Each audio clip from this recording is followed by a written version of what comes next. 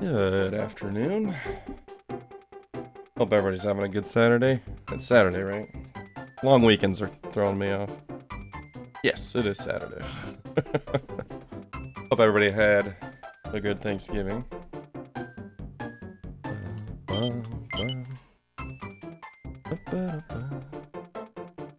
Alright, so I almost decided to do some FF13 today, but I feel like in the near future I do want to start working more on 13 and get started on 13.2, possibly Lightning Returns as well. But before we get there, should probably complete a DQ5 run, because it's been a while. We've had some rough DQ5 runs. I think probably a good idea to finish one. So the goal for today is to just finish the run, even if it's a shitty run from an hour behind, whatever. Just the goal is to finish. Now, I can't guarantee I won't at some point just be at it, like, beyond it and just be like, you know what, I don't care. Screw the goal. But I'm going in with the intent of finishing, no matter what. We'll see how it goes.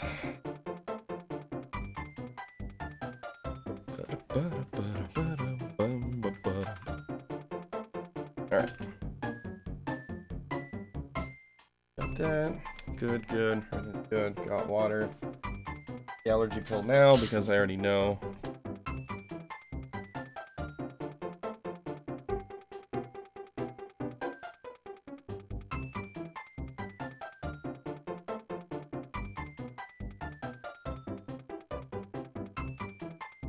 Okay. 3, 2, 1, go.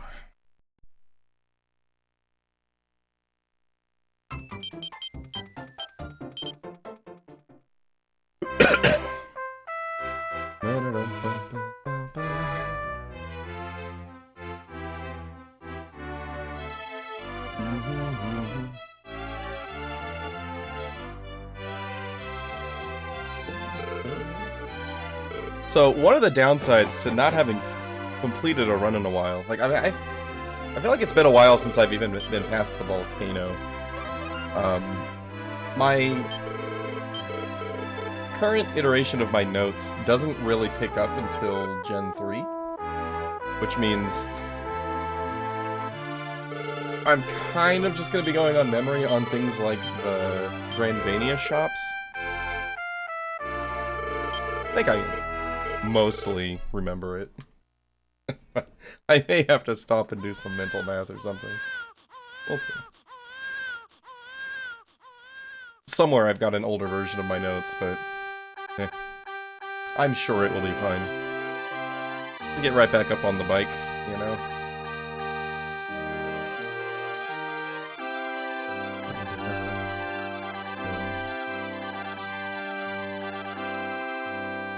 Do-do-do-do-do-do.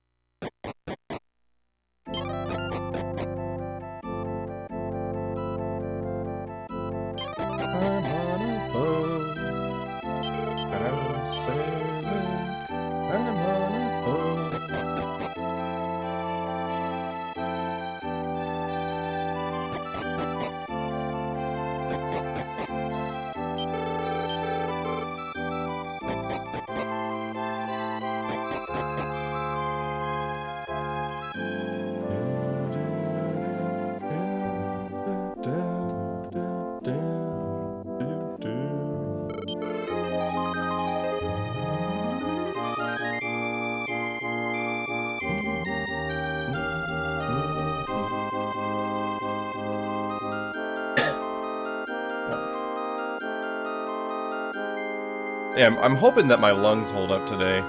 This morning, like, I haven't been sick for, like, the past several days, finally. But, like, I'm still dealing with the aftermath. And this morning, I had quite the coughing fit.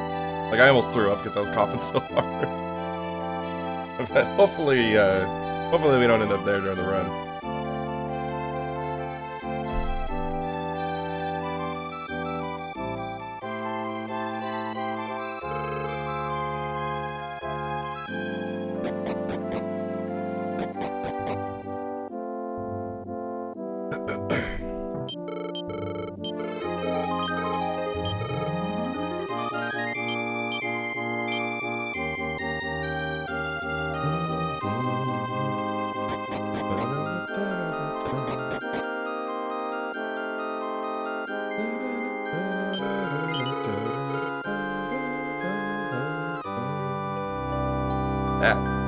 No movement mistakes. Actually said yes to Papa's. Nearly perfect boat. What a start to the day. Surely the rest of the run will be as pristine. Nothing else can go wrong for the next 6 hours. It's impossible.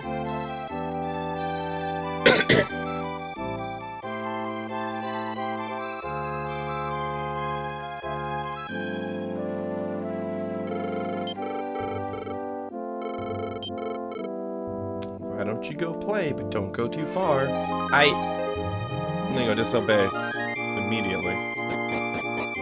Alright, what slime are we hitting today? Slime bee.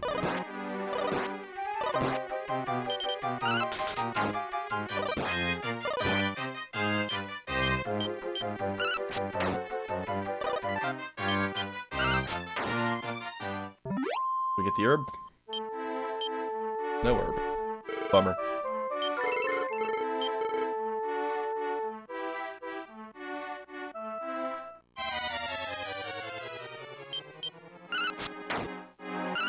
Double attack.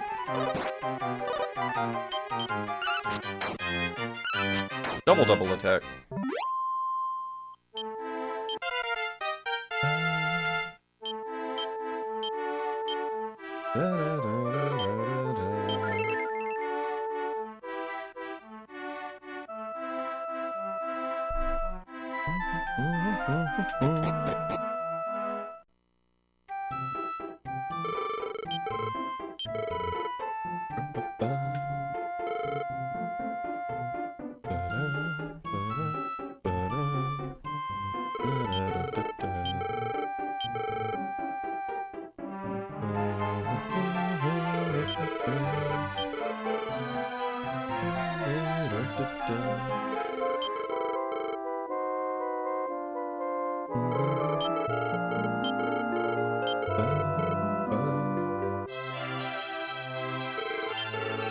Hello, Sancho. Would you like to join me now? That would make things a lot simpler. Especially if you're already level 20. Just imagine if there was some way to get Sancho right here, instead of waiting for Gen 3.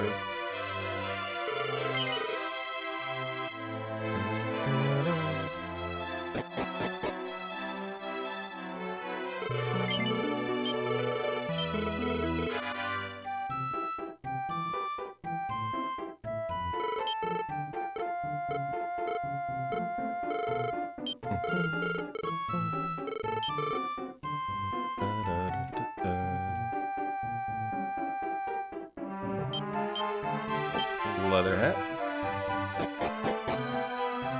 Run up here, grab the herb. And the strike seed in the basement.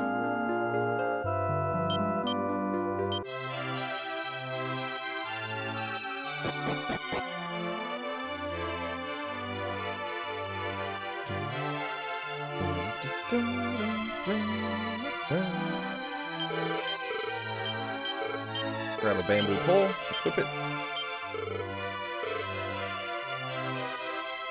There's an optional herb upstairs in the weapon shop. Gonna skip it today.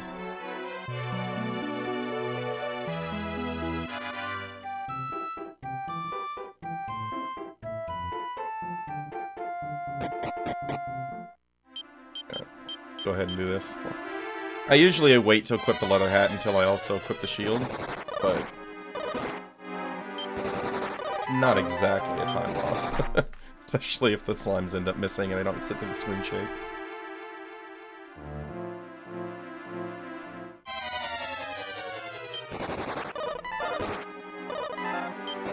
Slimes are not worth fighting, because they're only 1 experience each. Not worth the time investment. We really want to see spiky boys. Those will usually be a 1-hit kill, and they're worth a bit more than the slimes are.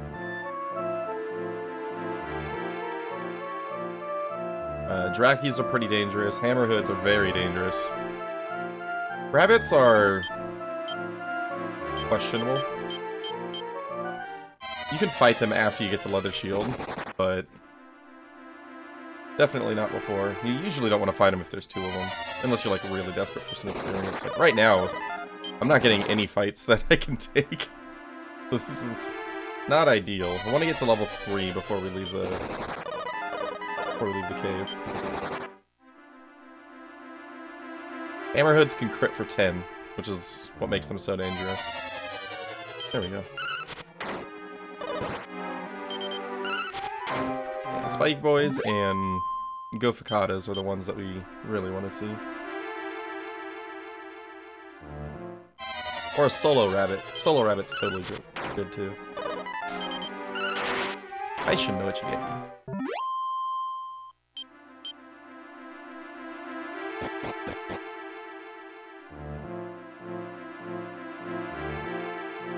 Now the reason it's important to get level 3 in here, instead of getting it on the walk to El Capa, is you don't actually... I'm gonna take this. I shouldn't have taken this. Especially if I miss! Okay, we're fine. Everything's fine. Need to heal, though. Anyway. Okay, 2 at full health, I'll do. The walk to El Capa, you can level up there, but you don't actually recover your MP during the inn before heading up to the castle. So, max MP going up on the walk to El Capa does you absolutely no good. Whereas if you level up in this cave, you're going to... That's not what I meant to do. I'm gonna take this fight just because I really need the experience. Plus, we're setting up for a Death Warp soon anyway.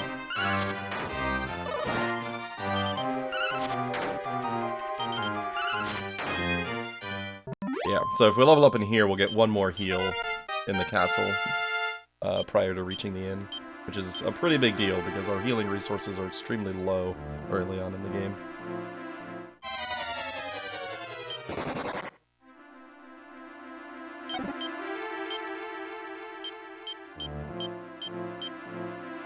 Now we Death Warp. Kind of a slow cave, mostly because there were a lot of fights that I just couldn't take. I don't know why I defended there. But not too bad. I mean, I like to be out of there by like 10:30. 10:30 is really good. I've had a few sub 10, but usually that's if I'm just not fighting anything and I'm planning on going into the castle shorthanded on heals.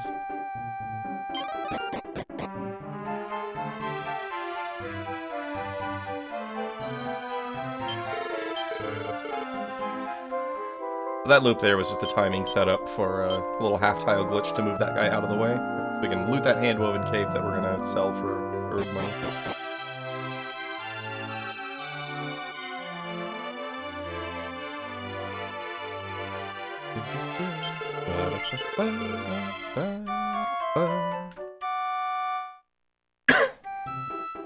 Alright. Yes. So now on the walk to El Capa, we're hoping to find some good gold encounters. The best one we can get is going to be 5 goblin rats. But it's also possible to get no encounters on the walk there. If I can get a lot of gold on this walk, I can actually use the defense seed that I'm going to be picking up in El Capa instead of selling it. But usually you're going to end up selling it. Okay, give me a fight. Give me a fight. Okay. Goblin rats? Not... Wow. Okay, this is the worst fight. There's no money in this encounter. Thanks, game. Appreciate it. 15 gold. That's actually worse than getting no encounters, because I lost time to the encounter and I basically got an herb out of it.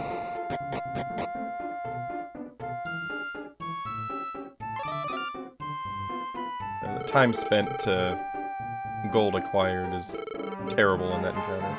It's not as bad if Papa's double acts on turn 1. But if he goes for the single attacks, then...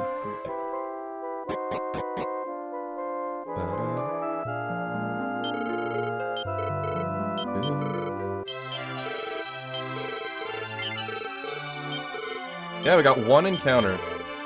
A bad one. It was just a babble and a rat. Not even a goblin rat.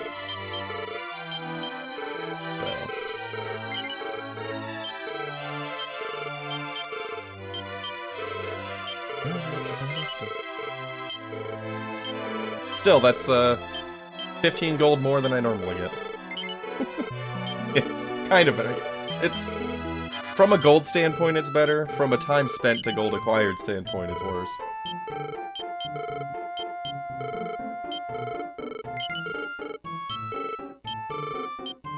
Go down input.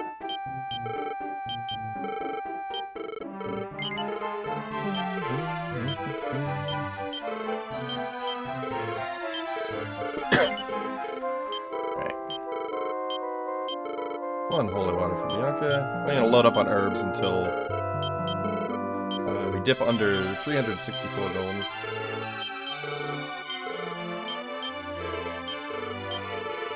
I need at least 357 in order to be able to afford the boomerang after selling both items from the inn.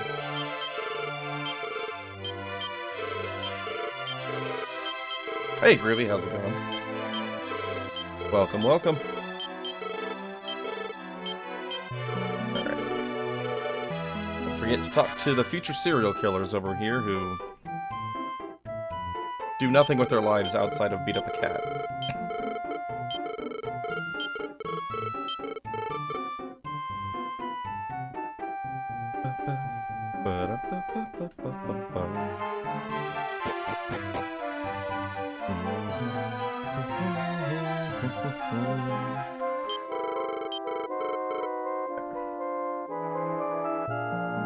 So here we get the fake inn, where we don't actually recover our MP, which is why it's important to get the level up before leaving the cave. Because Bianca's gonna wake us up in the middle of the night, so we don't get the full rest. It's kind of unfortunate.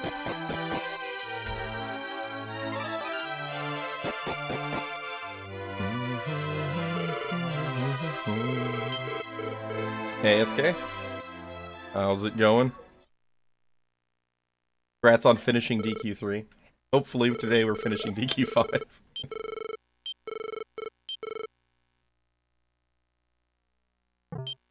Like, I very briefly considered just, like, playing DQ3 while watching your run today. And I was just like, no. It never ends well. I always just end up mad.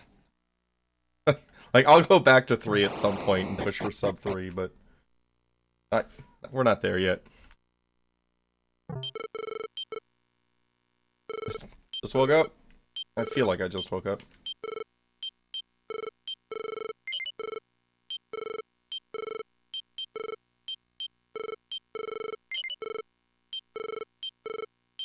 Grab the Balmerung.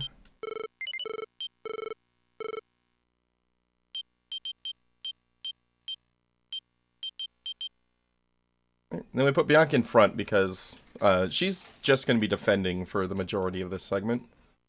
So, her taking some hits is less problematic than Hero taking hits. Also, if Bianca dies, then she will revive with 1 HP after combat. Whereas, if Hero dies, even if Bianca's still alive, it immediately counts it as a party wipe and we get sent back to town. So, she is far more expendable. Always considering going back to DQ3? I feel like that's just DQ3's place in the DQ RTA world.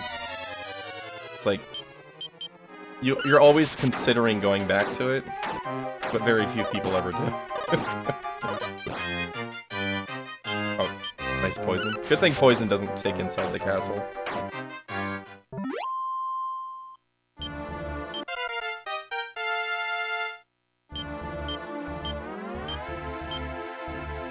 Like, there have been several times where I've been like, I'm gonna play DQ3 today, and I'll load it up. And like 10 minutes in, I'm like, I don't want to play DQ3 today. Oh god. Alright, no sleep, please.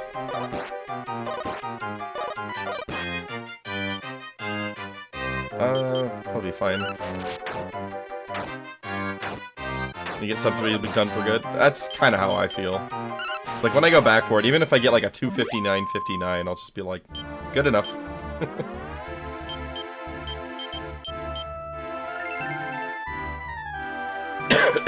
So Hero's gonna learn heal once he gets to level 4. Until then, we've just got herbs. 4-second PP2. Yeah.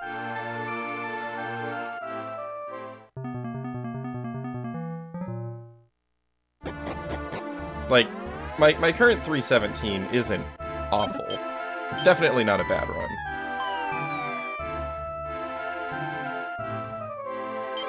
I very much feel like I could do better, but at the same time, it's like, so much of it is still RNG. Like that Metal Slime grind and the By-Kill grind just... very demoralizing. And the run starts out demoralizing with the Pyramid Rush.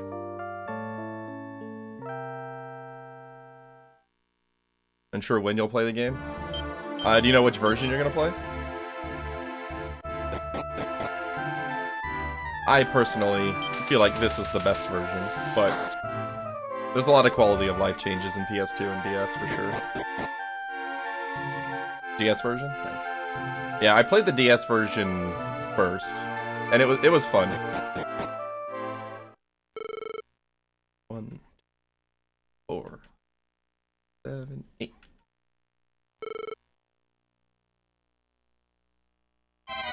Yeah, there's a PS2 version, which I think is very similar to the DS version.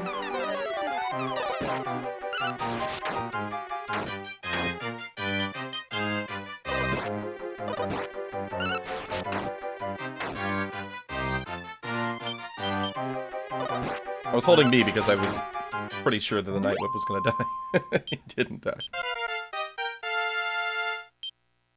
Get Hero 4 here. Yep. We'll Monton this. Full heal.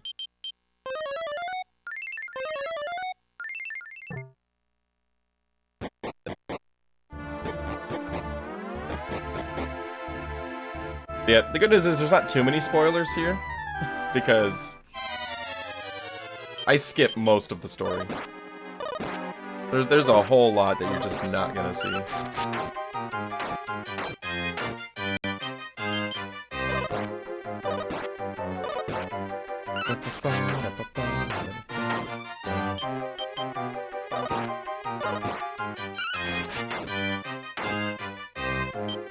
Really? You're alive? That ghost probably has 1 HP.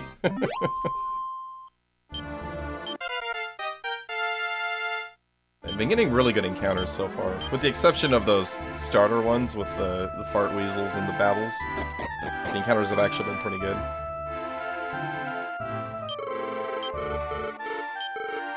So our first goal here is going to be getting Bianca to level 5 prior to the mini-boss. And then level 6 before the actual boss.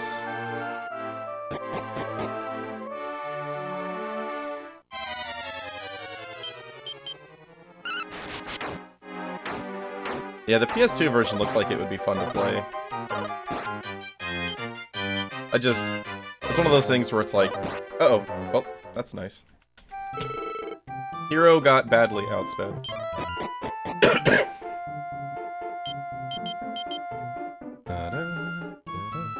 Yeah, my issue with like playing it, learning the run on another version is just the overlap, you know? But you start overriding muscle memory with stuff that you don't do in certain versions. Hero got out everything. Hi. Yeah. Can you put on real clothes first?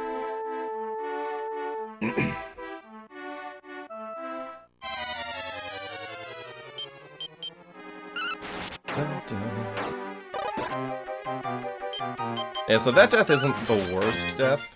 It's pretty close.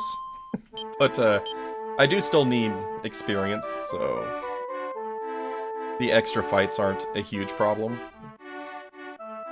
Probably the worst death in here is if you wipe right at the shortcut prior to opening the door. Which I was almost at. But... Actually, wait, I didn't even get the torch. That is actually a really bad wipe. For some reason, I thought I grabbed the torch. I did not grab the torch. Okay, well, this was terrible then.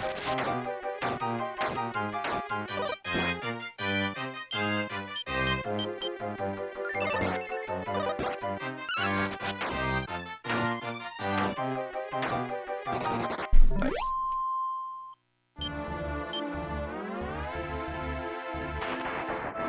I mean, the good news is, when you do have a death there and you have to walk through the castle again, you have a decent shot at getting Bianca to level 7 prior to the ghost fight.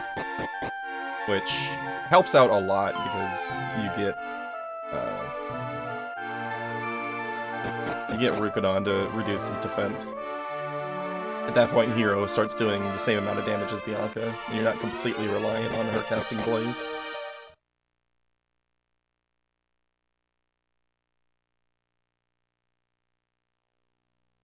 Not get the torch.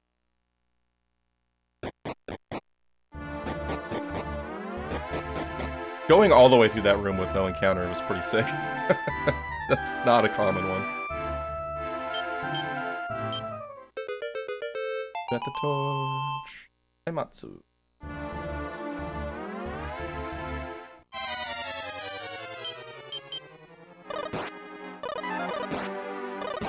This is actually one of the better encounters to get. Getting a whole bunch of Drakis is really nice, and then getting the ghosts is really good. These are good experience, decent gold, and not really a threat damage-wise, generally speaking.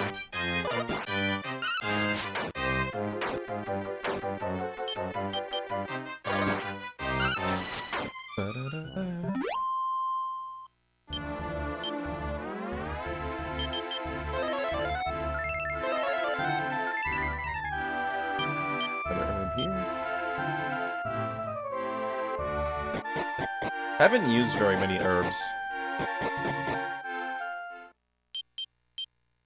Which is really good. The more herbs you can save for the boss in here, the better.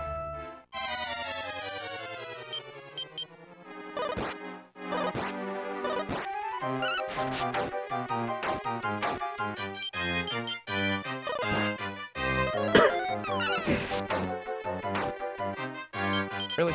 Kill it, Bianca. Or miss it. That's fine, too.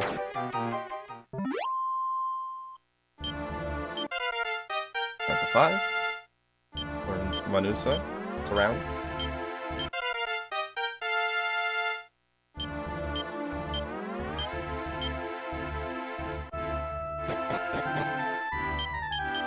Oh, I do actually have enough for 1 heal. I thought he was down to 2 for some reason. He had 4.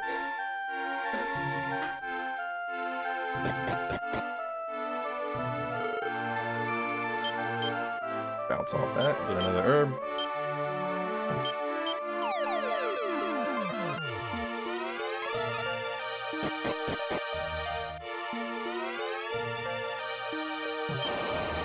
Alright, there's the front door open. So now if we die again, I mean, we're still kind of screwed money-wise going forward, but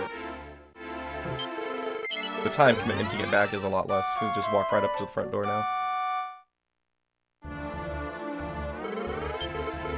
Also, made up quite a bit of time by not getting any encounters for a few rooms. That was pretty nice.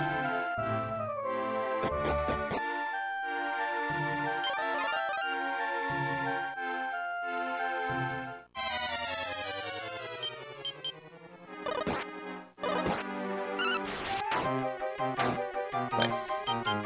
High roll damage, low roll health. Love to see it. Get the bronze knife? Nope.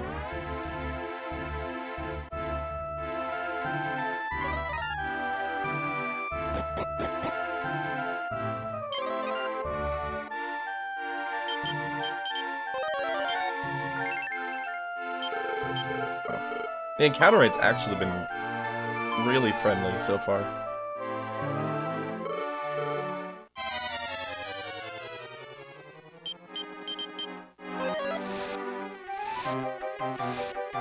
Okay, 4 for 4 on surround. Straight into blaze. Got a miss. Okay, got 2 misses. Good. You like these candle guys? I don't, they hurt. They seem friendly. I'm looking at their red glowing eyes. And thinking back to all the times they've murdered me. That was a really good fight. There were several misses in there. No, they have bronze knives. Jeez. Huh.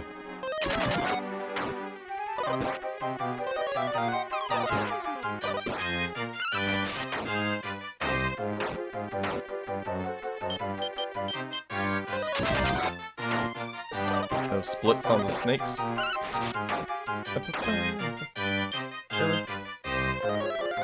How are you alive? Bianca's already really close to 6, which is great news.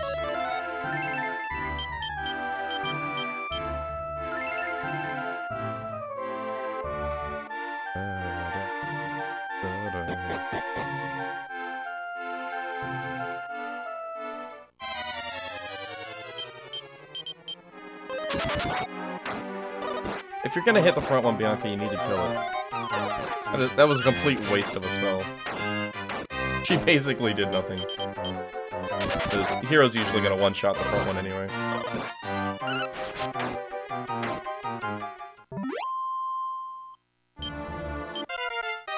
Level 6. Hero also level off of that? No, not quite.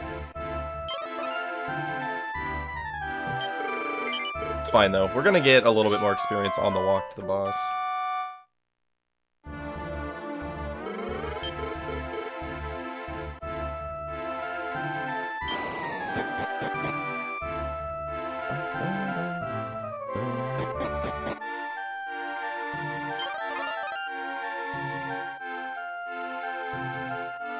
Maybe. Maybe not. We're just not gonna get any fights on the way to the boss? Okay. It's fine. That was weird. Hero 5's not a huge problem here. This mostly comes down to Bianca's damage anyway.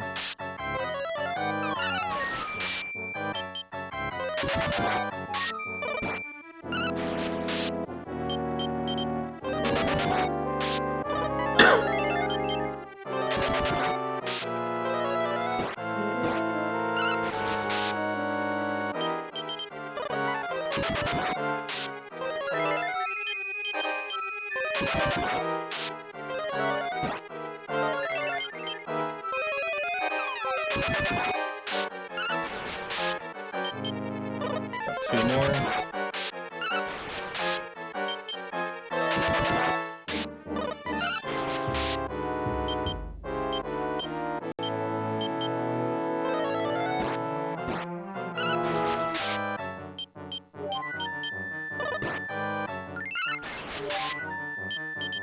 Oop. There. Get out speed.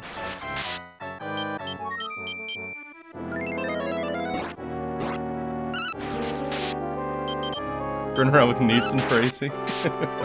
Kaishin from Bianca. Look at that. Look at that. Bianca wanted it, man. Yeah, Neeson's been powering through everything on my playthrough. Like, he's making the rest of my party look like a bunch of chumps.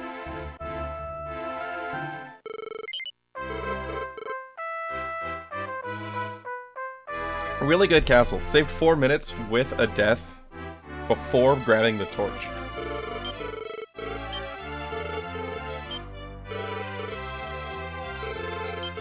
And most of that came down to encounter rates. Like, I got really good experience efficiency on the encounters that I did get. And then, when I didn't need encounters, I just didn't get encounters.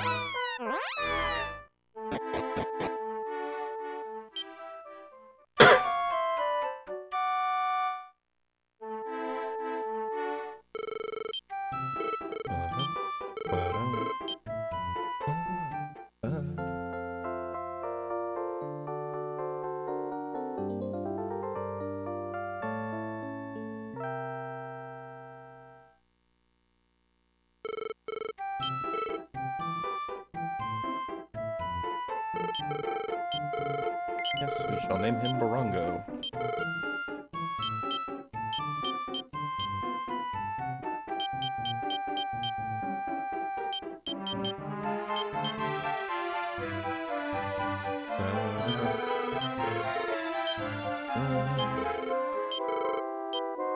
Oh, no.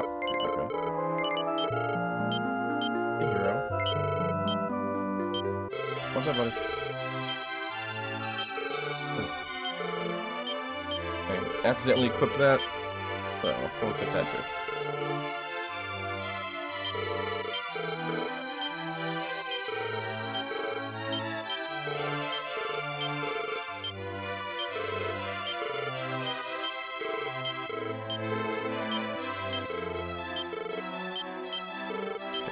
And I have to remember that Barongo has 2 herbs at the top of his inventory.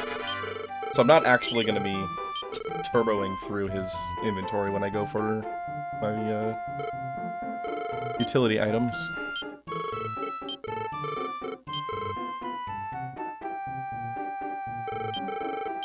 I mainly just don't want them in Hero's inventory, because if I don't use them, then I have to toss them later to make room for stuff that I'm carrying over to Gen 2.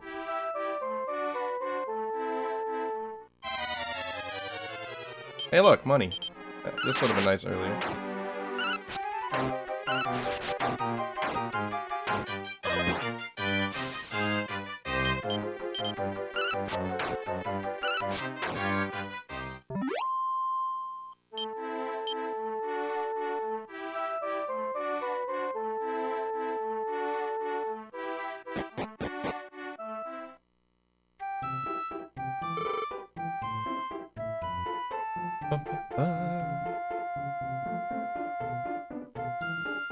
Yeah, it was funny when, like, I was expecting Fireball to work the same way as Dragon Flames, and I torched my party.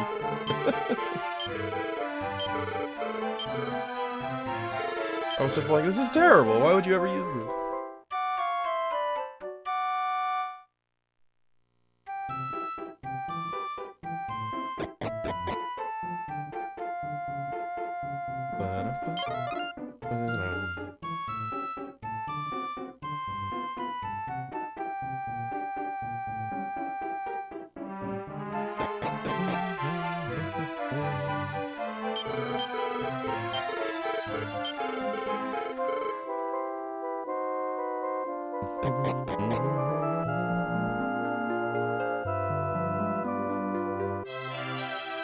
Yeah, I'm really interested to find out how long I spend in the Darkling Bog.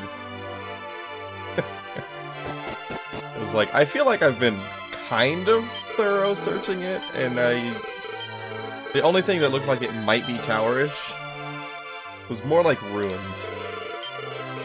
So probably, and I couldn't find an entrance, so probably not a tower. I'm just waiting to find out that there's like another segment of the bog, like around the corner past the mountains or something. Get rid of his dialogues. Ah.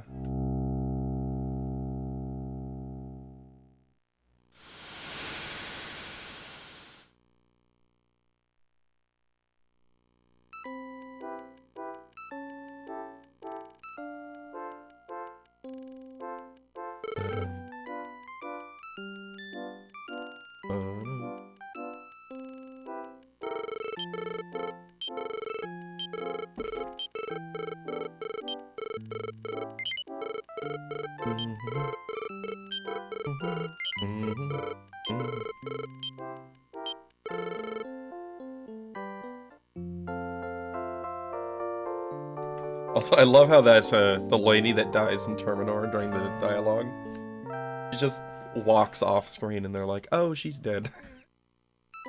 Like, how hard would it have been to animate her dying?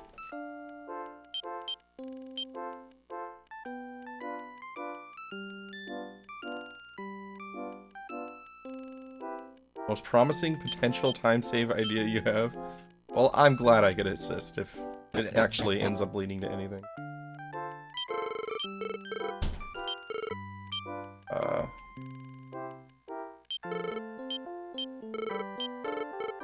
I have less money than I thought I did.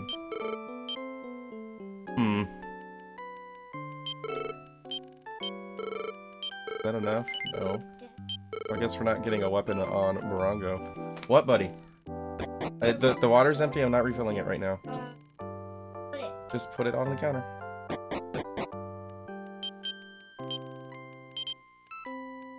Alright, so we're improvising this a little bit. With no weapon for Barongo. I'll grab it after this cave. We'll make sure to grab a little bit of money in here. Won't be that big of a problem. Bella's going to be doing the bulk of the damage in the dwarf cave.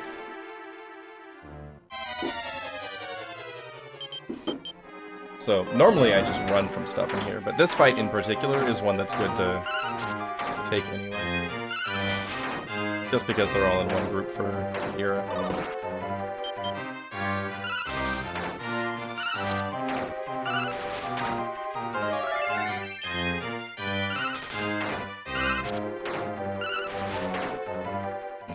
Controlled by Healy here.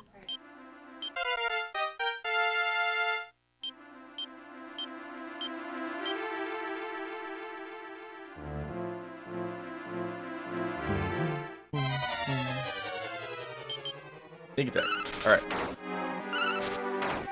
So this ought to do it. This will get us enough gold to buy the Stone Fang.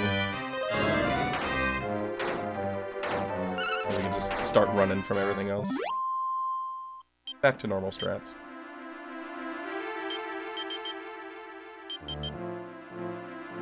Let's double check that. Yeah, we're good. It's 240 to buy it. Hey, Brother Darkness. How's it going?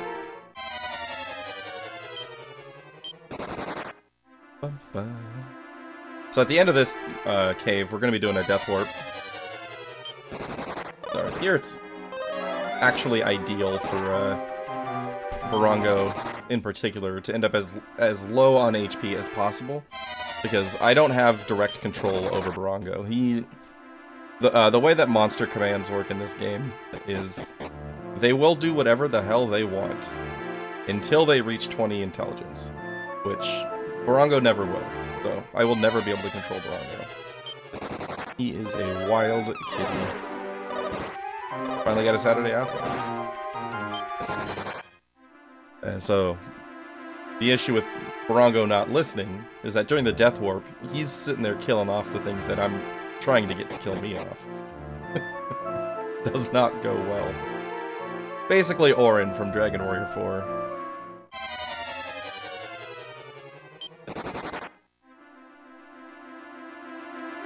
So, Barongo will revive with 1 HP after combat if he dies. So, it's even ideal for him to actually die prior to the Death Warp. Because that way, he's most likely going to die on turn 1 of the Death Warp fight.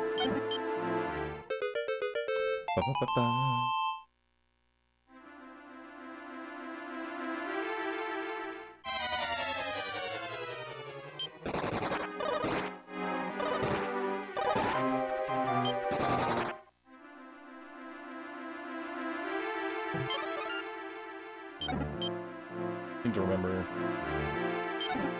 pass this to Hero.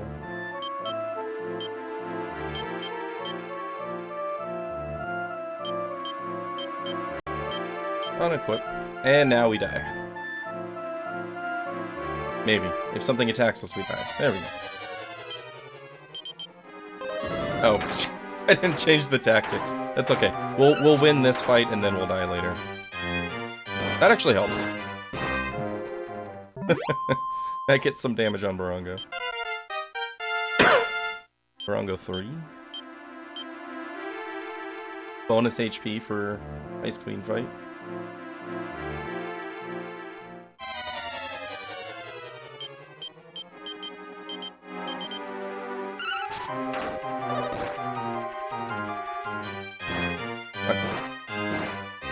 Now the Death Warp is free, because Bella will listen to me when I tell her to do nothing.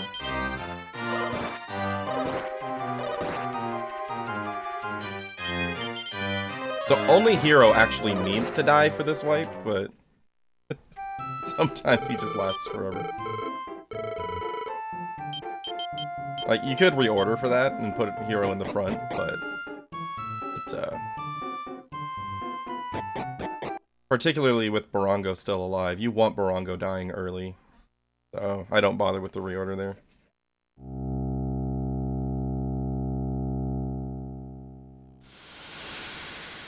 I need to remember to buy the Stone Fang still.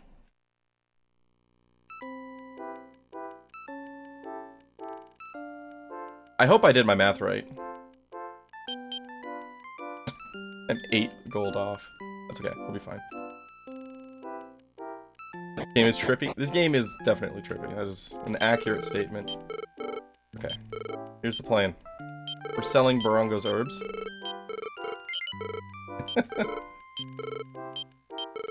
And they are no longer in my way.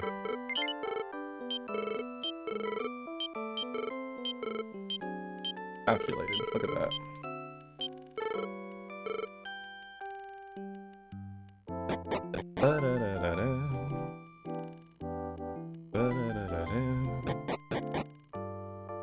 Take a few steps here before using my holy water. It'll actually wear off before I reach the Ice Mansion if I use it early. And then you can get encounters on the last few steps. So, take a few steps there. You'll usually be fine. Worst case scenario, you're in a safer encounter zone than if you get one right here.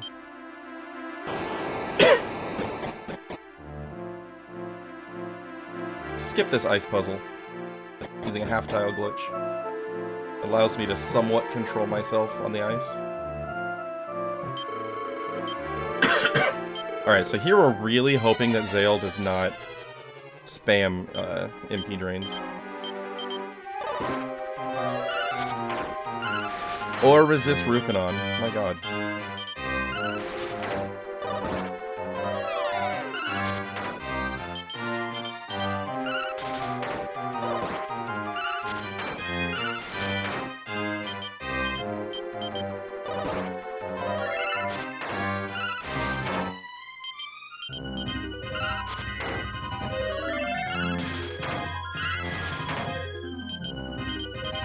I don't want to see that.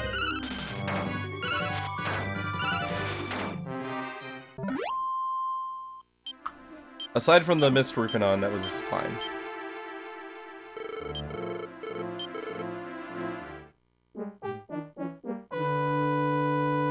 So I'm gonna have Hero heal himself. He finished that fight a little bit on the low side.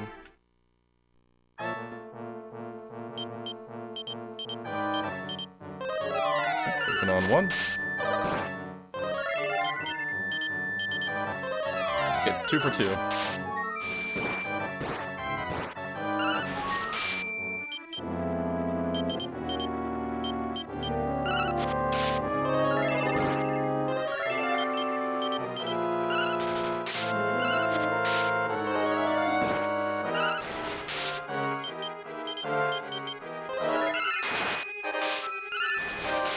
Nice Kaishin there. So because of not missing Rukanon, getting the crit from Barongo, and having a bonus level on Barongo, this fight is mostly free. I can still get unlucky, but shouldn't be too bad.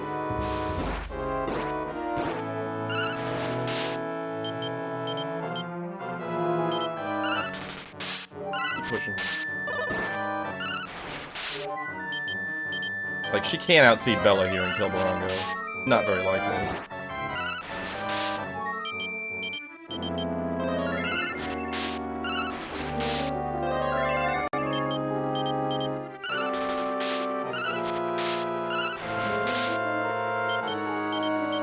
Don't hit Bella. She's very close. Might even die this time. Nope.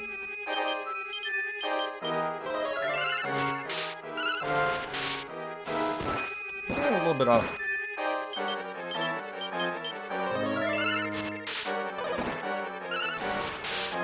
There we go. My counting is a little bit off, I guess. I just because I said that hooded accent.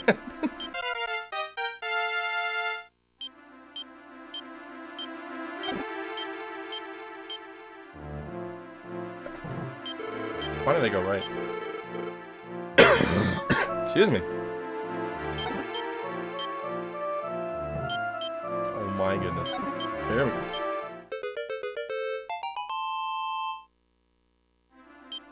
Oh my god.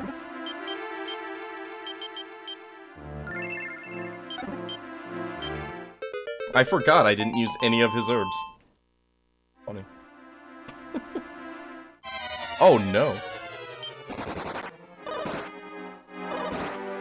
Okay, getting an encounter in here is very unlikely. I'm hoping this doesn't throw off my ice walking. Okay, we're good. Everything's fine. Everything's perfectly okay. Nothing to worry about.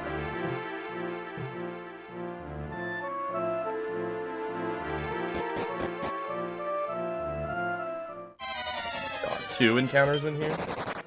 And it's Almirages?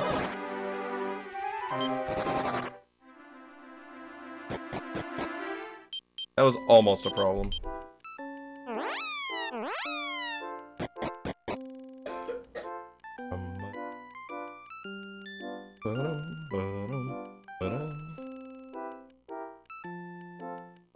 Yeah,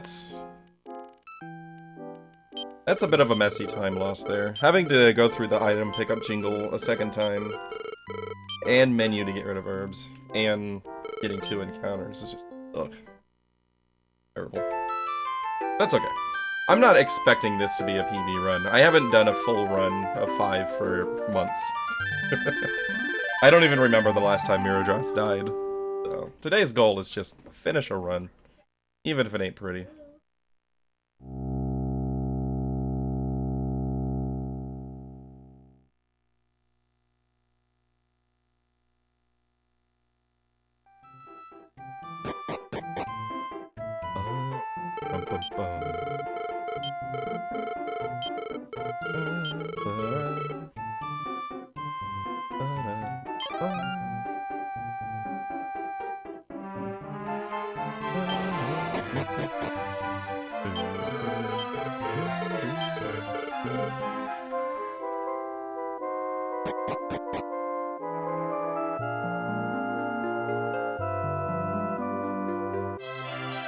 I don't know how it's possible, but the first time I played this game, I remember not being particularly fond of the town music.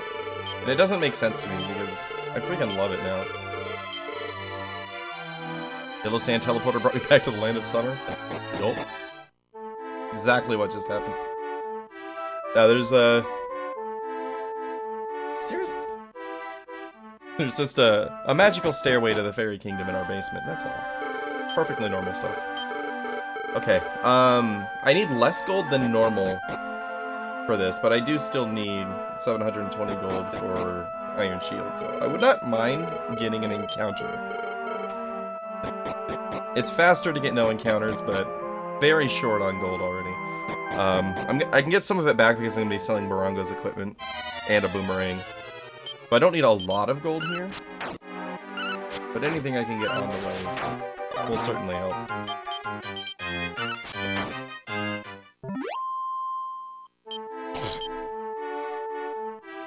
It's okay, Twitch. He was just shortening Japanese. It was not a slur.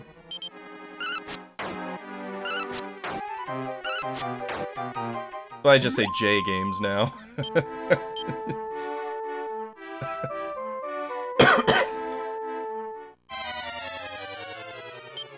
Okay, 3 encounters? Sure, why not?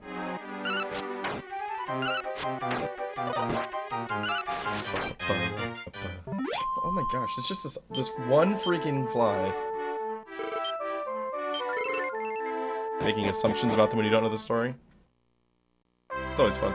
You kind of like make up your own story in your head if you don't know what's going on. Sometimes it can be better than what's actually happening. Although the story in this game is actually really good. Like, a lot of the Dragon Quest games, like, don't really have a story that matters too much. Like, it's mostly just about the journey. But this is, like, one of the really good story-focused ones.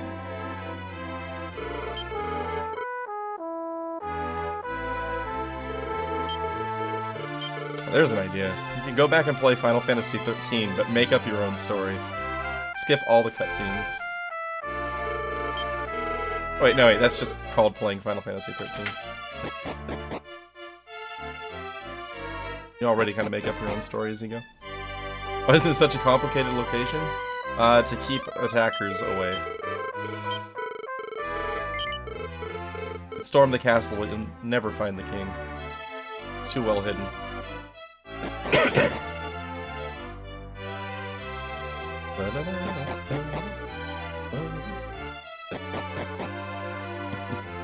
Yeah, I liked Final Fantasy 13's story, but it really is confusing. Like, I can't pretend that I understood it 100% my first time through.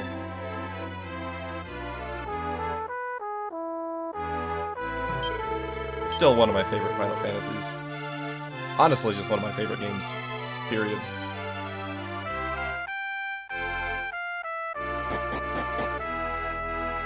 Can't believe I almost didn't play it.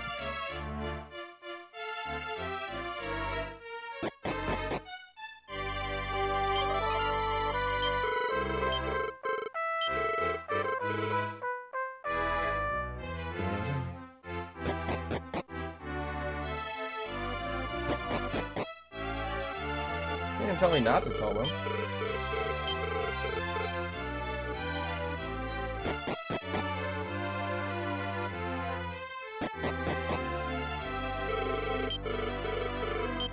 Like, I understand that, you know, like, Final Fantasy 13 was both not what people were expecting or what they wanted out of another Final Fantasy. And that's fine. Like, your expectations of a game can very much tailor how you feel about it. But I feel like a lot of people that hate it never really played it. And definitely most of the people that played it, or that hate it, never finished it. Because, like, I know several people that absolutely hate the game, but, like, they played it for, like, 30 minutes, and they were just like, oh, this is terrible. Okay. I mean, that's fine. I mean, the game gripped me in, like, the tutorial battle. I was just like, this is great. And I think a lot of it is also just, it's cool to hate it. I think some people just don't give it a chance because of that.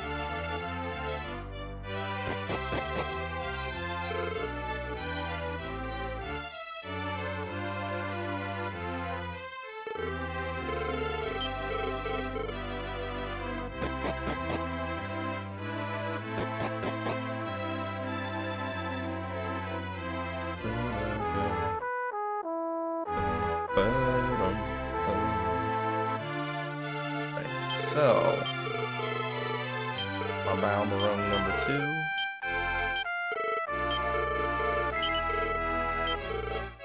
Good, I can actually keep the hand-woven cape here.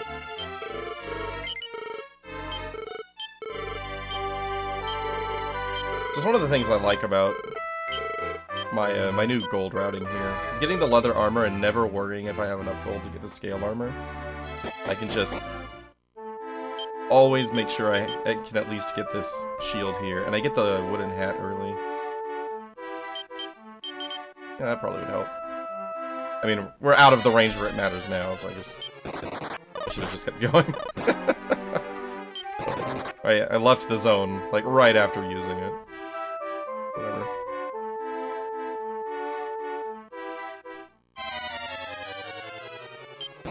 Well, even if you play, like, Final Fantasy games as a game within the series, it's like, there's no coherent story between them. So it's like, it's whatever. Like, if they were direct sequels, you know, it's like, that's one thing, but they are all standalones, with the exception of, like, obviously, 13.2, 13.3, 10, 10.2. FF4, the after years. Ugh.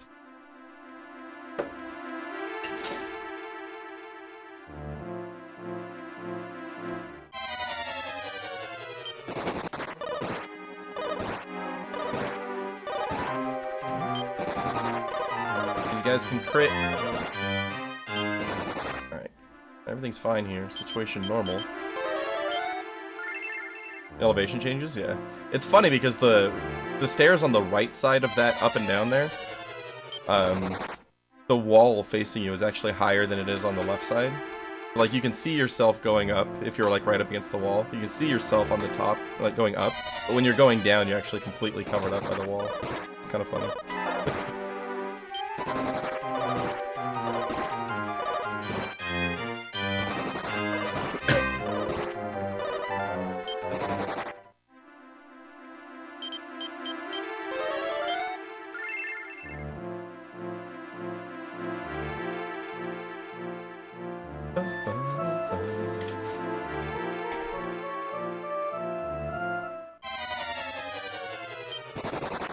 Yeah, FF12 is coming up on my stream list.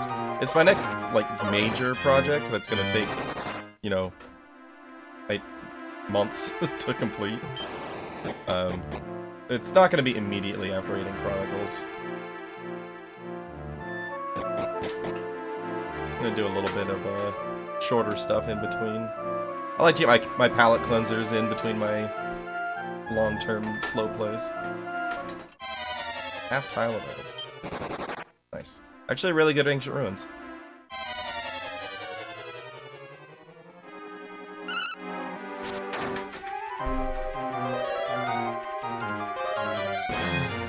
I'm trying to remember what I was gonna play next. Like, I had ideas. Like, I might do Half-Life Alyx. You know, since I built this computer specifically to stream VR games, and I've never streamed a VR game. And now that it's not summer anymore, it's something that's doable. Probably walk, huh?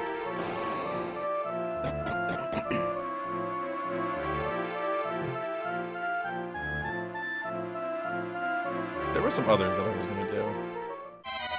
Like, I've thought about, like, Super Metroid.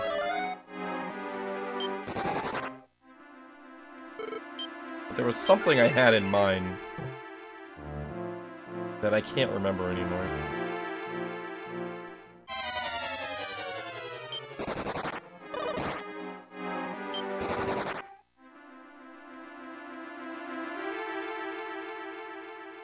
Oh well. I'm sure I wrote it down somewhere. I just have to find that text document. Hi, Barongo.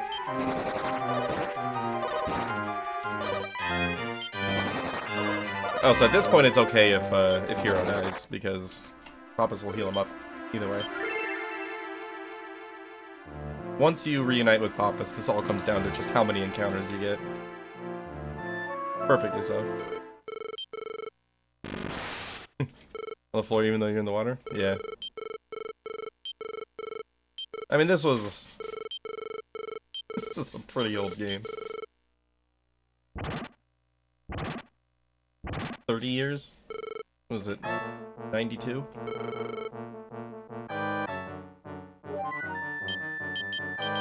Alright, so now there are no more encounters.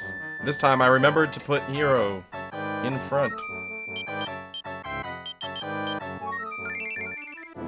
So he actually gets the items. Can't make water enemies? Later on there are actually water backgrounds. Aren't there? I don't really pay attention a whole lot to the backgrounds anymore. I feel like when you're going through toward El Haven, the enemies do appear on water in the boat. I think. Now I'm questioning it, but we'll find out later.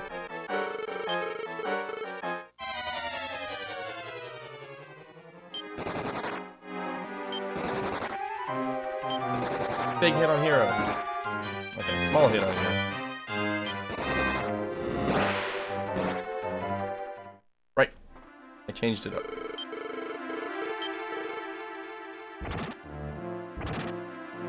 I've been changing my timing on this. I used to split right on the hero death there, because it's technically the last input for Gen 1, but I'm trying to make this more consistent with how I time Dragon Warrior 4, where I split on the save in between Gen 1 and Gen 2. His castle got flooded. Poor guy. Turns out this whole time Gemma was just a tragic character. We came in and killed all of his pets. Actually, no, we ran away from all of his pets. That's fine.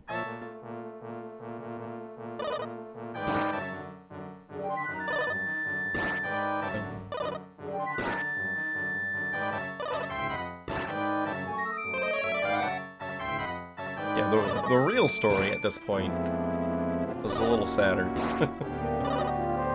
Like, what's going on right now is Gemma's holding you hostage, saying he's gonna kill you if your dad puts up a fight. So your dad just sits there and gets beaten to death right in front of you.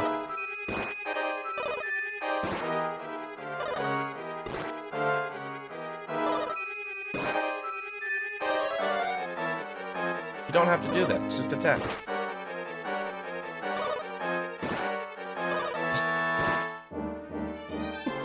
Split up, show their individual light. But then how is he still standing down there? Bye, Dad.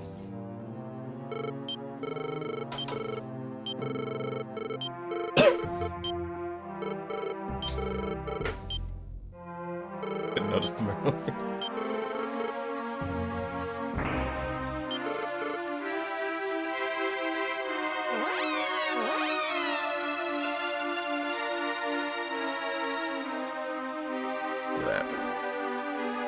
Lost time because of because of the shenanigans following the Ice Queen. We out of here. Gemma's just like, let's ride.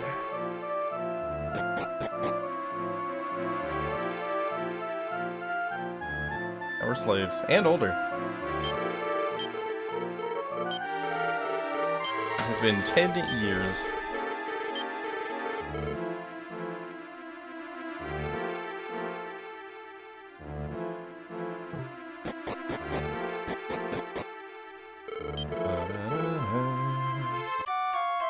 Escape plan sucks. Well, yeah. All right, what's your story for how we escape?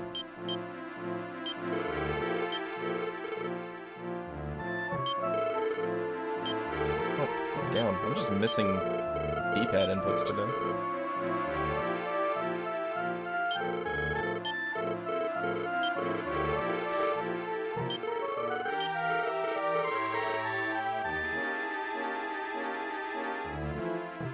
Talk to him.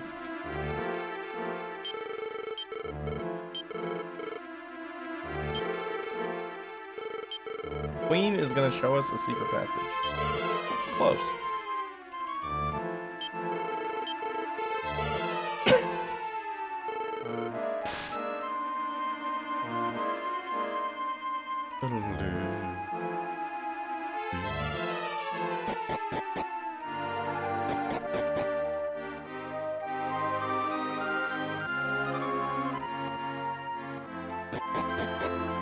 Hole under the bamboo mat. That would certainly be the typical escape plan. There's always a hole under the bed, right?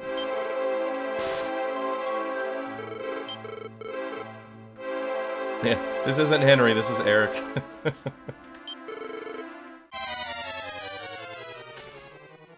Now this fight is actually winnable, but it's faster to just die, especially if they, dang it, if they go 4 for 4 on attacks.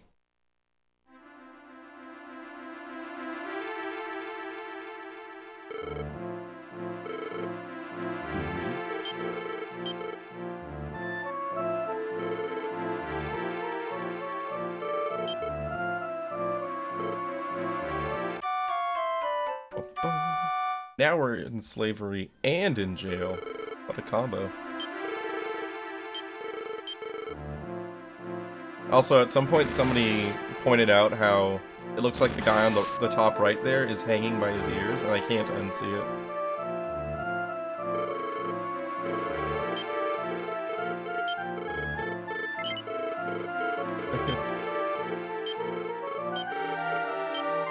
I need you to throw rocks.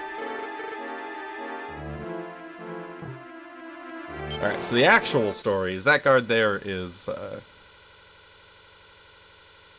think that starts with a J. Joshua? Or Jacob? One of those two. Either way, the girl that we escaped with is his little sister who was thrown into slavery. He found out that all the slaves are going to be killed after the Great Temple is completed and doesn't want his sister to die. And since we helped rescue her from the beating of the slavers, he helps us escape along with her.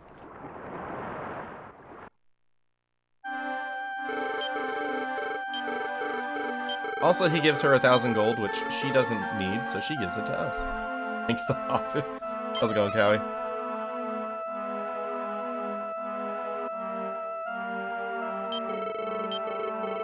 So this is what Maria looks like after a shower. Her hair is no longer black.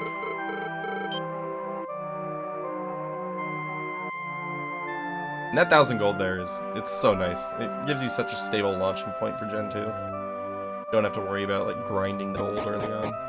You have everything we need right here.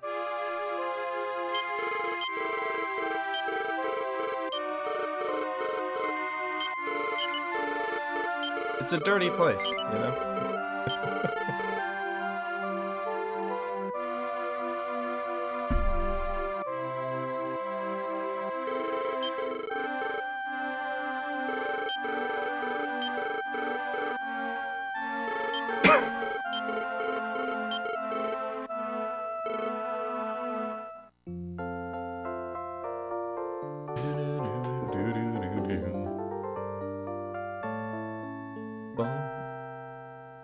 The girl who is secretly a princess along with us. Nope, she stays there. We will see her again, though.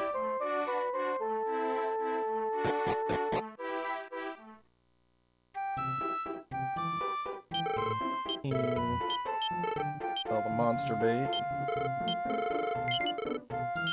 Also sell Henry's knife.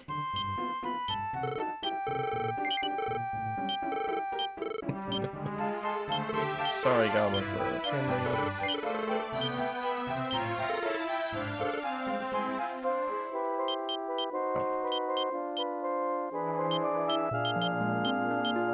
Pass the iron shield over to him. Alright, so now we're doing a town walk here. These tiles that I'm stepping back and forth on don't have random encounters. So if I stay on them and don't slip off, I can do this until nighttime. Or I can enter the town early because half tiles suck for town walking. This is way easier to do in Dragon Warrior 4 because there's no half tile. It's the hardest thing to do in this entire game.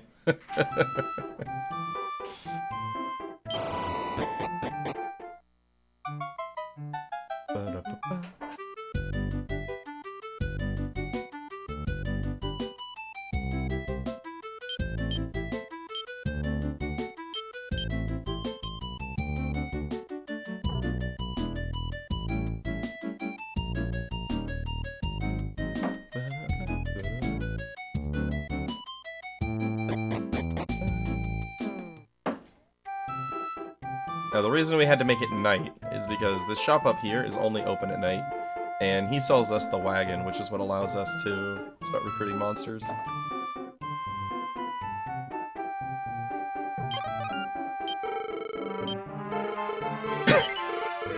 And he haggles himself for some reason. Like, this wagon costs $3,000, but I'll give it to you for $300. I'm like, aight, calm down. And now our goal is to recruit a slime, first and foremost, which is a 50% recruit chance. And then one of anything else that's mostly going to be bag space. It's usually going to end up being one of these brownies right here, because they are also a 50% recruit chance.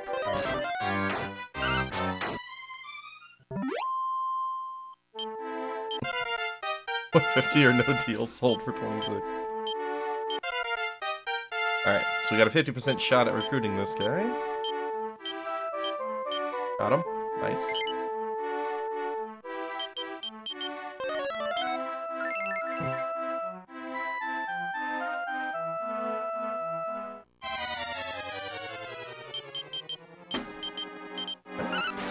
slime time. Is it gonna be another 50% shot?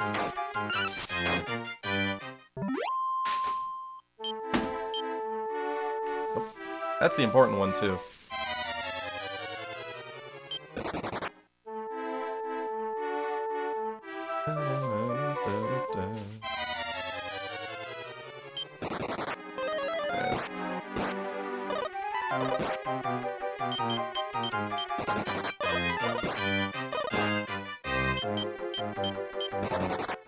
Spread the damage around a little bit.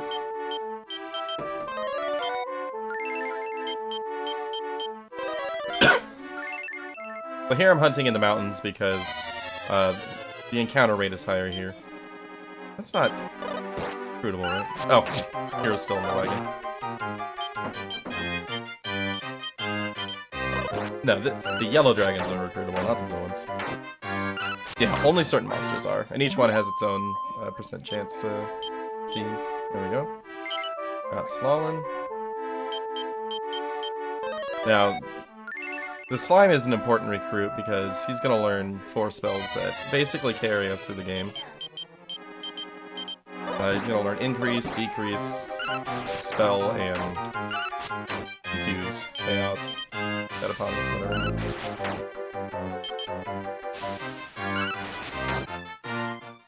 Yeah, the remakes added more. Like, you can recruit a Metal Babble in this version at 1 in 256, but in the DS version, I don't know if they had Chromio in PS2, but the DS version at least, you can recruit a Metal Slime as well.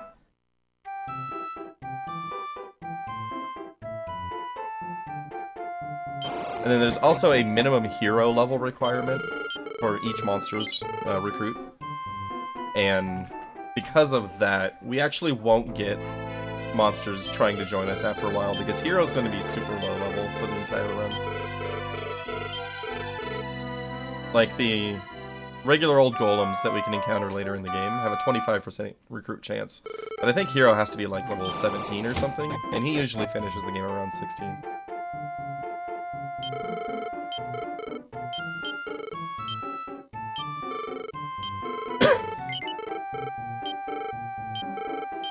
It actually works out, because it saves us the time that would normally be spent, you know, saying, no, I don't want you to join me.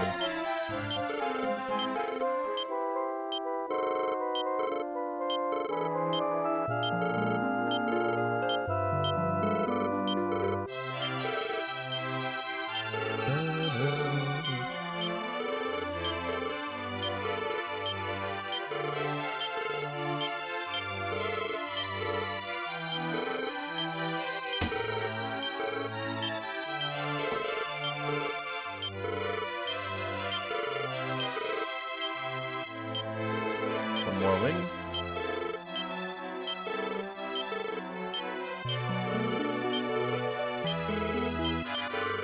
Alright, and we are coming up on a part that's got extreme danger. And we are going to usually we are going to use all of our healing in the underground. So we want to load up on herbs.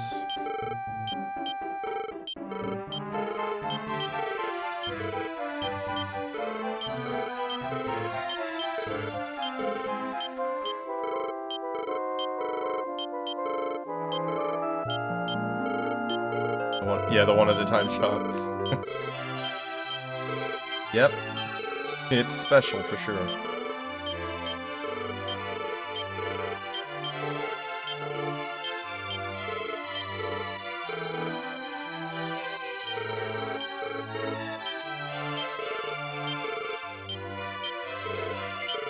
Wooden hat for Henry there. And since we gave Hero's Iron Shield to Henry, we pick up Scale Shield for Hero here. That's because we can afford that. Not a whole lot we can't afford right now. The gold routing is very, very tight early in this game. Later on, we're going to start looting stuff that sells for so much that it's kind of an afterthought for the most part. This is a kind of dangerous fight if one of them does that on turn 1. But it's also a very good experience fight. Yes.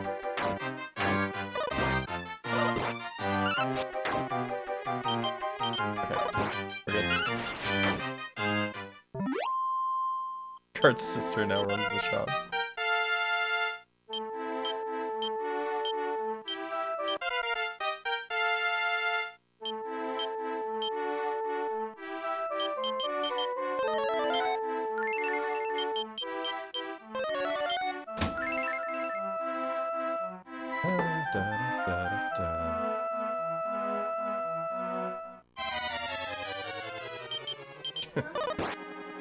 So, one of the many objectives that we've got coming up to the imposter split is getting Henry's level up to 7 so that he learns Rikunon. Was it 6? I'm so rusty, I don't even remember what 6 is. No, 7's Bianca, 6 is Henry. So yeah, we want to get Henry to level 6. I know the game that I play, I promise. Not my first time. Now, recruiting Pierre, which is our Slime Knight, is a 1 in 4 chance. And there's a lot of experience that you get during that grind, so you're usually going to get the experience you need before getting Henry, or before getting Pierre. But, let's see. It's a totally different story. I mean, it's not ridiculously far off.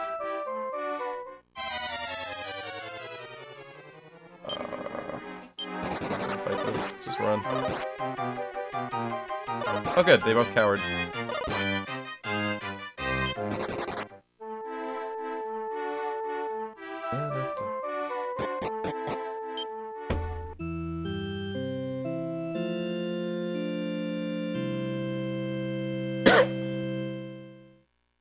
How are we on MP here? 11. Fine.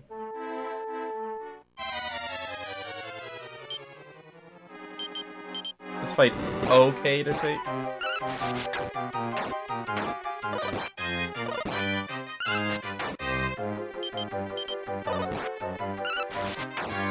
The Cactaballs do have MP drain, which can be a problem. And the young dragon there can drop a life force nut. Should be fantastic. No nut.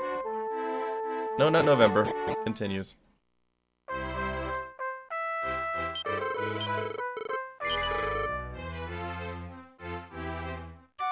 Tempted to go save here, but I'm not going to.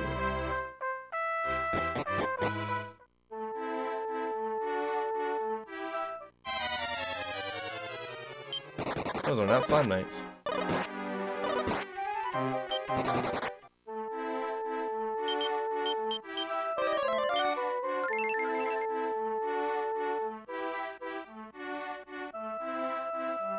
And Slalin is a pretty important recruit, even though there are routes that don't even get him. Pierre, however, is in every route for this game just because he's so good. He is insanely powerful.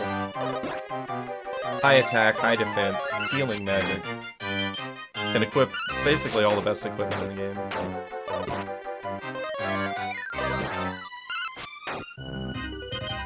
He is the true hero of our story.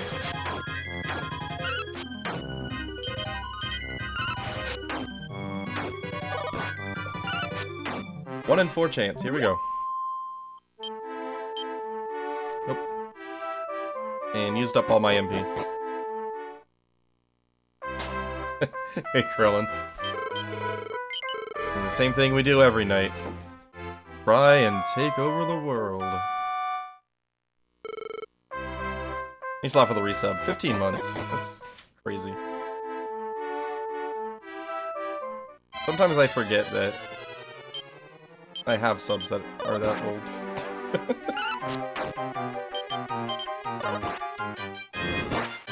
Because, like, I feel like I've been doing this forever, but at the same time, it just doesn't feel like it. Kind of weird.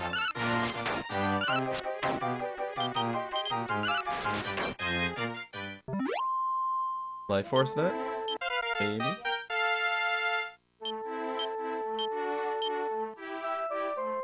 So one important thing to note is the time on the pier split barely matters. Like, it's more of a reference split than anything else, just because it's a major event in the speedrun.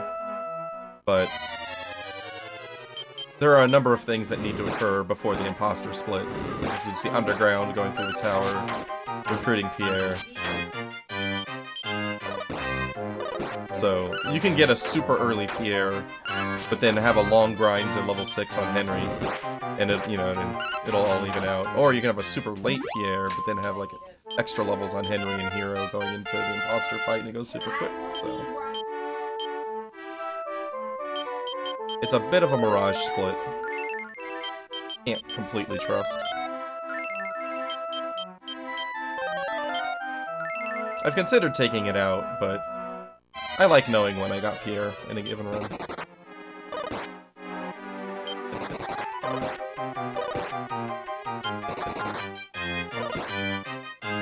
Jeez.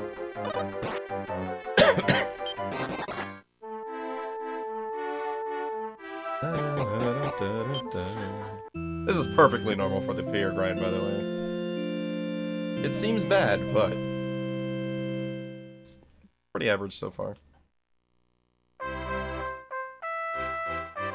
Still actually only encountered one Slime Knight. The hero will automatically be revived in most cases. There are a few triggers where characters that are expected to be alive for story events will auto-revive. Most notably, the kids in Gen 3 will auto-revive if you enter Lemmon's house. So you can just leave that story event active and bring them back for an instant revive anytime you need it.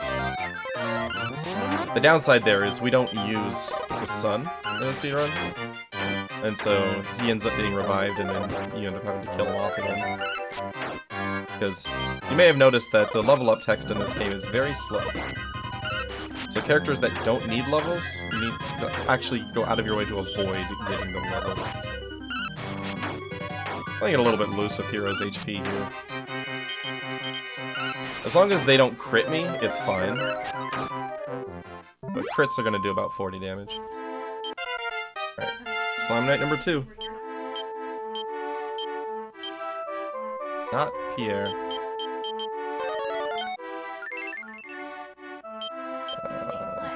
I will do one more before we go back and heal.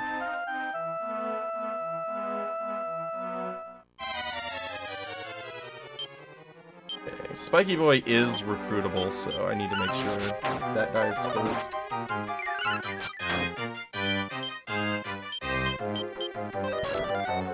So, when the game decides if you recruited something successfully, it only looks at the last recruitable monster that dies.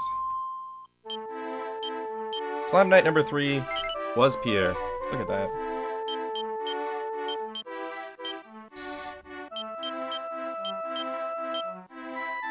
Pretty good. So that's an early Pierre, all things considered. Now I gotta remember my menuing for this. Basically give all of Henry's stuff to Pierre.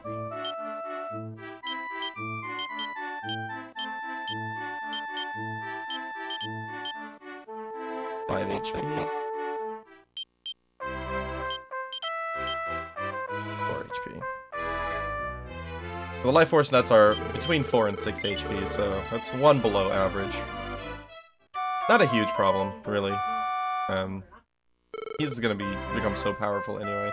Mainly, this is just getting him more survivability for the underground.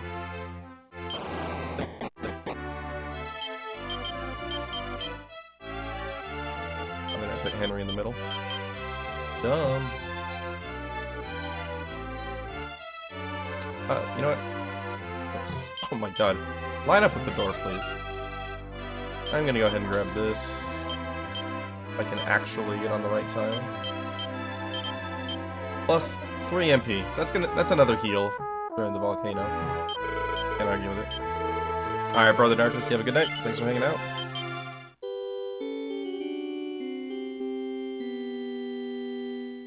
Now we hit the underground.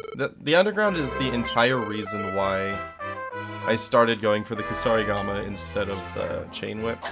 Kusarigama costs 900 gold, Chain Whip costs 1300.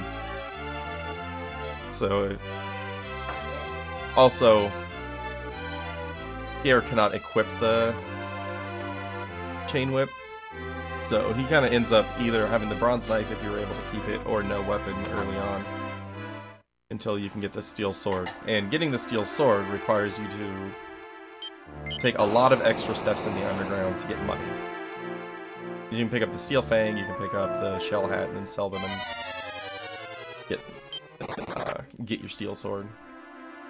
But the Kusarigama is close enough that you can just skip those. Don't need the 1,500 gold to buy the sword. Is it 2,000? I don't even remember anymore. I think it's 2,000 to buy the steel sword. Right? It sounds right. I think it sells for 1,500.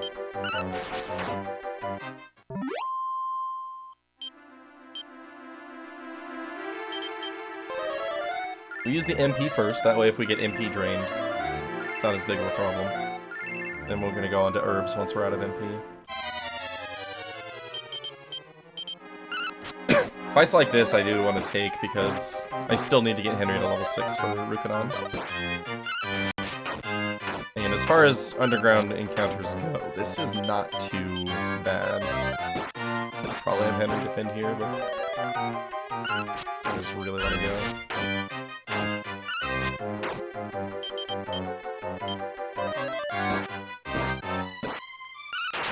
That's Kaishin.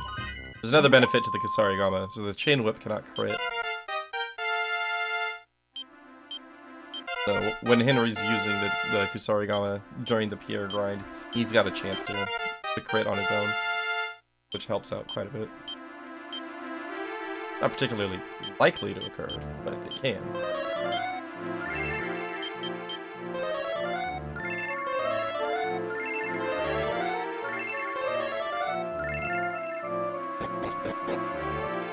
Yeah, so if you don't get the Kusarigama, you have to go left here and then go up through that transition, walk for a little bit, and loot a couple chests, and then walk all the way back.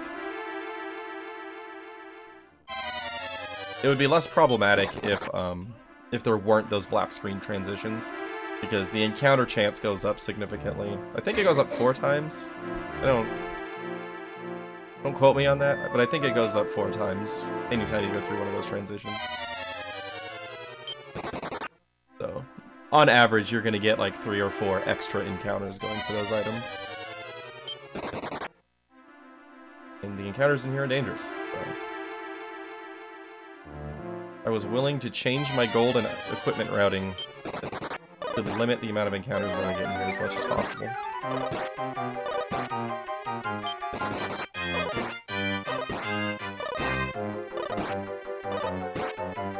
Right here.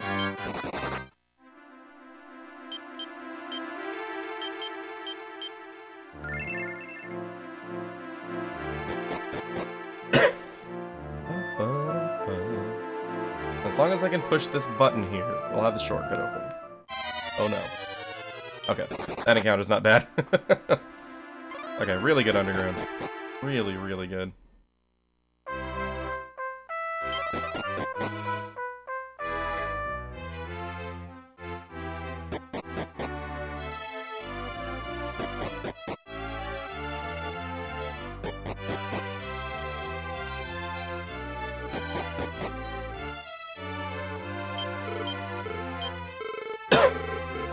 Here, we're gonna get our Reinhardt key, go raid the treasury, get some iron armor for Pierre, another life force nut, and some gold.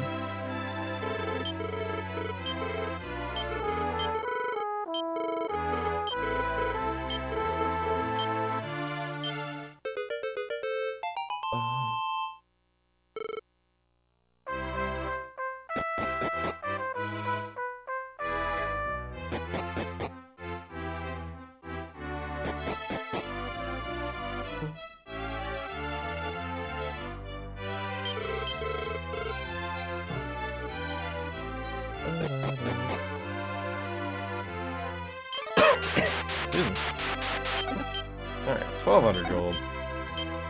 Iron armor. Nut.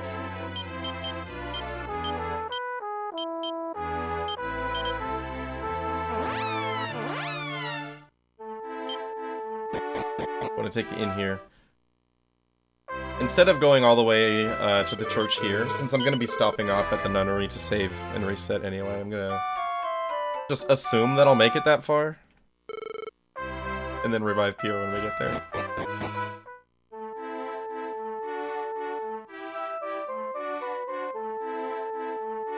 Once we get through here, the encounters aren't dangerous anyway.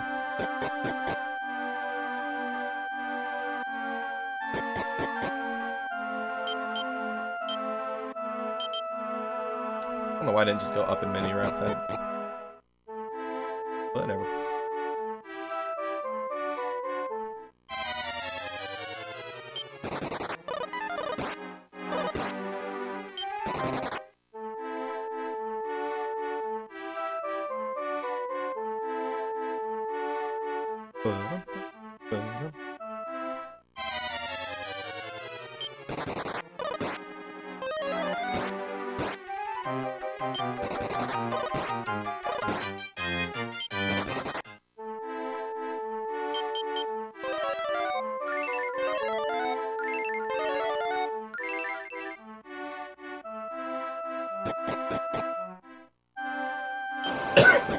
Excuse me.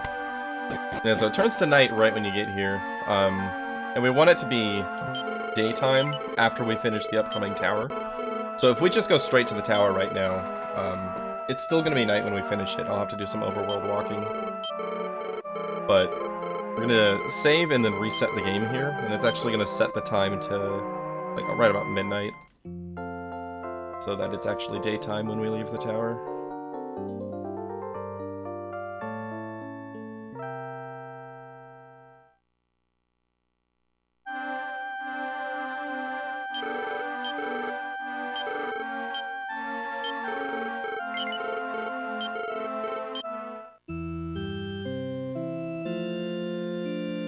Don't reach for the reset button during the revive.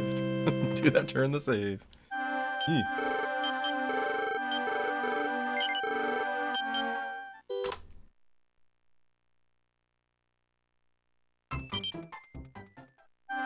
Took a minute and made me a little bit nervous.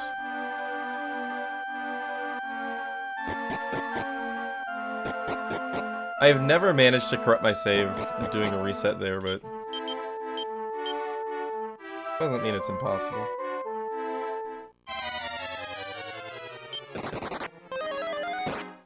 Oh, I need to use the life force though. Hero was dead, so I was able to equip his iron armor, but not use the nut. +6, nice. That puts us at 15 bonus HP from the nuts, which is perfectly average. Got a 4, a 5, and a 6.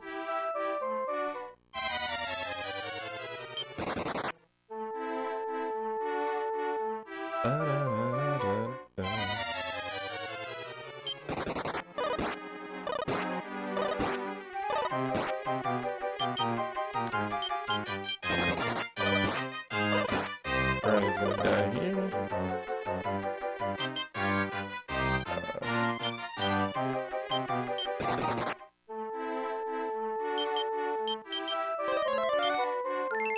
Fine, I'll just have to remember to revive Brownie next time I stop off at a church.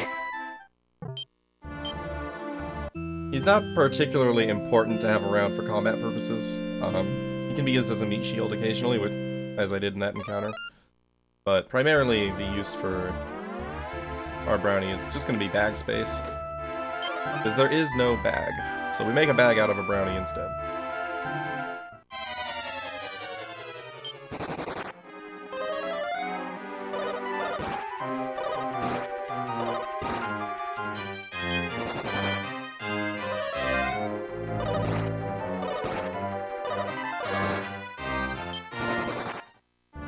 Ooh, 2 out of 3 asleep there.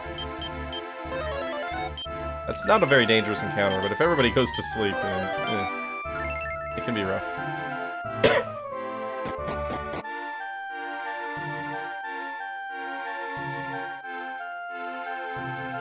Now, there are metal slimes in this tower. I'm not gonna farm for them or anything. Not gonna do any grinding, going out of my way to fight them, but if they show up, they're a nice bonus.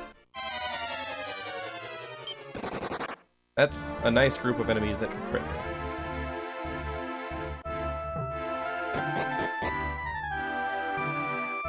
We will have a Metal Slime grind coming up in a little bit.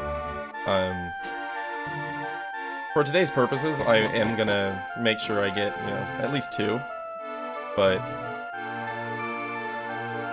like if I'm doing PB attempts, then if I don't kill any on my way through the cave, then I don't kill any on my way through the cave. You just go.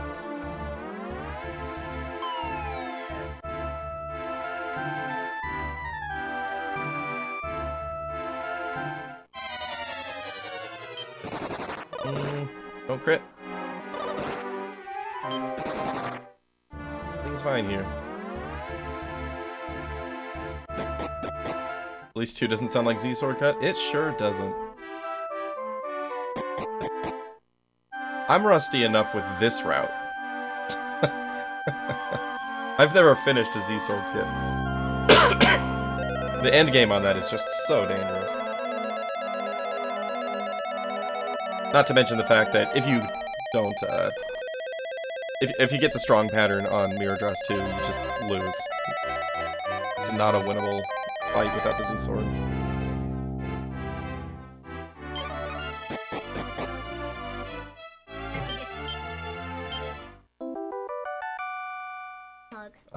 Quick.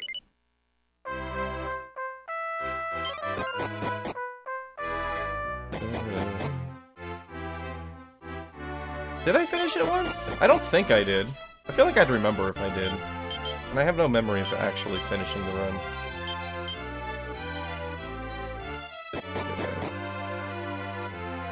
It's a high risk-reward route. Mostly risk, not much reward. If you want to finish... If your goal is to finish a run, don't ever Z-Source it. You probably won't finish it.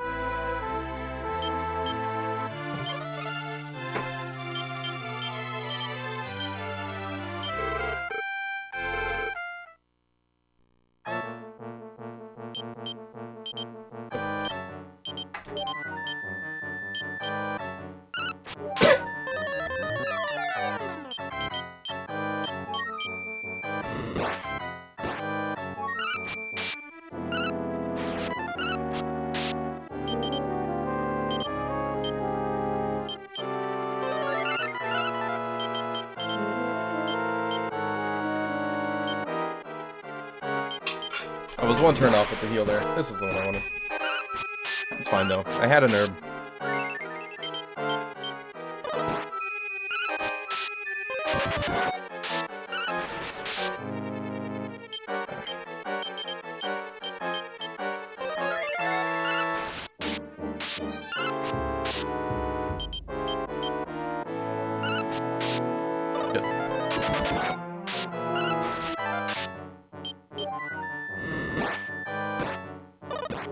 You're auto-killing the goodie bags is always a good thing. Big breath here. She's nearly dead.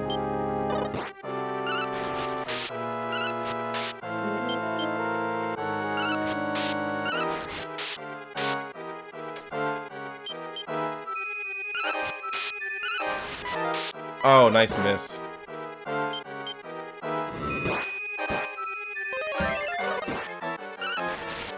Kill her, please. Stop missing the goodie bag. Oh my god. How is she still alive?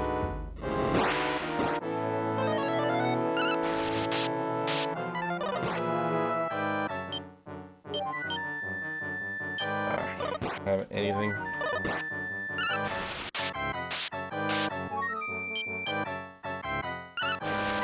Oh my god, stop missing her.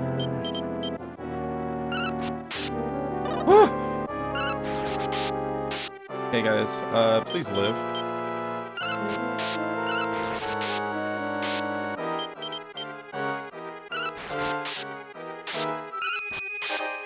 Oh my god, what a fight.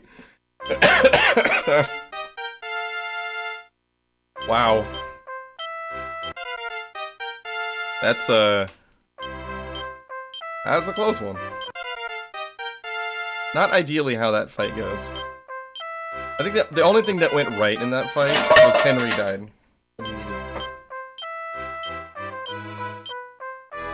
Okay. Oh my god. Not even a little. Yep.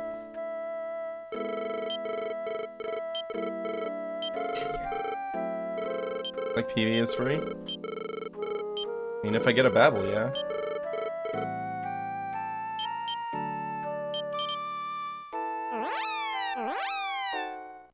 I got that poison, which is kind of annoying.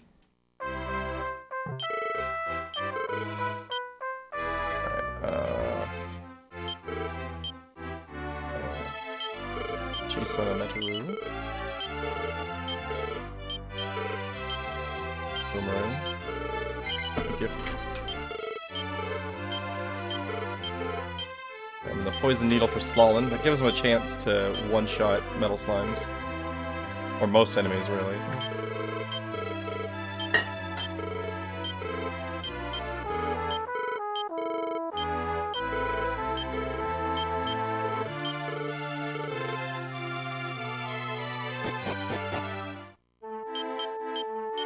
Oh, you don't have...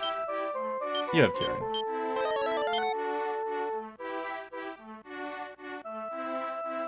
Here still got a couple of levels before he learns Antidote.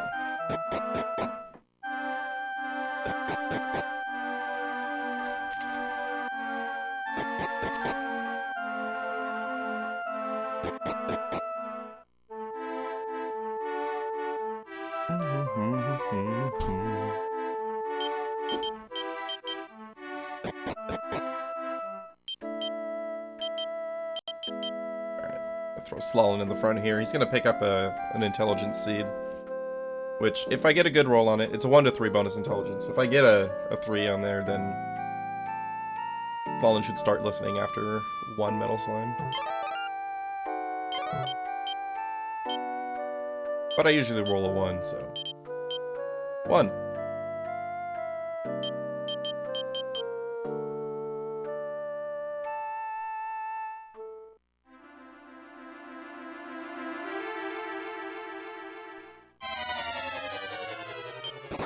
Alright, so in this cave, we can, not on this floor, starting a couple floors down, we can encounter Metal Slimes.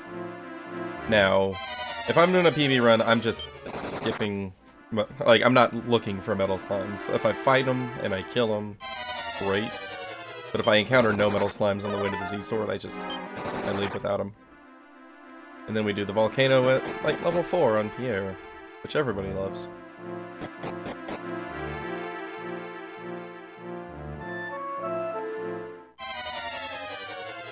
Oh, look at that.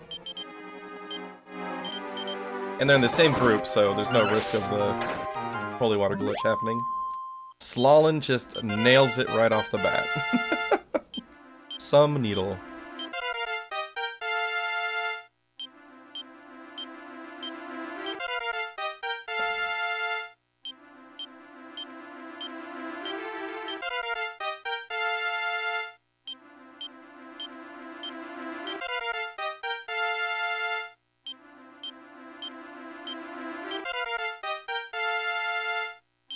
Well, that's the perfect start to this cave. First encounter down here, 2 Metal Slimes, and get the Poison Needle proc.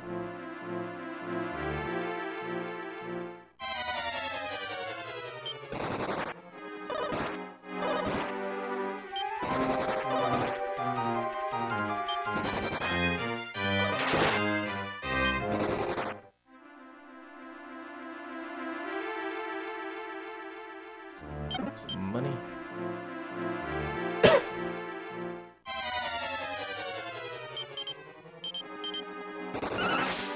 Oh, man.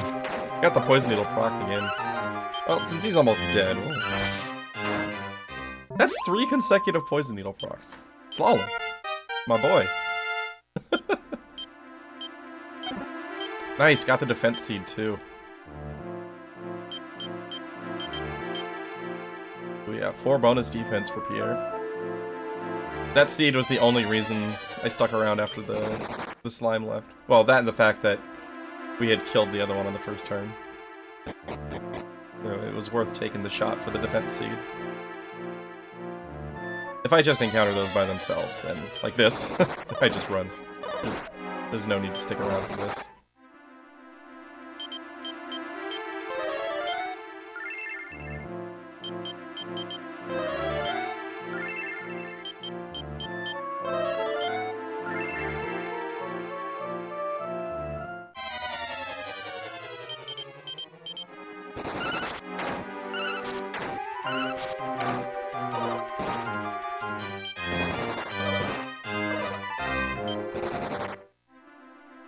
Now, the reason I'm not throwing Holy Waters on that encounter is because there is a glitch that actually invalidates your run. Where, if a Holy Water throw is pending on a target and then it dies, then the Holy Water might not retarget properly, and if it tries to hit the dead metal slime, I guess that's 2, then it'll bring it back to life and kill it again, and you'll get credit for both of them.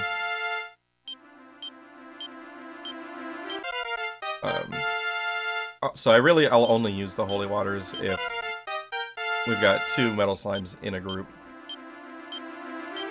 Because that way, if one dies, it won't retarget to a different group, it'll still target the same group and go to the other slime. But like, metal slime plus any other enemy, I won't throw the Holy Water. Unless it's a marathon. And it's okay to invalidate the run. Actually got it back-to-back encounters during the RTA marathon a while back. So that wasn't a run I was ever going to submit anyway. I was like, well, I'll take that experience. Good opportunity to show it off.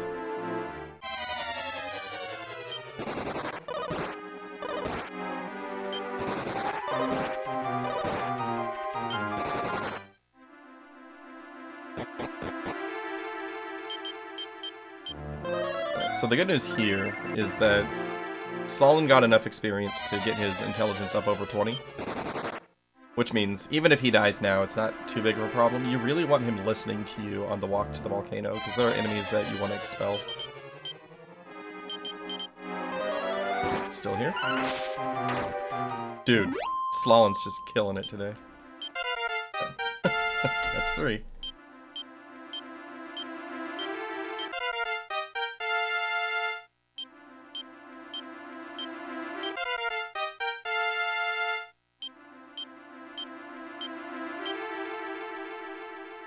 The sad thing is the volcano still isn't free.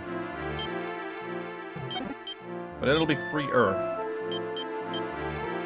Although lately my problem has been the waterfall cave more than the volcano. It's bizarre, but where we're at. 1, 2.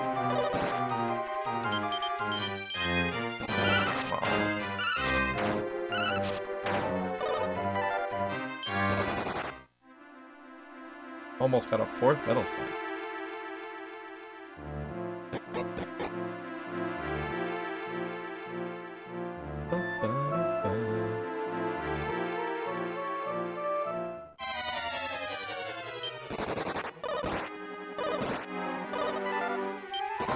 So at this point, I've got more experience than I normally get, and we have a death warp coming up, so I'm gonna stop healing everybody. I want to be close to dying after the Z-Store.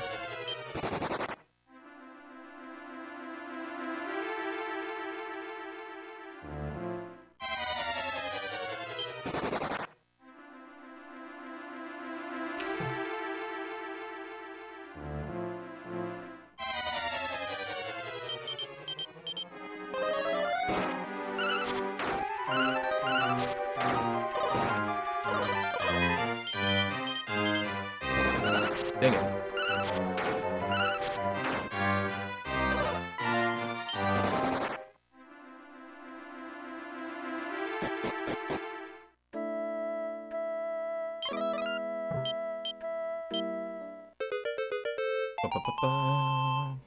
Oh yeah, there's a strength seed here, huh?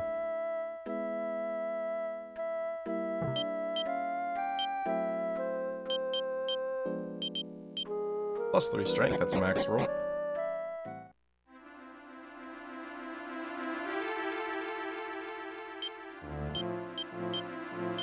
Don't forget to unequip Pierre's armor, because his defense is already really high. This is not a death warp encounter. This is a waste of time encounter.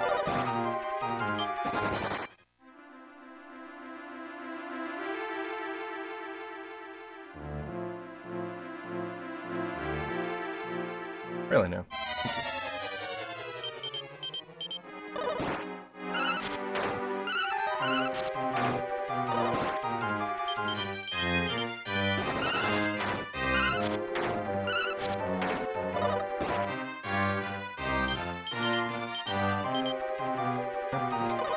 With the metal slime gone, this turns into a death warp.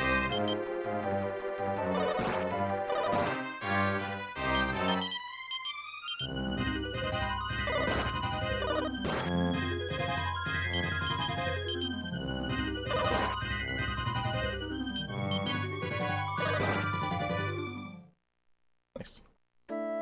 Really good Santa Rosa.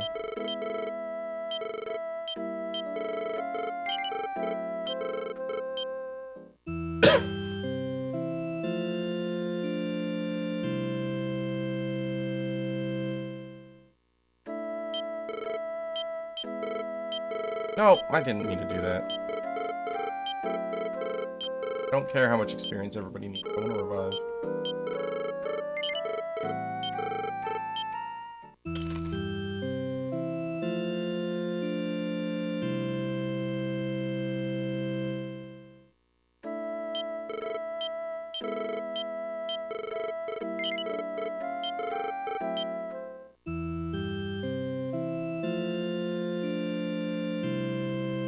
So Brownie gets one more shot at life. We want to use him to absorb attacks and damage tiles in the volcano. He gets to live for the purposes of taking damage later. Poor guy. We will be throwing him to the wolves because it's better for him to die than anybody else.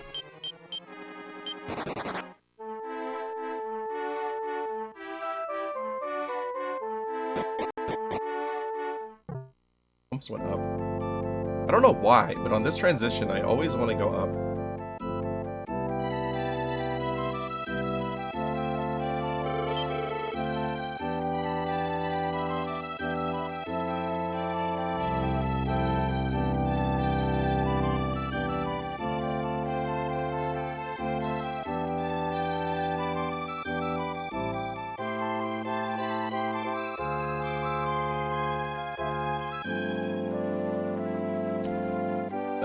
Really good pace so far. Getting out of Santa Rosa under 2 hours. Very good. Especially since, you know, things haven't been going great. I've had some very unfortunate boss fights. I mean, they all could have been much worse, obviously, because I didn't have any unwanted deaths, but they've been tight. I've also been having some menuing issues, because it hasn't been a long time since I've run this, but I am still pretty rusty. Not nearly as rusty as, like, if I were to go play DQ3, but still pretty rusty. The rust does exist.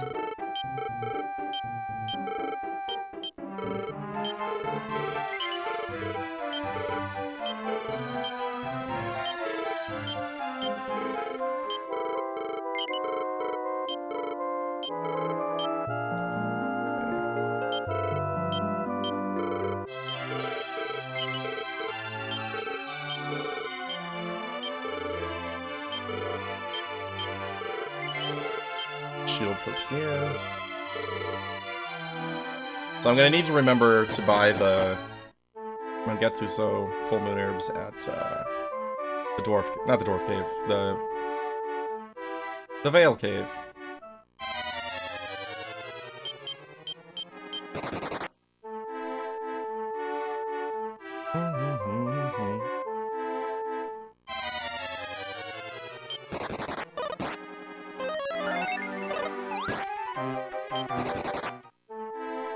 Hello, not Pierre's.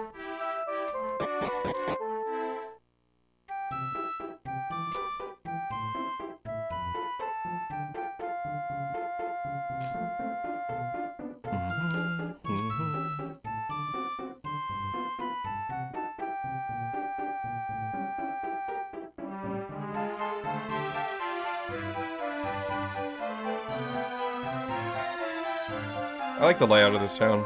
I mean, it sucks for the speed run because you have to walk so far to get where you're going, but it's pretty cool. Use of depth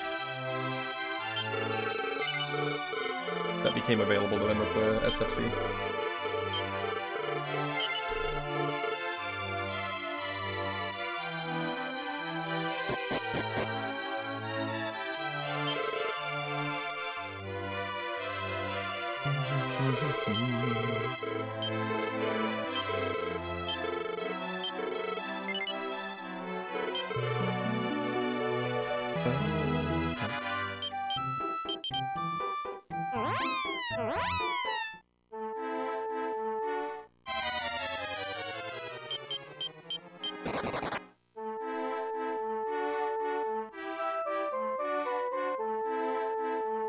And so this we're gonna see a lot throughout the rest of the run. It's just Pierre out there running away from stuff. Those are actually dangerous because they have sleep hit. There's a few enemies here that have sleep hit. So it's risky to leave just Pierre out there and run against those because they can sleep lock him and then just waste tons and tons of time even if they don't kill him.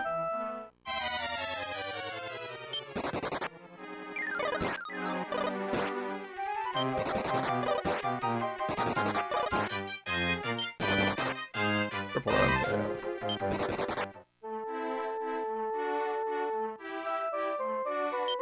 Okay, still a very good walk to the herb.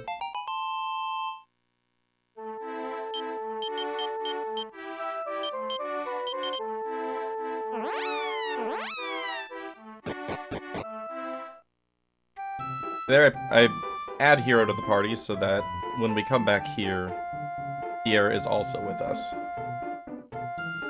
That way, Pierre can loot the herb and the magic water in Bennett's house, and we don't have to swap them around in the menus.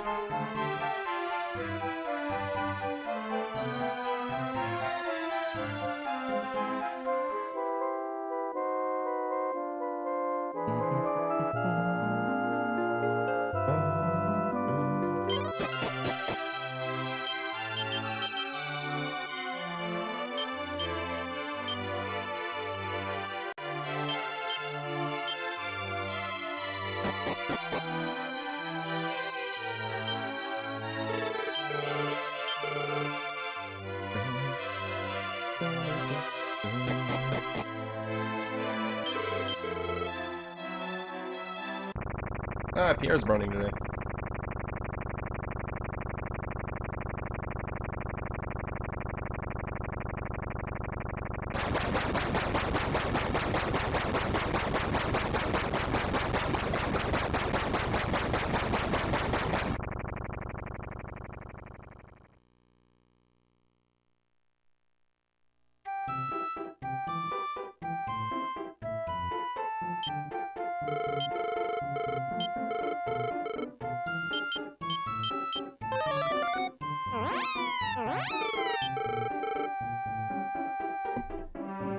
There we go. Really good. Saved another minute and a half. That time save was all just encounter rates. Only had 2 fights on the walk to the Roramoon herb. And one of them was a first try run.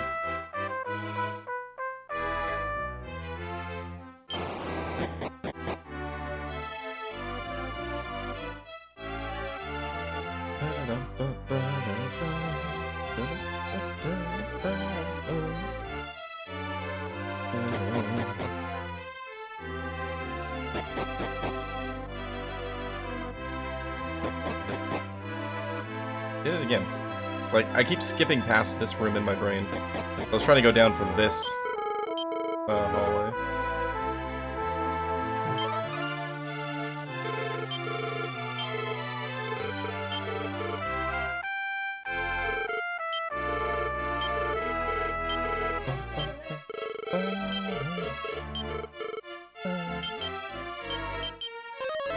Whoops.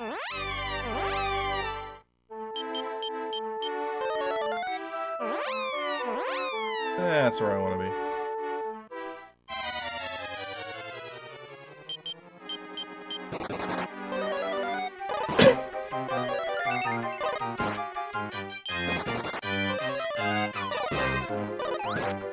Ooh, they actually landed the sap there.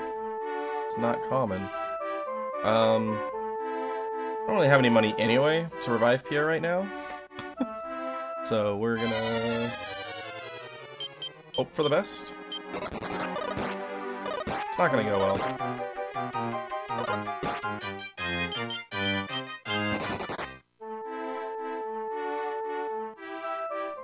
Oh man, this is where I would really like the low encounter rates game. So when I get to Salabona, I can pick up an Iron Shield to sell and revive Pierre. Gotta hope we get there. Need good run luck, that is all.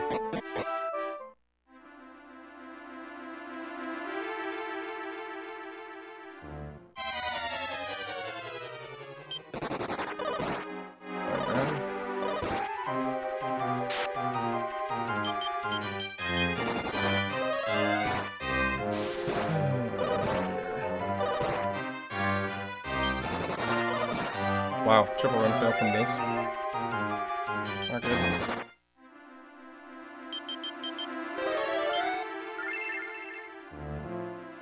I'm not sure I've ever had Pierre die on this walk, but as soon as they landed that Rukanon, it was over.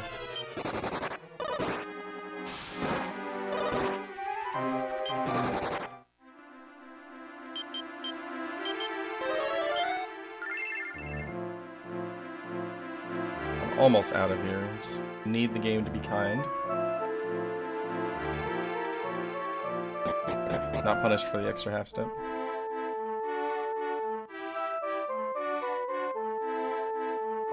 Okay, we made it. Whew! 1-1. Hello, Lillian.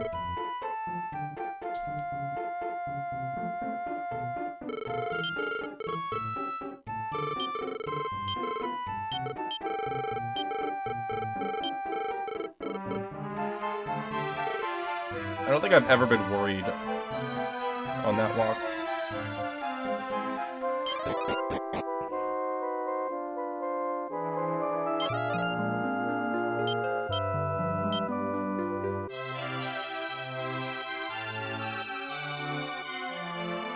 How much do you have still?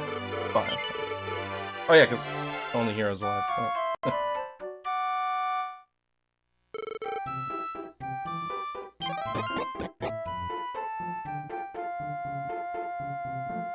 So this is going to make the waterfall cave a little bit more dangerous.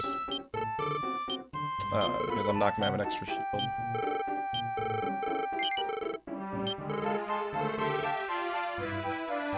But I need that money to revive. Because everyone has to be alive and kicking head into the volcano.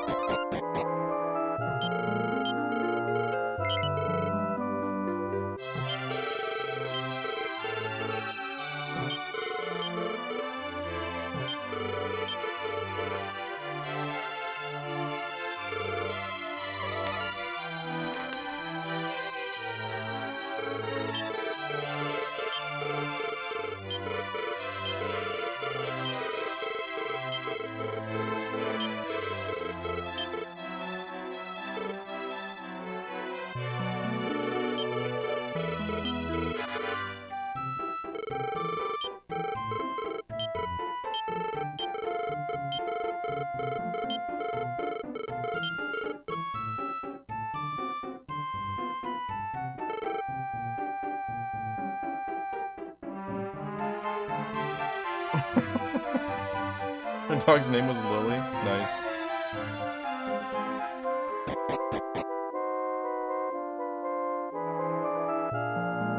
That's pretty funny.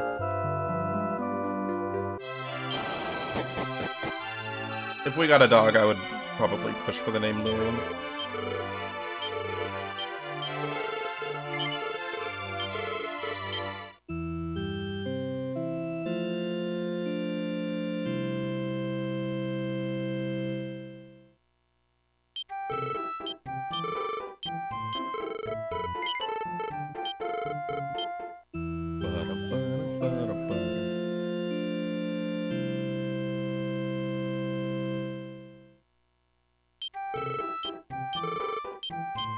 So what I'm gonna have to decide is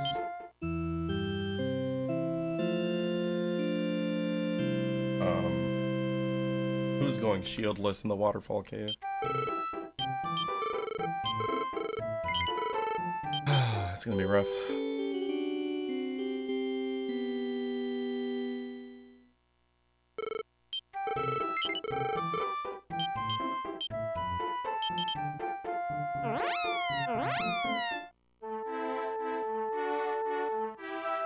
Because the magic shield goes to Slalin, otherwise Slalin just dies immediately. I'll probably put the shield that I do have on... Yeah, I'll probably just go all in on Pierre. The chances of me learning outside are going to be very low to begin with. Oops, I heal the right person.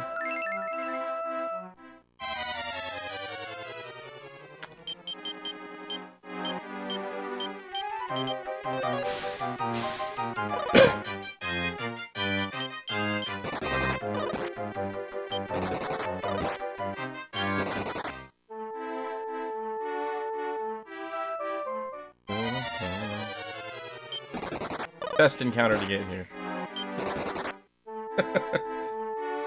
Wouldn't argue with saying only that encounter, all the way to the volcano. These are okay too.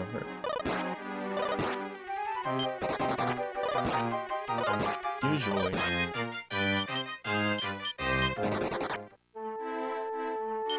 I'm gonna double check. Okay. I was making sure Pierre was equipped because I feel like he took more damage there than he normally does.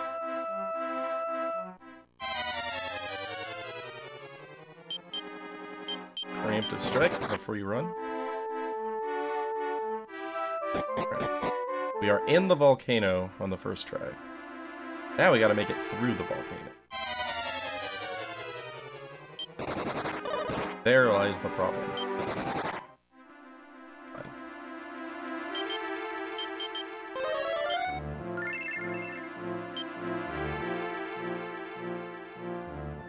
Yeah, just one of them isn't too bad. Really don't want to see 3 of them.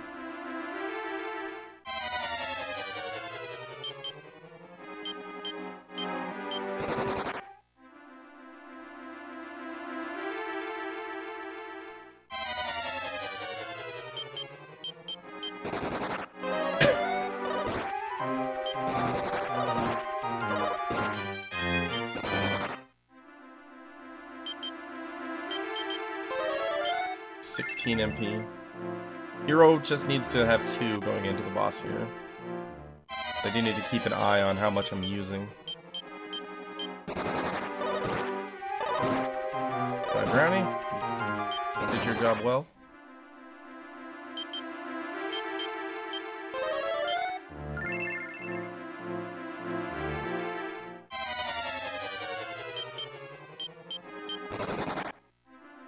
I almost tried to set up a coffin block. Like, this does not exist in this game. We've had one, yes. But what about our second horse devil?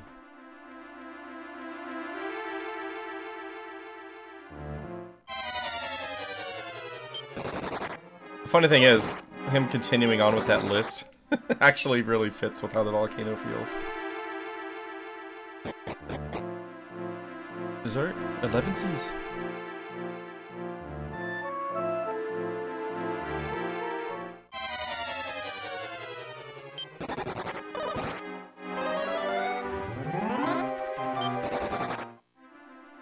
Afternoon tea. 10.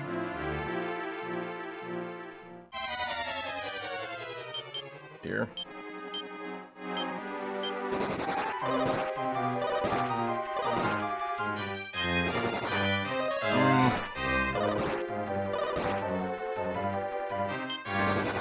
Okay.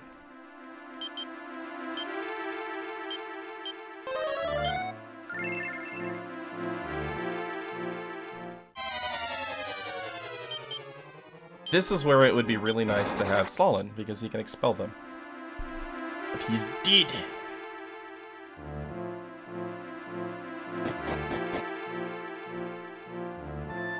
Getting down to Chess Pierre and Hero this early, like, it makes you wonder. It's like, should I just hit the reset button now?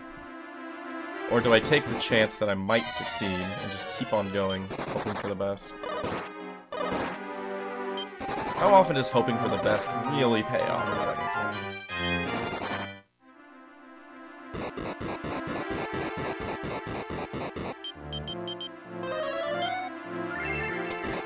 Never give up. Never surrender.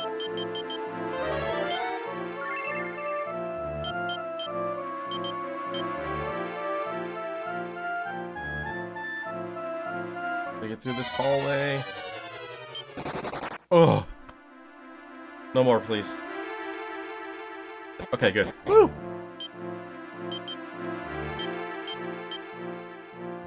My God. What a volcano.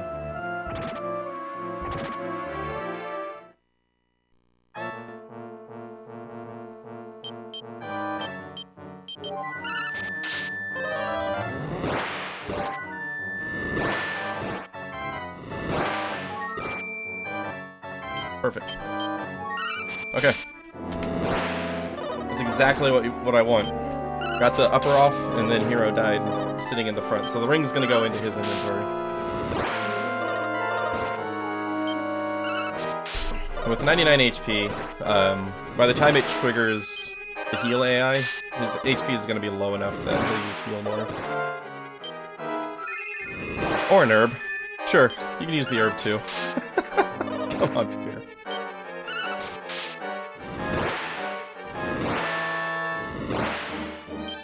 I was trying to make a point about how smart you can be.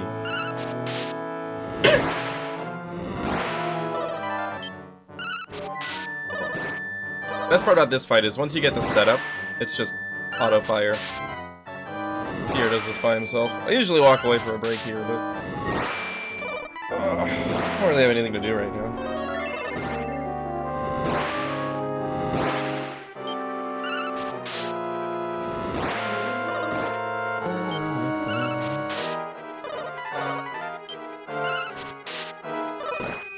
Now we're safe. Once that first one goes down, the fight becomes free from there. There's an outside shot that you can get. Nice action. You can get one-rounded by high roll fire damage if you're sitting like 1 HP out of heal range. But it's not likely. They have to all do flame. They have to all max damage their flames.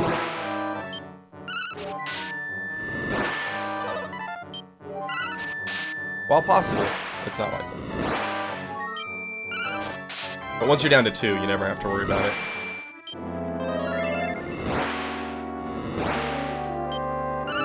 At 2, the only potential issue is running out of MP. But that only happens if Pierre decides to cast heal instead of heal more. Another Kaishin, hell yes.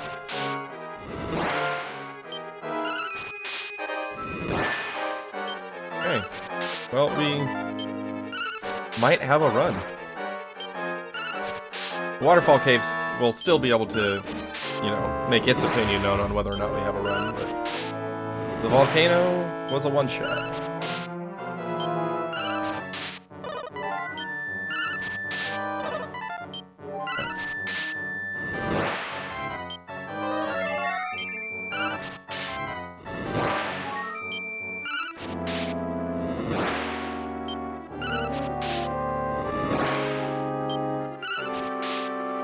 Nice. Easy peasy.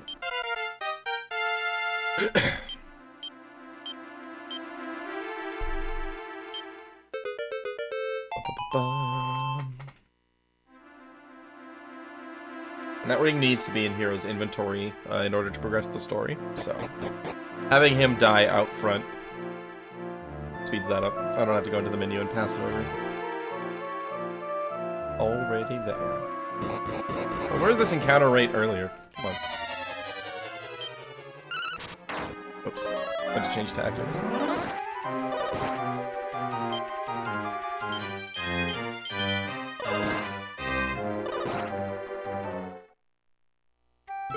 Really good volcano.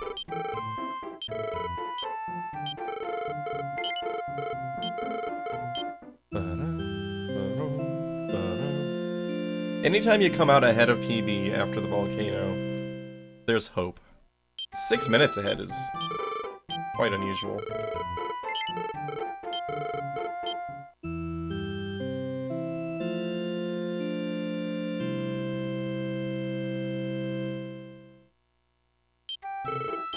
Now, just because the waterfall cave has been an absolute dickbag to me lately, I've actually lost more runs to the waterfall cave than the volcano recently.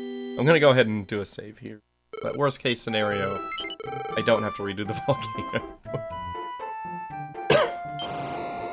If I miss PB by 3 seconds, then I'll feel bad about this decision. But what are the odds, right?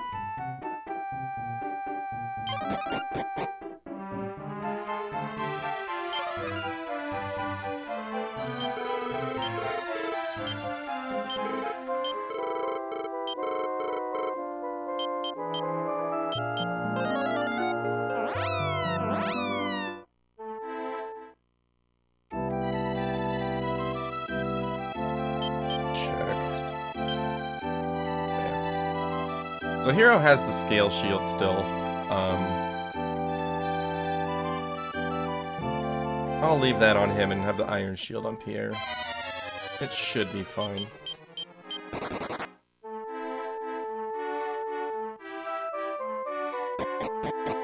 I would much rather have Pierre survive longer than Hero. Because if Pierre dies, then, you know, it's a nightmare. If Hero dies, then it's inconvenient. I'll focus on protecting Pierre. Who knows? Maybe maybe Slalin will die early, and I can just pass the magic shield over.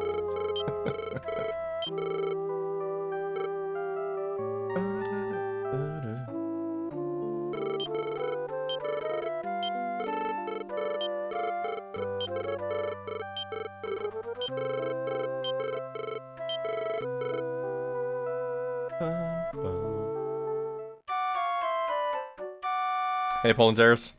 Thanks for the good luck.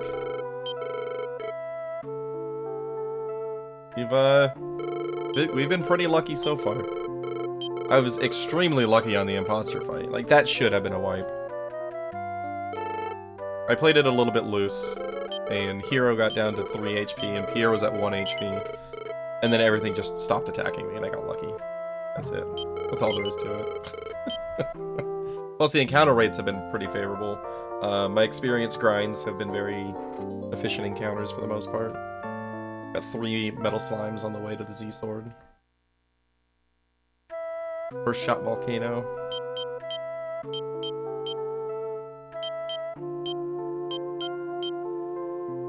Been a pretty good run. But my big problem has been the waterfall cave lately, so we'll see if that continues. Think all the bad luck out of the way for the end game? You know it.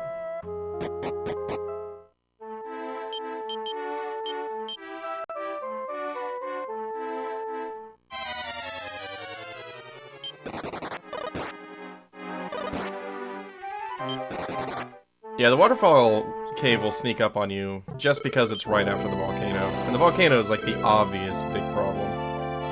But the enemies in the waterfall cave, especially like the Lancers, are actually pretty dangerous. They're really easy to overlook. For the longest time, I forgot that the waterfall cave was dangerous, and then I lost like 3 runs in a row to the waterfall cave.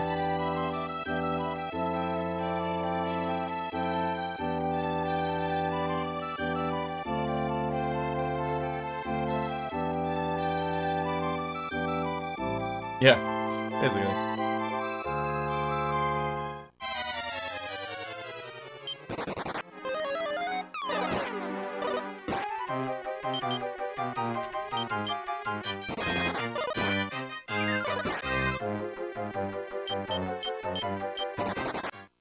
Everything's fine.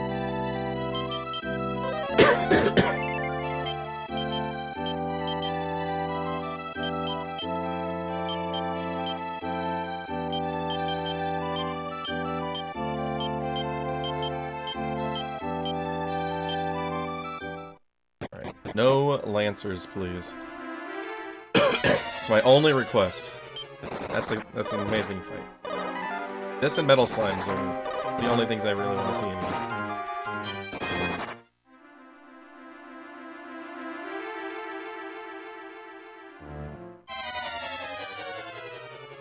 And a preemptive on top of it. Nice.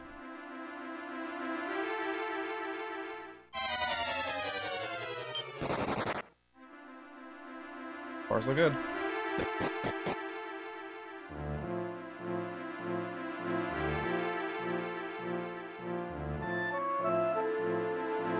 Got one more floor where the Lancers can appear. And then after that, our big problem is going to be Mermen and Orcs. I have not encountered a threat yet. That's really nice. That's potentially problematic, but not too bad. The big problem there is the paralysis. If everybody gets paralyzed, it counts it as a party wipe. These guys do more damage than you would expect. Like, it's tempting to go defend increase on that encounter, but it shouldn't be required. Oh yeah. More cure slimes.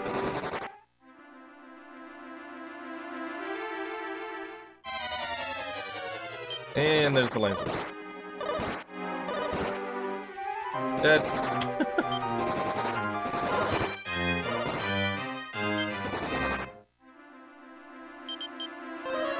This is fine. Pierre and Slalin are the two keys to getting through here, really. They're running from me. Yeah, my favorite thing in all of Dragon Quest is when you fail to run from something and then it runs away from you instead. You know, without Hero Alive, I should have gone for the Expel there. Okay.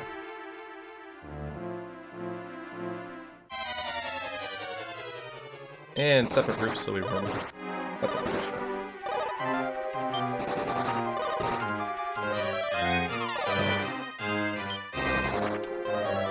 Now we have a problem. I don't have any healing. Pierre might actually... Nope, no herb. No herbs. Okay.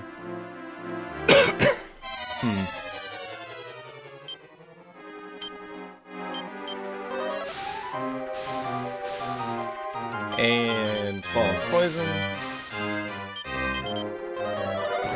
And he missed. Amazing. Okay, what's our money situation? Bad. Alright, well that's why I saved. God, that sucks. I don't know why the Waterfall Cave has been so awful lately. But there you have it.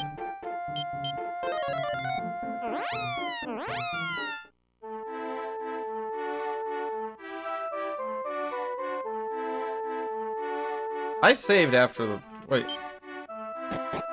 Okay, I didn't talk to Ludman first. That's what it is. I don't have the boat yet.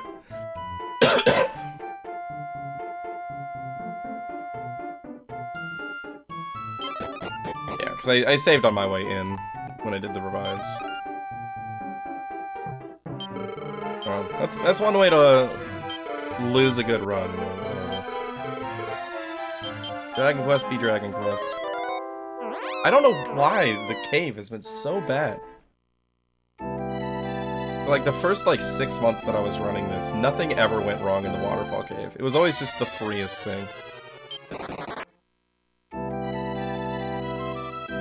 Little heart attack? Yeah.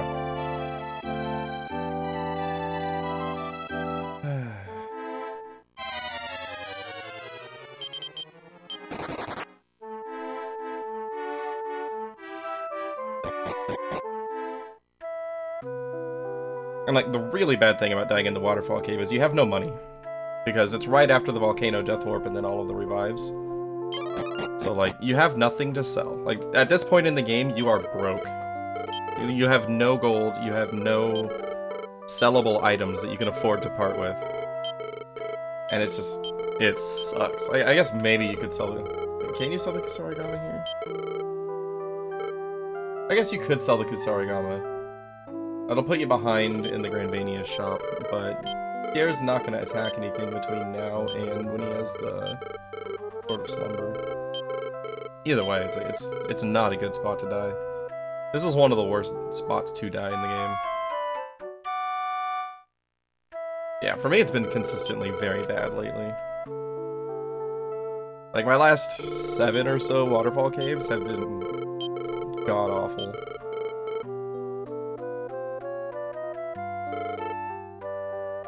I was feeling so good about this run, too. Oh well.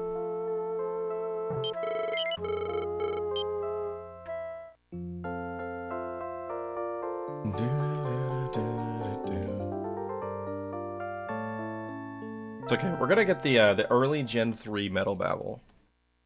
And then we're gonna knock like 15 minutes off. That's how this is gonna go.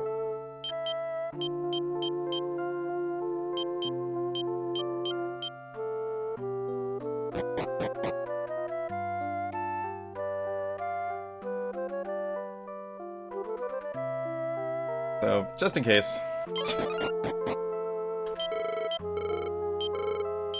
This is probably where I should do the safety save if I'm going to do it.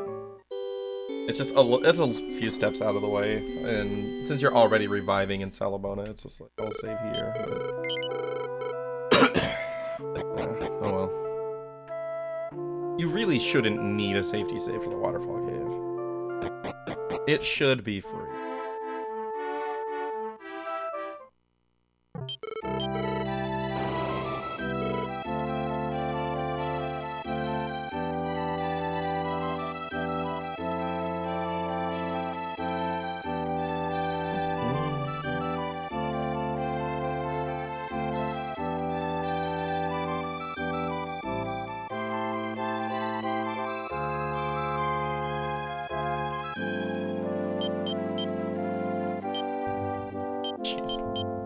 Party's not at all reorganized because I got no fights throwing me off.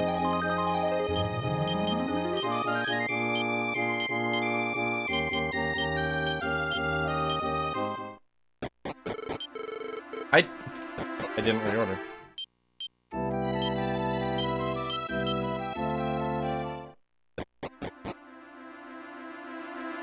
Ay ay ay.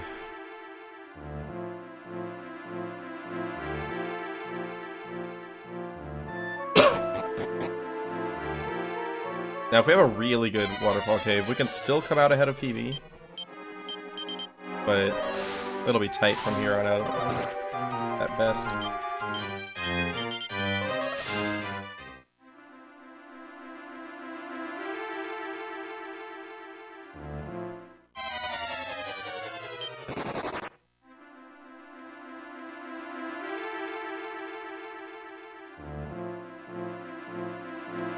The one thing that could help is if I get on the bottom floor with everybody alive, I get the like 7 metal slime encounter.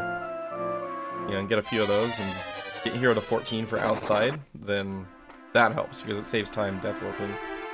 Plus I'll have some more money. Which, I mean, my money has been pretty bad throughout this whole run just because of a lot of revives. The whole reason why I have a scale shield on hero right now instead of an iron shield. Because I had to sell the second iron shield to revive Pierre. I still can't believe Pierre died before even reaching the cave to Salabona. It's so unlikely. He's very resistant to Rukanon, so the fact that they landed it on the first try and then murdered him just very unfortunate. Nothing there but bad RNG. Nothing you can do about it.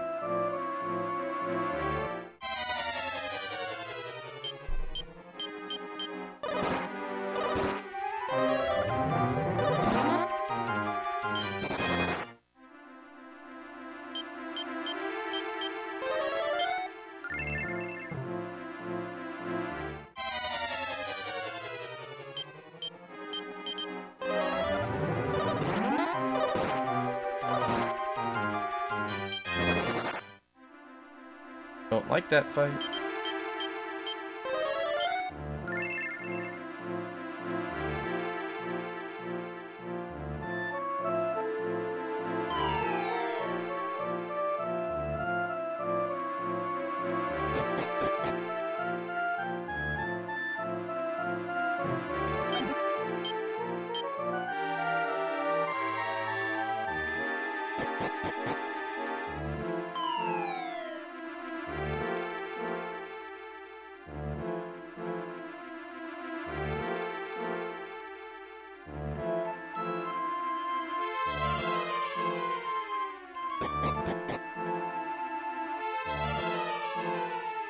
daughter called me to ask if she could sleep over at a friend's house.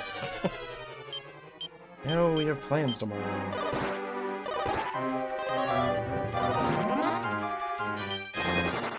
So many orcs.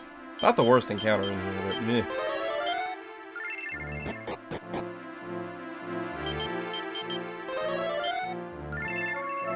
Alright. Give me big metal slimes.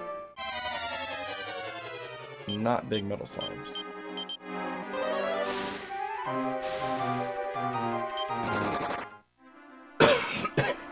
Excuse me.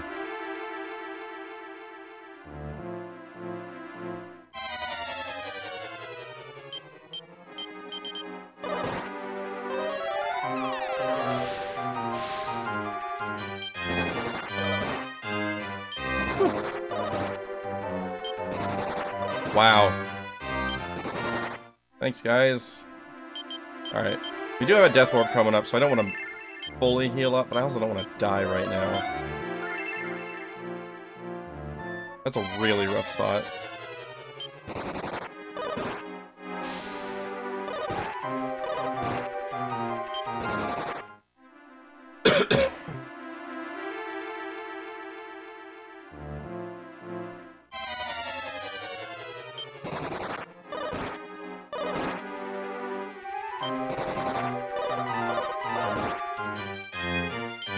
If I mentioned, it's a 50% chance to run on the first and second attempts. Not 0% as it seems. It seems. Ambushed.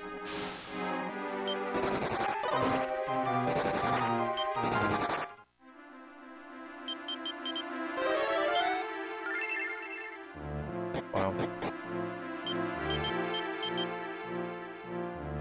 That was a waterfall cave.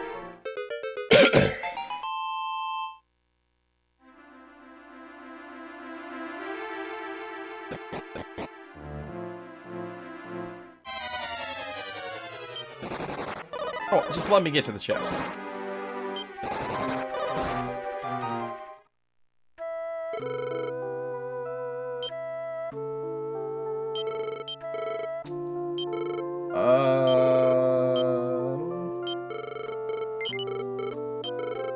We are way behind on gold now. We're missing over 1,000 gold at this point.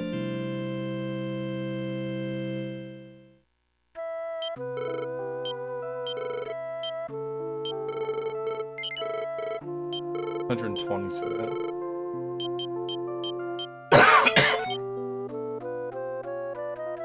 Really?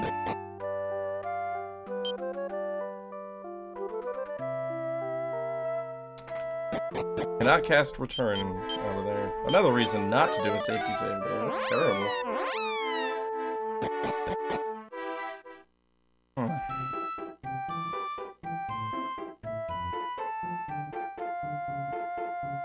I'm trying to think of how to proceed here.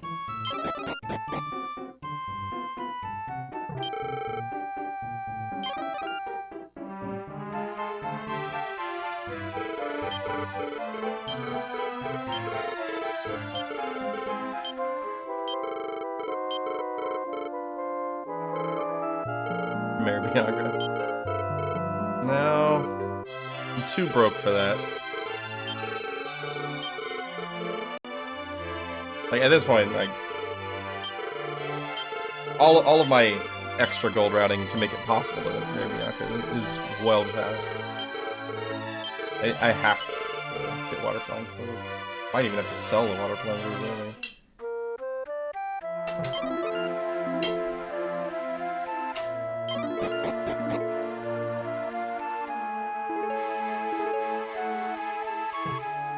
Yeah, it mainly changes the Granvania shop.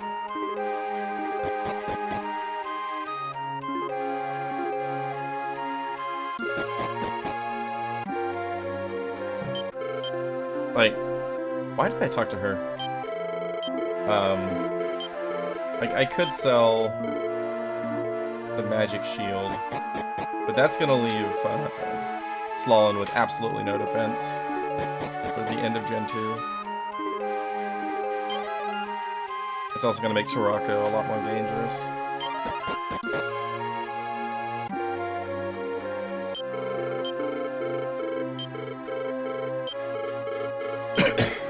Man, Waterfall Cave just absolutely boned me today.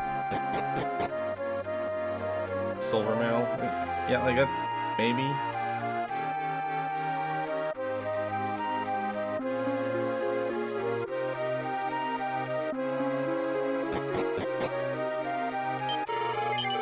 See, I might have a little bit left over.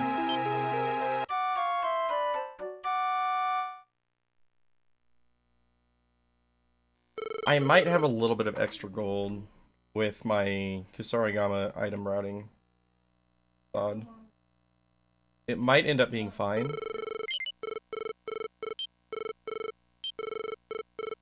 We'll see.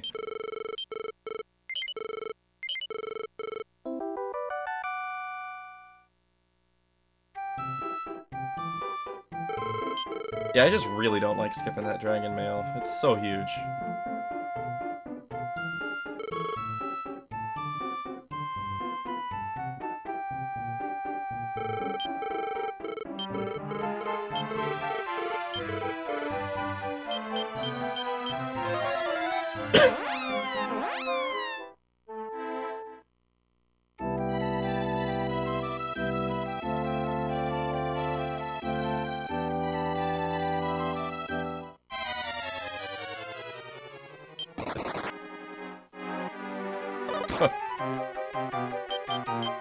Nice tongue wrap.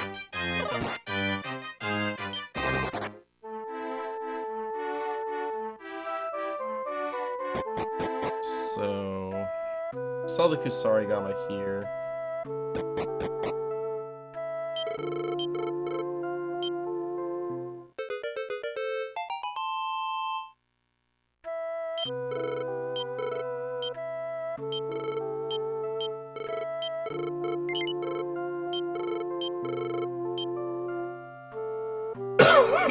Excuse me. Oh, goodness.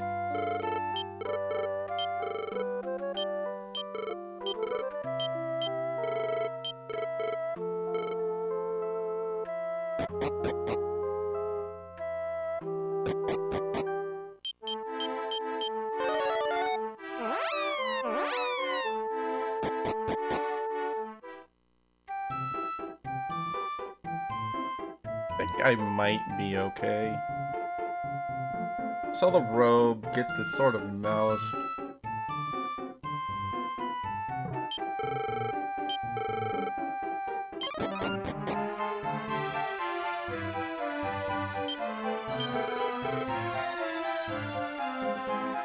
I am way too tired to do mental math here. I think it'll be fine. Maybe.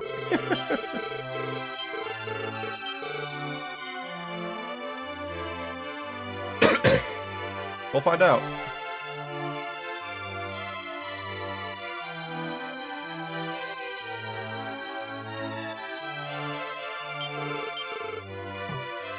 If I wanted to be really slow, I could go to the Tower of God and pick up the chest on the second floor there. That sounds stupid, though.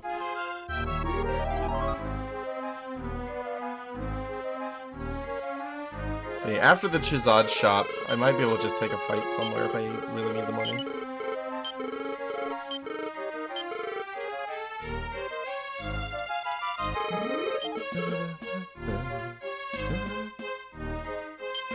Lost 8 minutes and 40 seconds to the waterfall cave.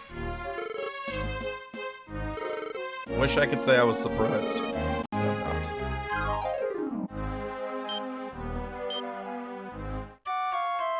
I think it's funny how it lags right there. Like the text and the music both lag, even though there's just nothing going on the screen.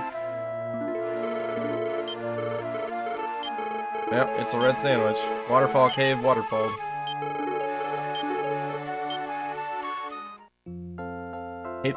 I hate the waterfall cave. It's worse than the volcano. I said it.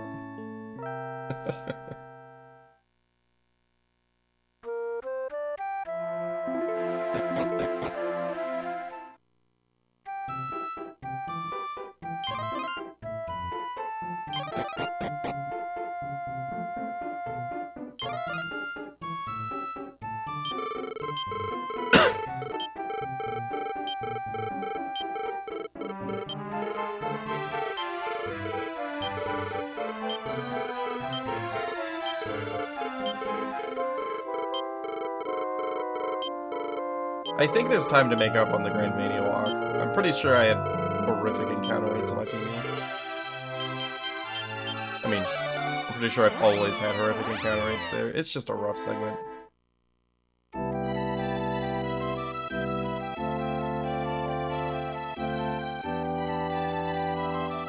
The real problem is that my PB gets a metal babble in the second half of the cave. So it kind of takes off after that.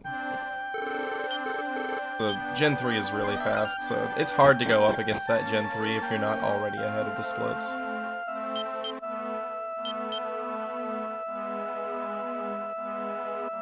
Especially if I start doing everything twice. Twice.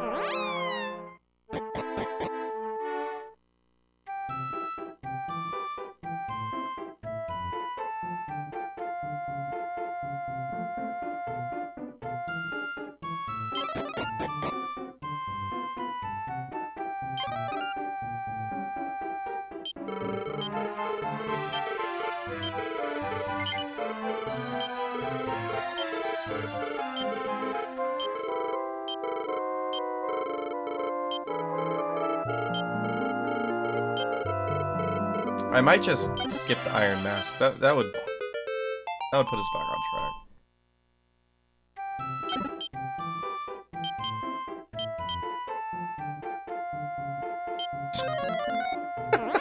There's some rust for you. I was like, where the hell am I going now?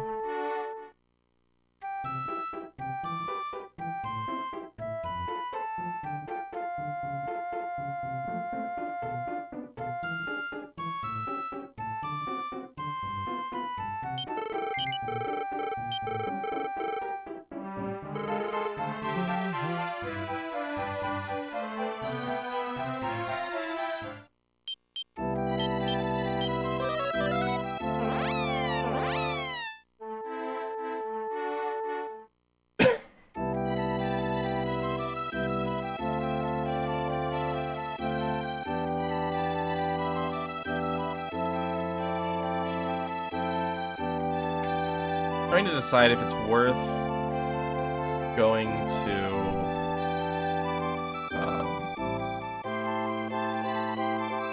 back to Port Selmy after the Grand Vania shop to get an iron helmet for Pierre, or if I just want to keep him with the wooden hat.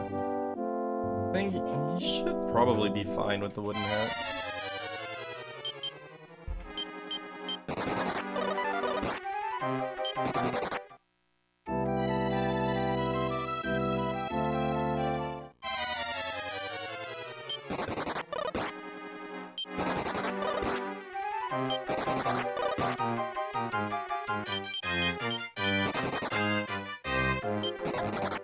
Is that 3 or 4 run fails? Either way, it was bad.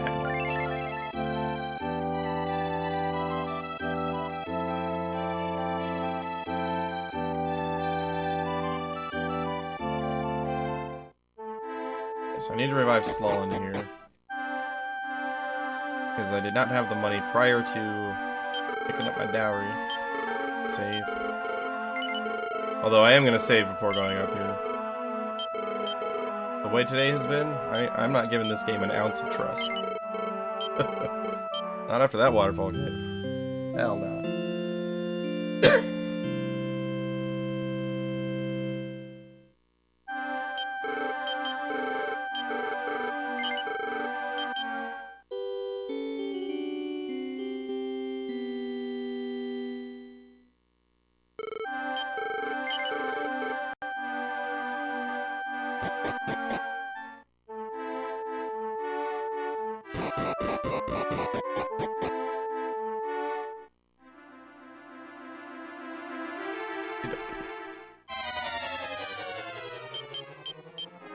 And this whole thing comes down to encounter rate here.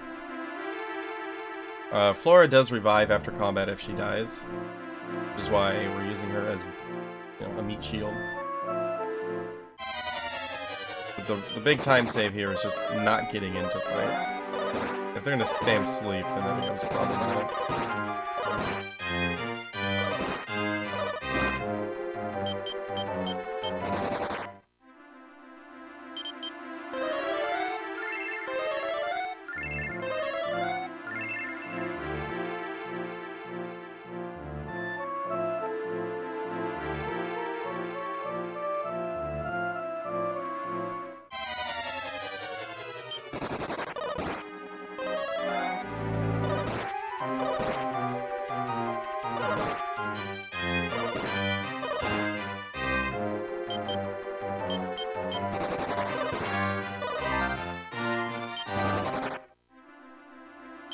First try runs would be nice too.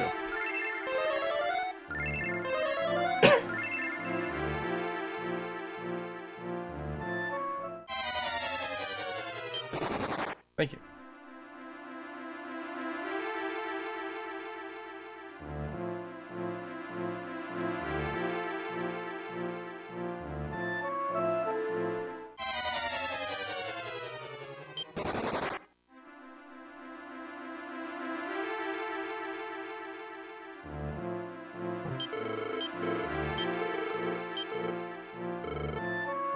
Okay. So far, this has been pretty good.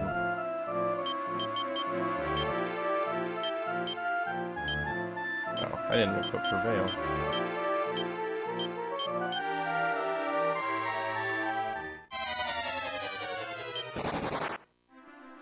Okay. Not very many encounters. Pretty unfortunate with the amount of run fails, but the encounter rate on that segment was pretty decent.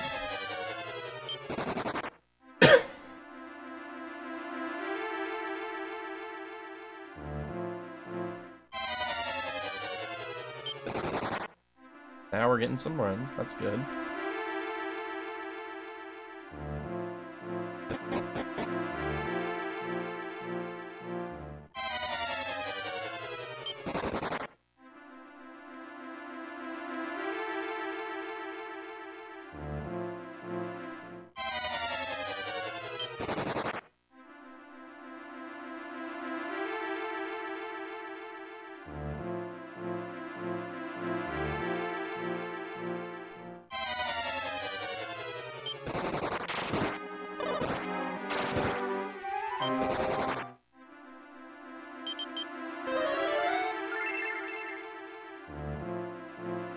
Does not look like the cleric is going to block us.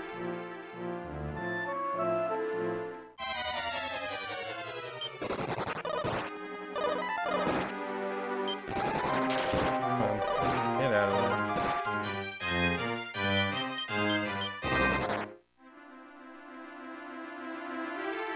I'm not going to heal because I have to heal anyway. Okay. Front half of this trip is good. Second half is usually safer. There's a few enemies in the second half of this trip that basically just don't do anything.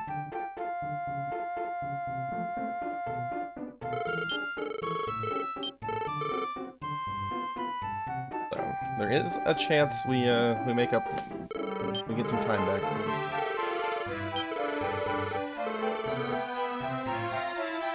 Do anything like the metal babble. I mean, if I see a solo metal babble, I'm swinging.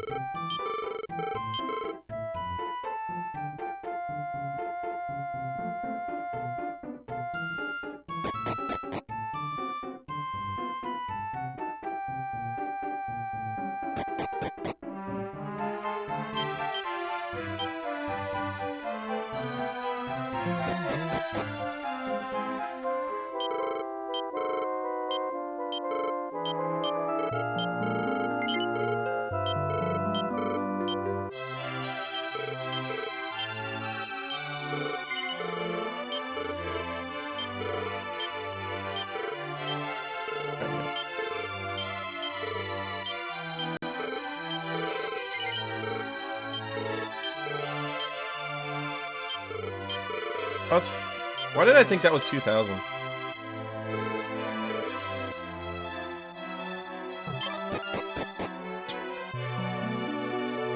Alright, well, we're in worse shape than I thought. That's okay. Hero doesn't contribute a whole lot of damage anyway. Oh, I know why I was thinking that, because I went and bought the steel sword that one time.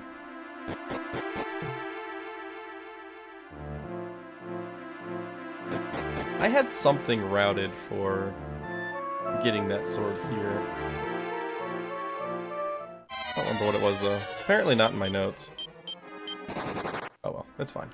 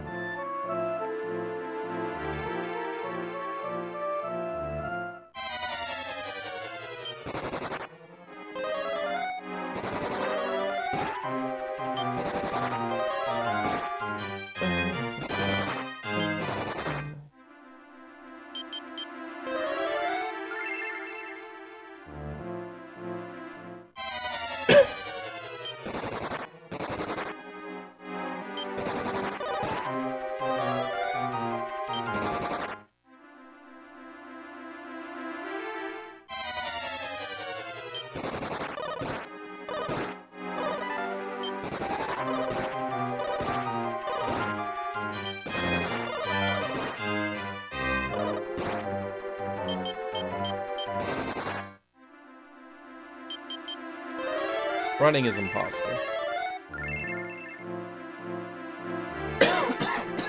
Oh man. Excuse me.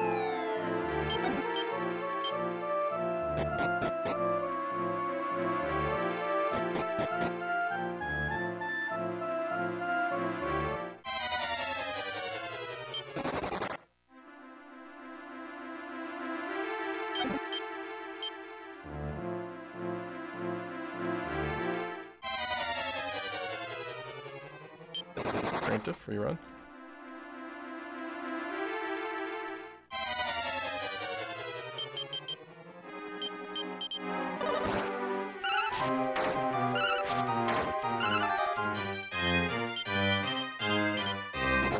Dang it. Got a couple hits in. And he's back. And he's gone.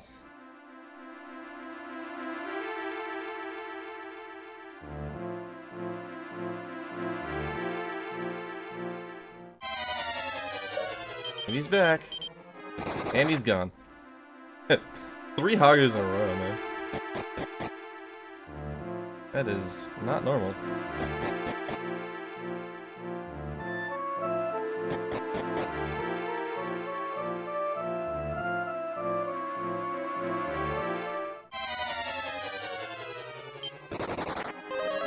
Didn't reorder.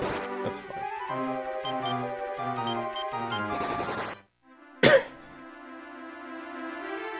Okay, the Hagare we really want to get is right outside the Zenithian Tower. On that one, we've got our daughter in the party, and that gets her a huge boost before going into the Dragon Tower.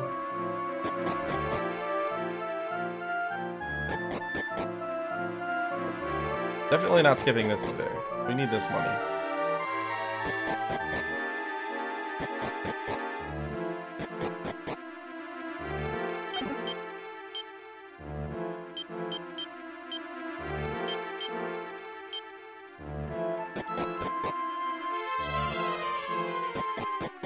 I remember what I was gonna do now.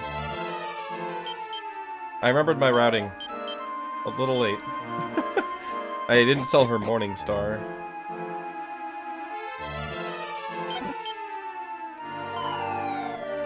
I still think I would have been too short. Oh, yeah, I would have been short of 4,400 either way, so I still wouldn't have gotten the sword. No big deal.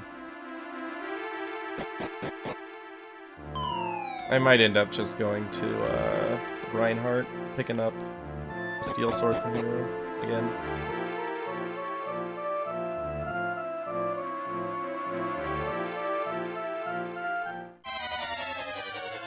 Yeah, if I sell the Morning Star and I get the chest in the Waterfall Cave, I have enough money to get the sword for Hero, which is odd.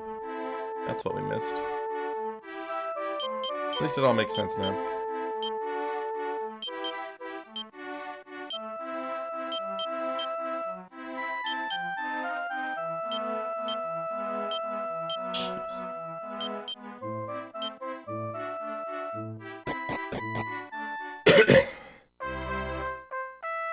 Alright. Gaining ground again. That was a pretty good trip through the mountain there.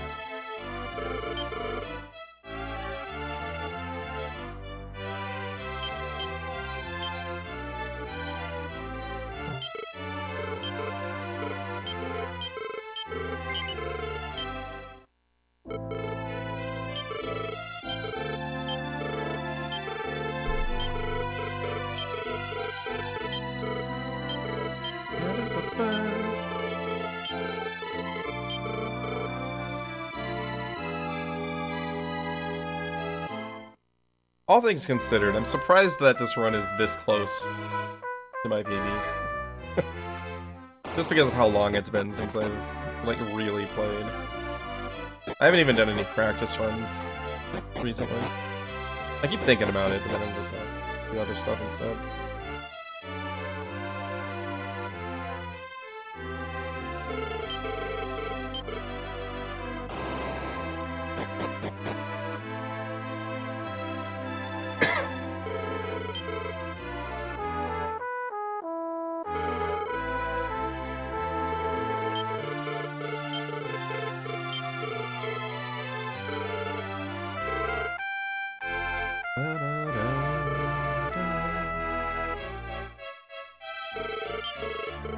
Hey, DePaul. Welcome. Thank you for the good luck. Luck so far has been hit or miss. I've had some very lucky moments, and then I've had a waterfall cave. Kinda countered out a lot of it.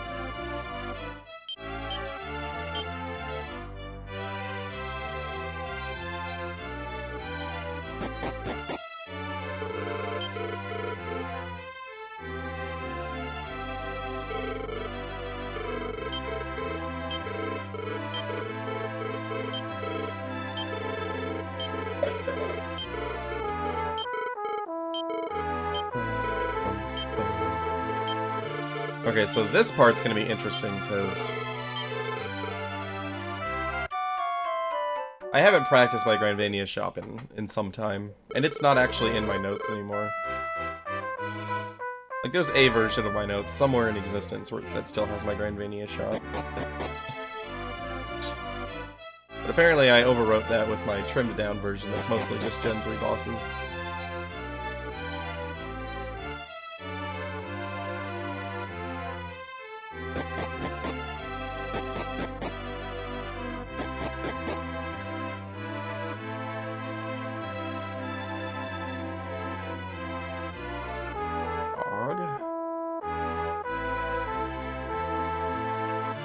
I mean, the gist of this shop is buy or sell all your expensive stuff and buy some fighter hairs and then some armor.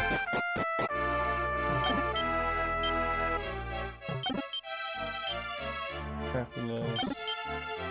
And goes to Pierre by default, which is great.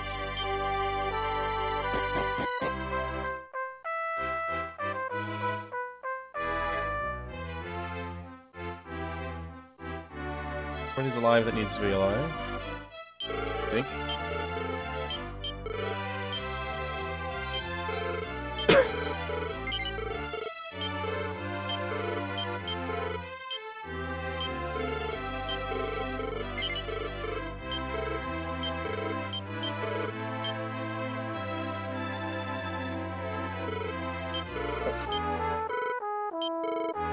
Wrong inventory. There we go.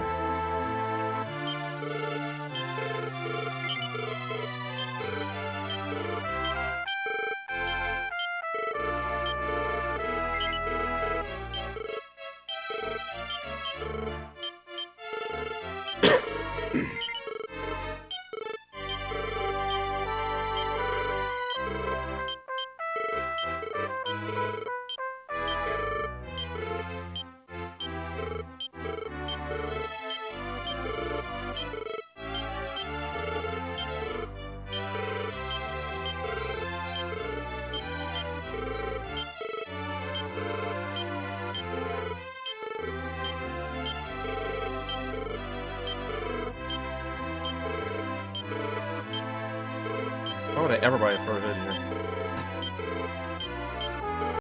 Dang it! Yeah, that's brownie.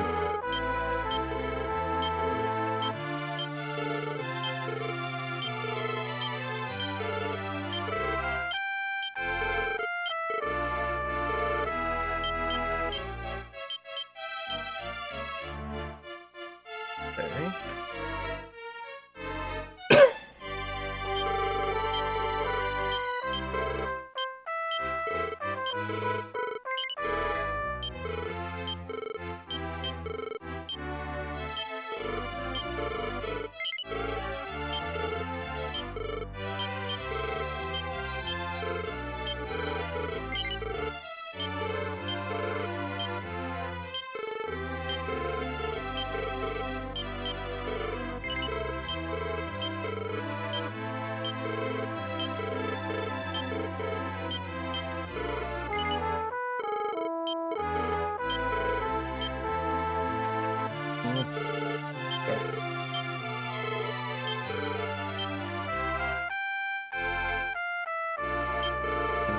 guess.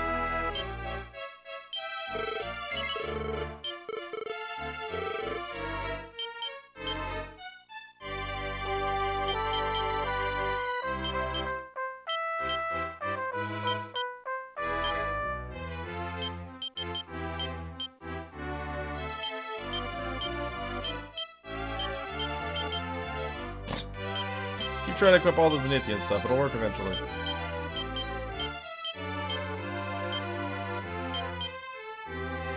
Okay, I do have enough to go get a steel sword. So I'll do that.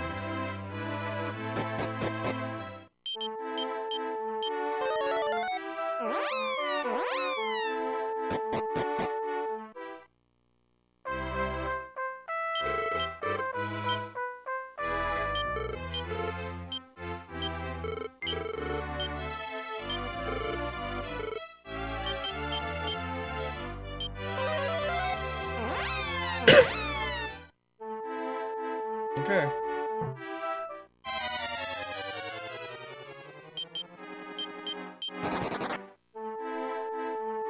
So we sorted out the gold issue. We're gonna have a little bit more because I'll eventually end up selling the iron armor that Hero's got. And then I'll get a dragon mail for Pierre later and pass the silver mail over to Hero.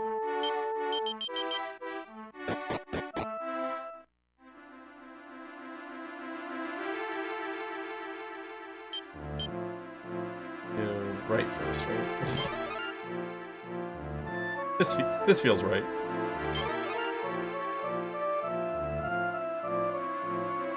We're good. We're good. We got it.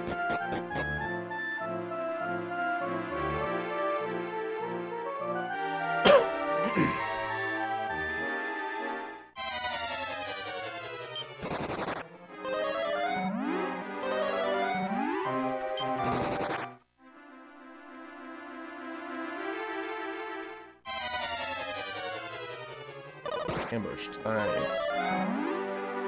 At least he turned into Slalom.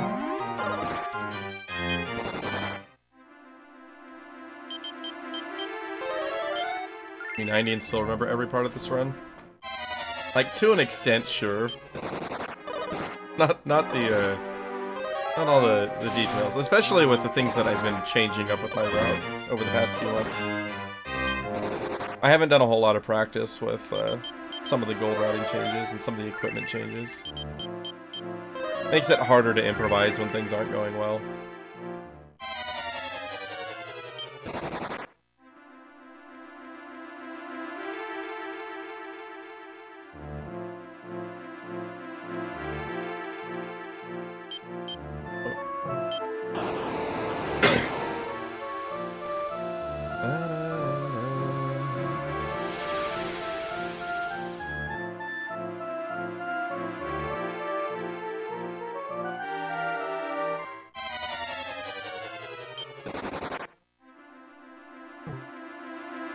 Never have to improvise this totally predictable speed game. Wouldn't that be nice?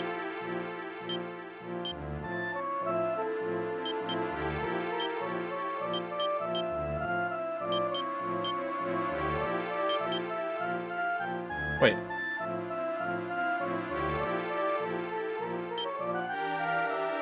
Okay, yeah, I'm dumb. Okay, we're good. Everything's fine.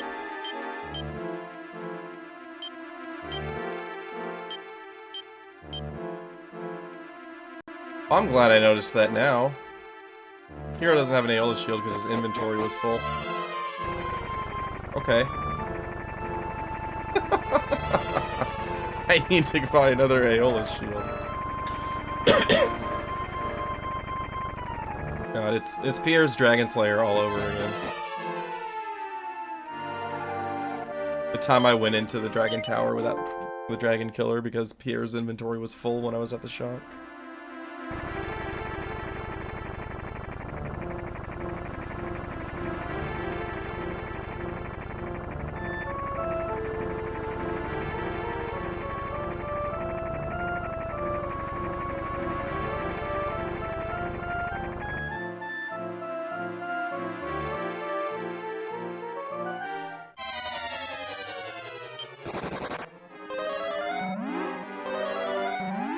That's not good. Okay, we're fine. You want to see them turning into Slalom, not here.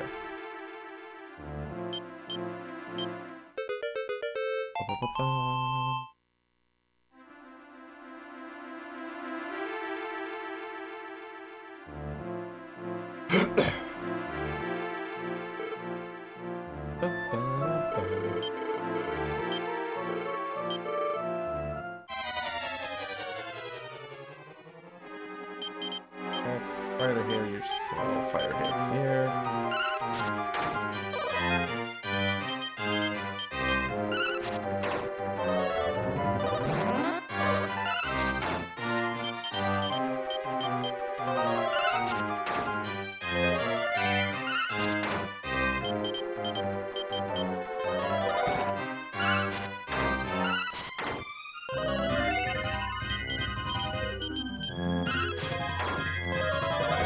Wow. Expel does not want to land. What is this, Dragon Warrior 4?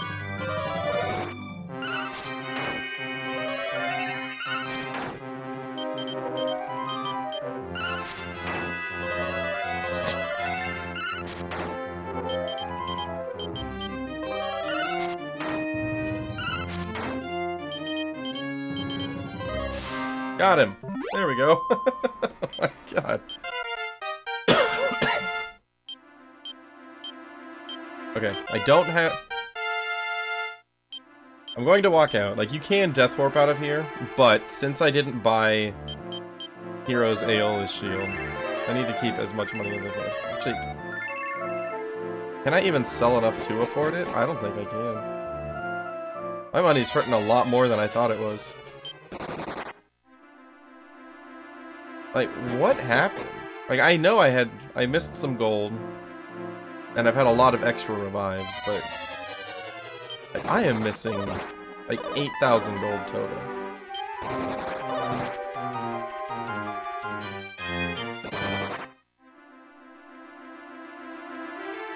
I'm missing like 3,500 for the Iron Mask, and then like 4,000. What, 4,500 for the Aeolus? Something does not seem right.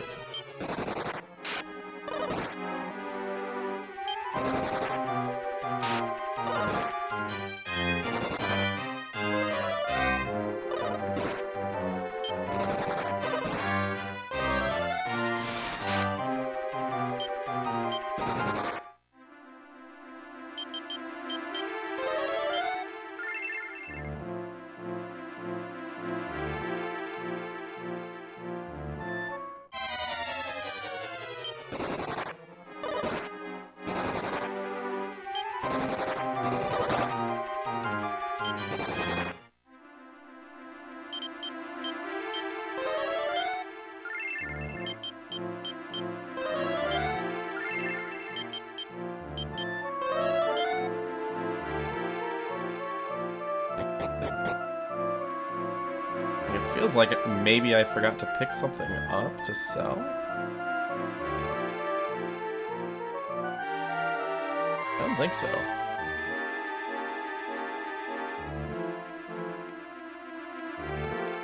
Okay. Skip Kandar.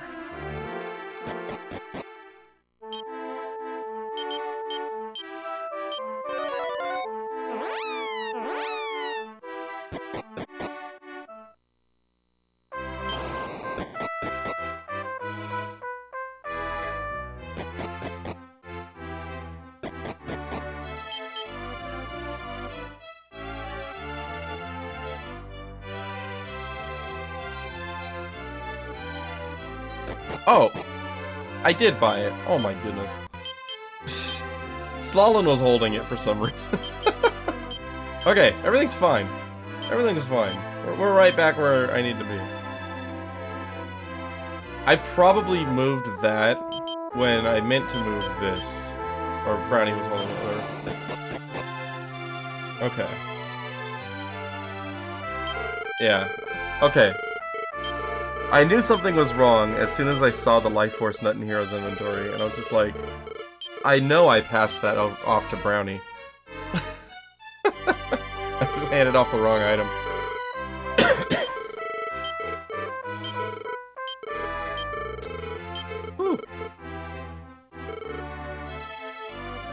Disaster averted. Kind of.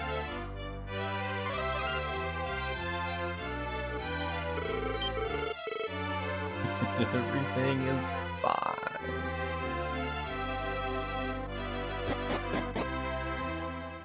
Yeah, I was so confused about where that extra money could be. It's like, that's a lot of money to be missing, you know?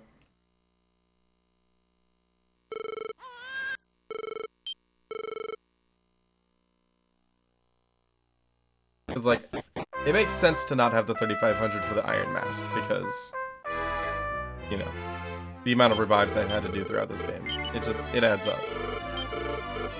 But also missing 4,500 for the shield is like, eh?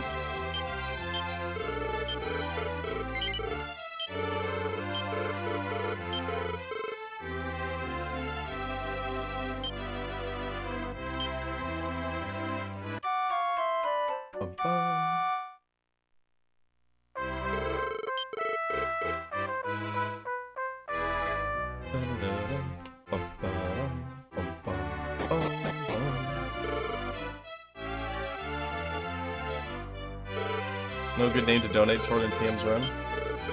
Is Kev not an option?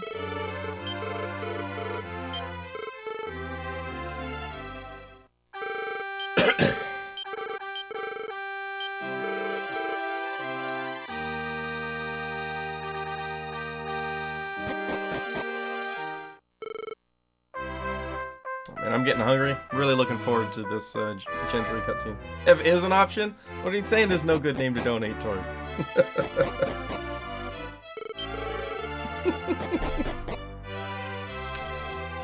Kev is the best name.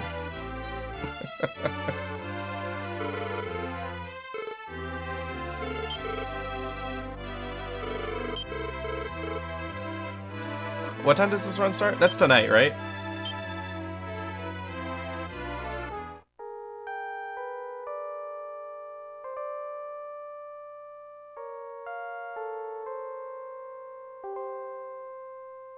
Couple hours? Okay.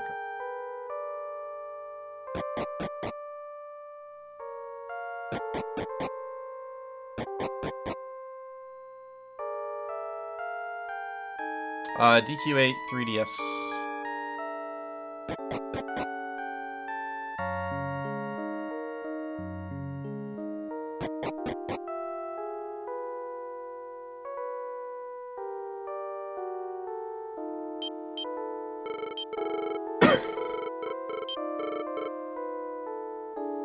Yeah, not the late night slot, unfortunately. I'm not gonna be able to stay up and watch it.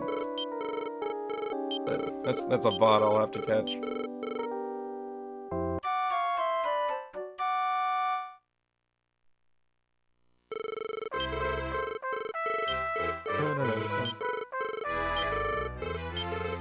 Right, nothing ever goes wrong in the Demon Tower, right? And all towers are free, especially if they're lighthouses.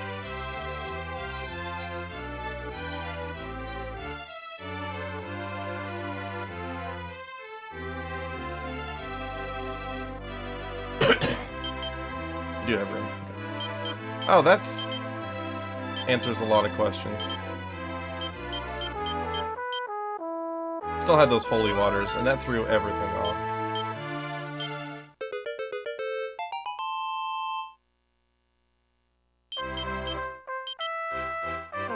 Sunshine and Peace Tower. That sounds right, yeah.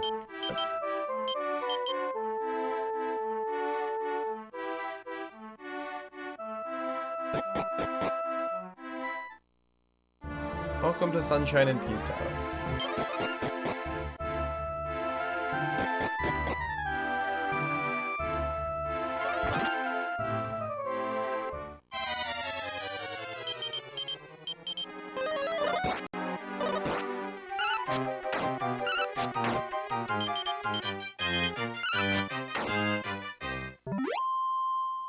Feel that piece? No.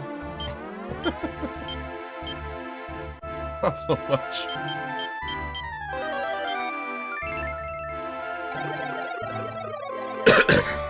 Tower of Repose.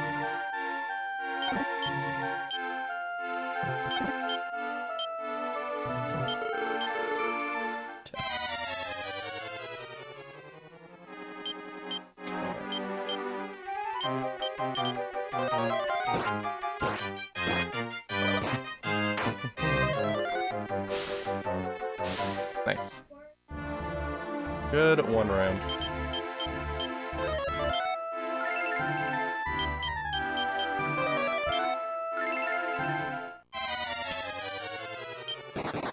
Jeez.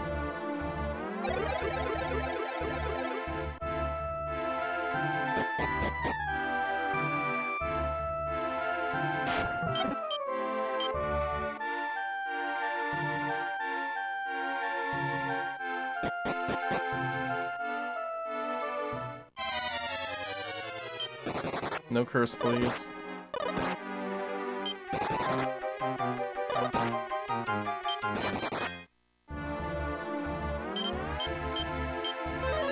Didn't land on anybody, at least.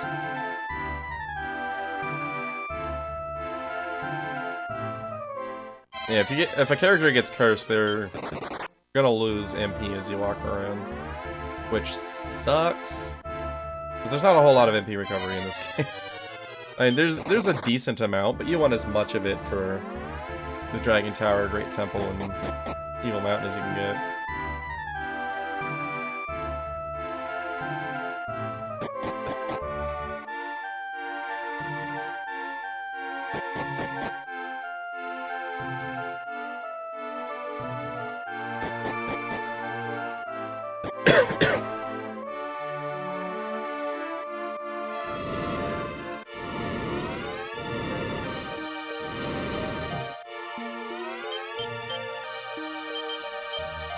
One strike.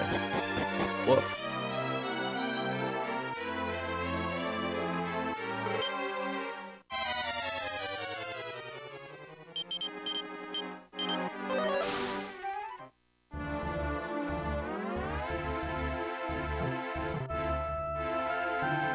Keep forgetting you can't, like, slide behind that wall.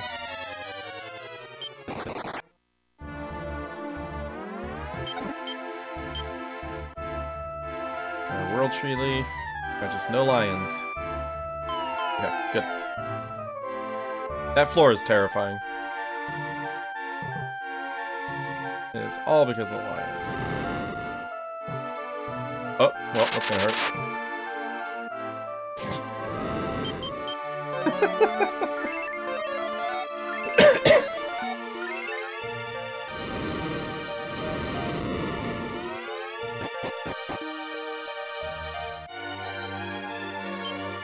13 MP on Hero.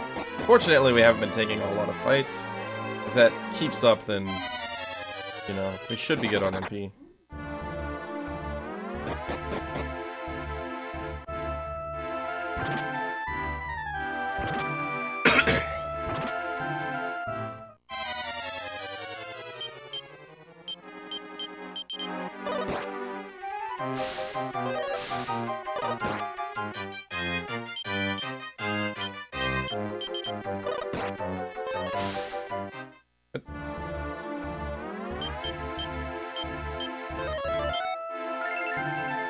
Oh, don't forget to hit the switch.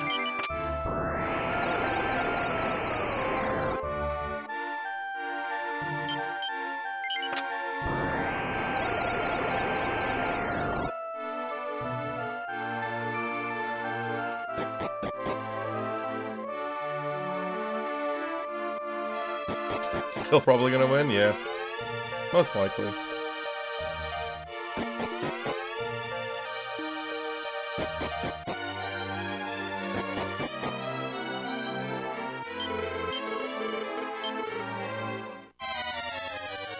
Alright, so we're gonna go lighter hair, increase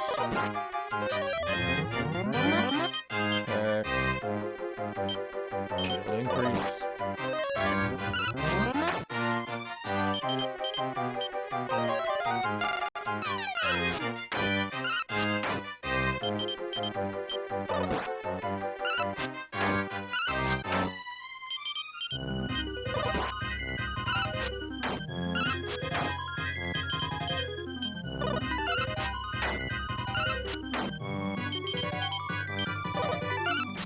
Hey, Joe. Yeah, I figured I should, complete a run. I've been doing, like, DQ5 off and on for a while, and... Huh. Fur coat. But it's been a while since I've actually finished a run.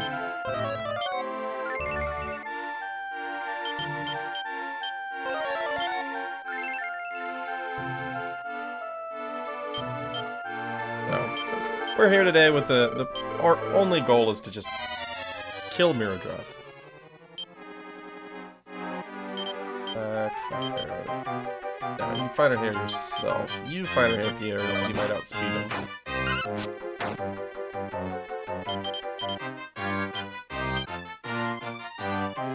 Yeah, we'll get one increase, then defend. The real goal is have fun. Yeah, we'll go with that. I am having fun. It's good to be back in this game. Like, it's kind of weird. It's like, I almost feel like an imposter in other games, you know? This is the game that I, like, routed on my own. Like, everything else, I'm following somebody else's notes. So, it's always nice to run this one, because it feels like it's my game.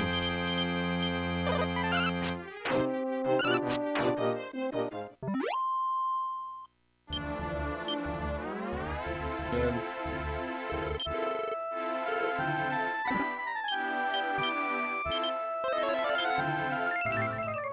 God, Hero looked like no damage there.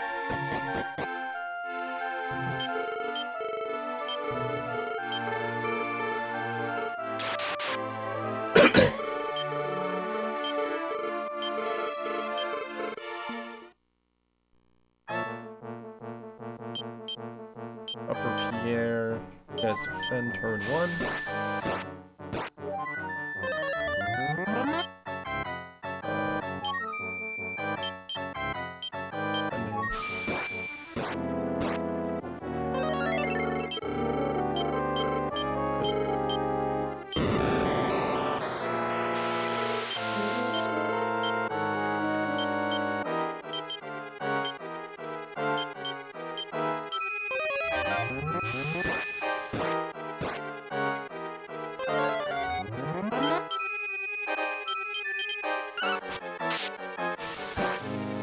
Oh man, pumping damage. Not hero? Okay.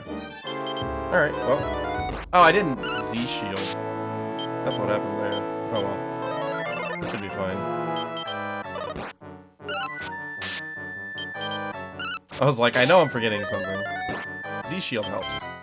Quite a bit, actually.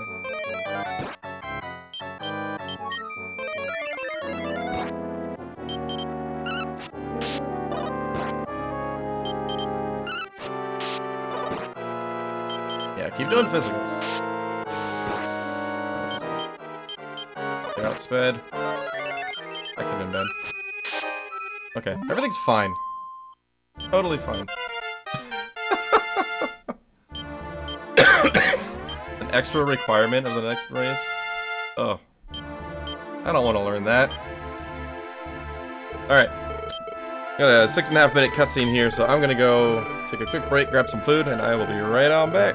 Enjoy the show.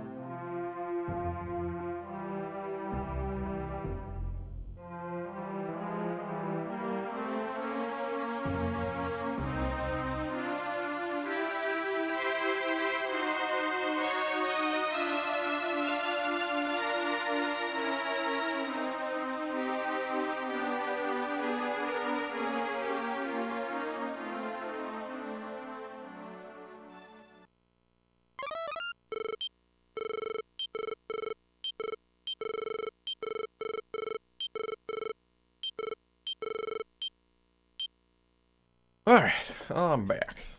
Temperature really dropped during the first half of this run. Had to grab a hoodie.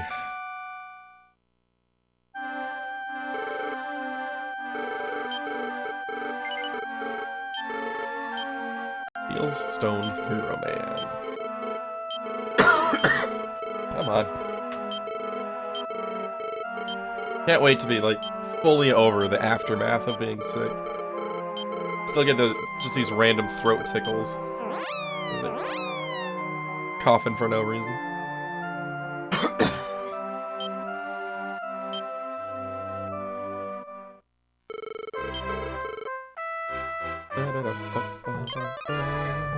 Oh! Where do we get that? It's probably not going to get used, but the one time you don't have it is the time that you need it.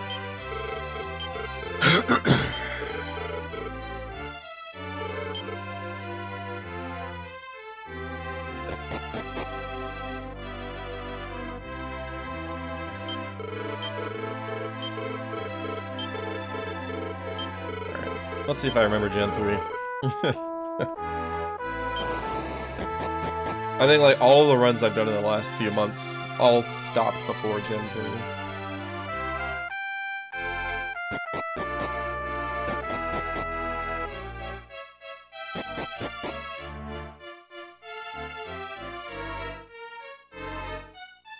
Revive Slalom here.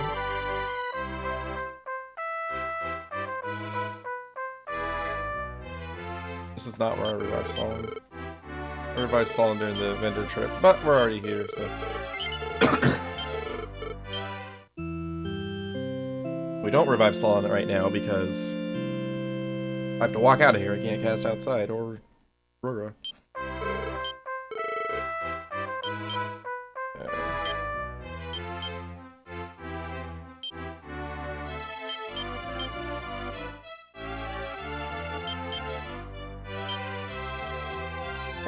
I also didn't grab Sancho out of the tavern. My god.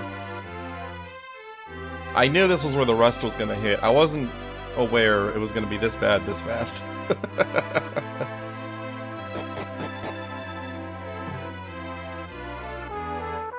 Who needs Sancho? Good point. I'll just level up some.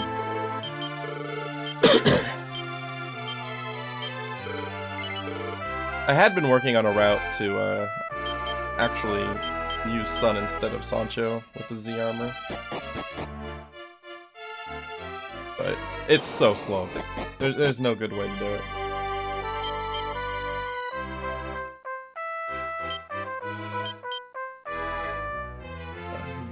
Hang on. This goes to Brownie. Stop, Brownie. Make sure Fighter's got... Fighter? Make sure Hero's got a Fighter here. Okay. I already moved the thing.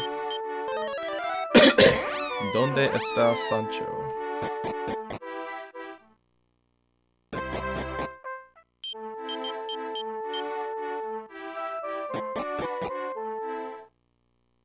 Oh, great.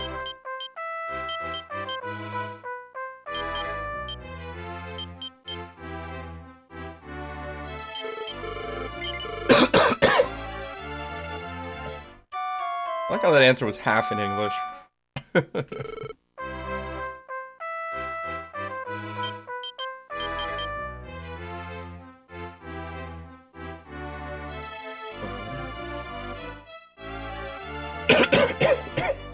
Goodness, excuse me.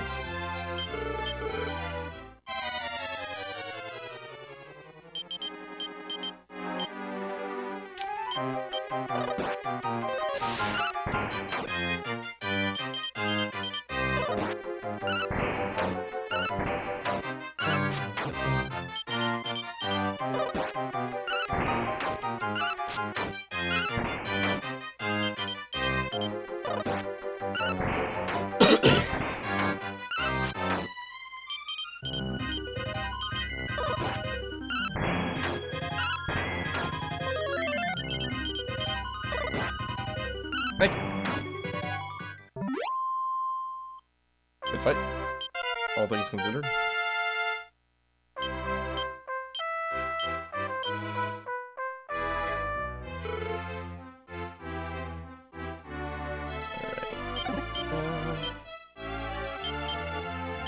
Does Aeolus shield to Sancho? Bum.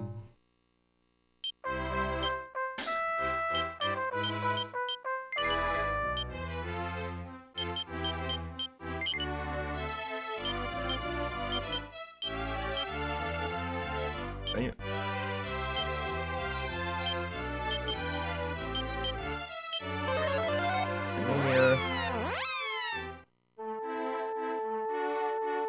In the boat, Sancho. My goodness. Hope I'm not dying. No, I'm in recovery.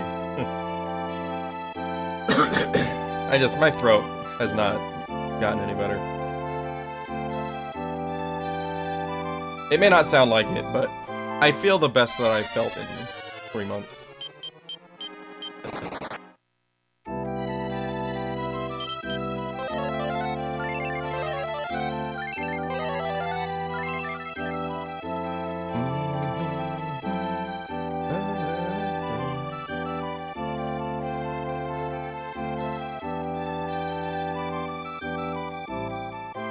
Oh, nailed. Oh, dang it. It goes more. It was off by 2. Okay. One day I'm gonna Kobe one of these sea voyages. Not today.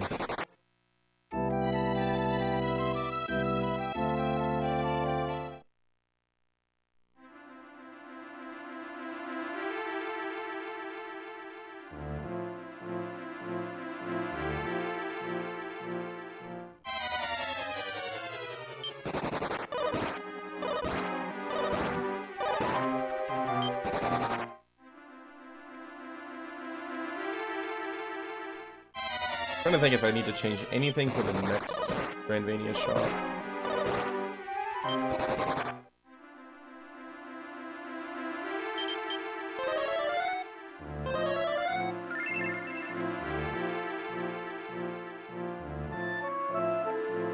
Hero should be done attacking anything.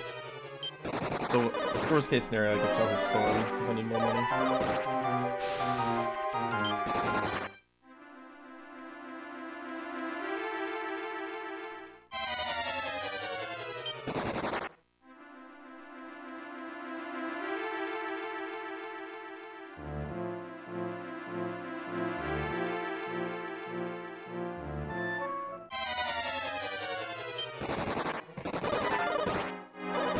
I know I can expel these.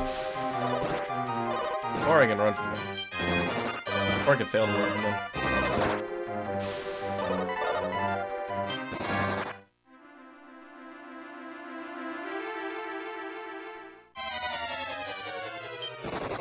We're back.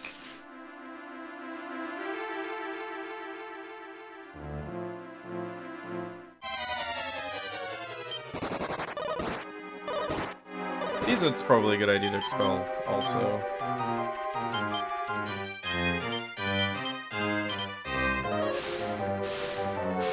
They have a very high susceptibility to expel. As most undead do.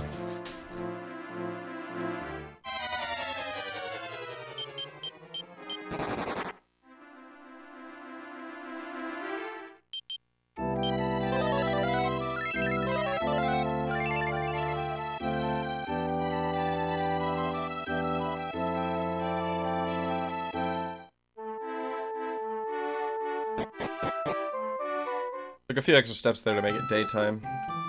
That's specifically for the return to Grandmania. Can't go upstairs until morning. Guard blocking the bank off.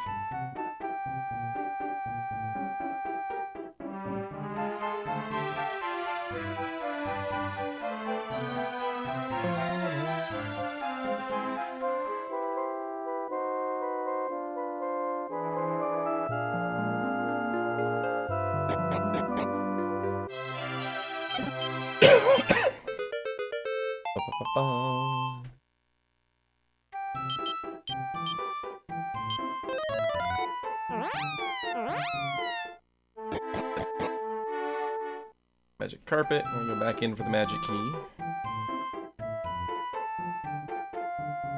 We go shopping again.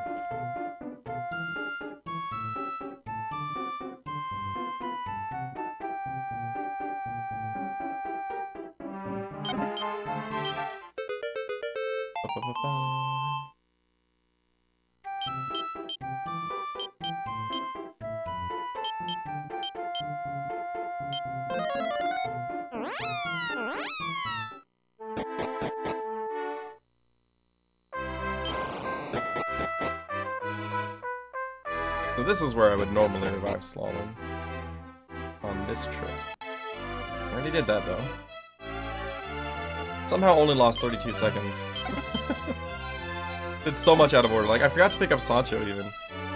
I don't know how I saved time here. It's weird. Or not saved time, but didn't lose very much time.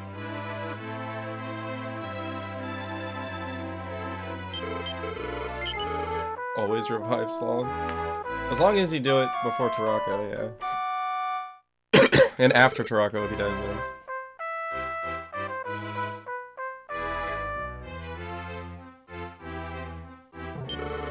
Selling Pierre's junk.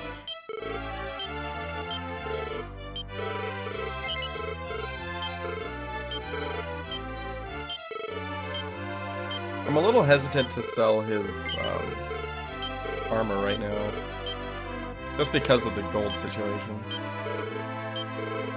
Like, it would be really bad to just be like, oh, by the way, you can't afford dragon mail. Oh, I must have already sold it. Oh, there it is. Why did I give that to you?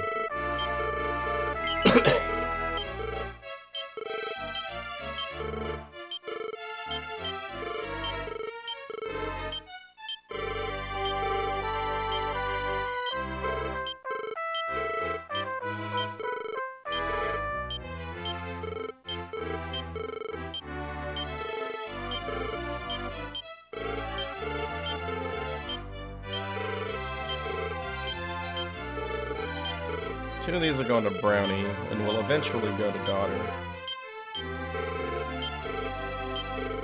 But for inventory management purposes, I don't want her to be holding them quite yet.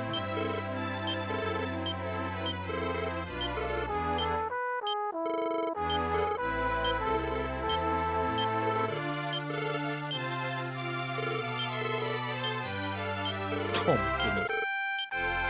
I don't even know why I'm trying to go up for this. It's just down 2.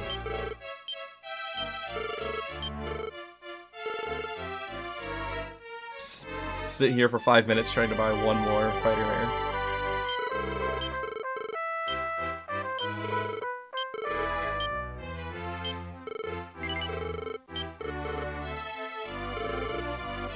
Actually...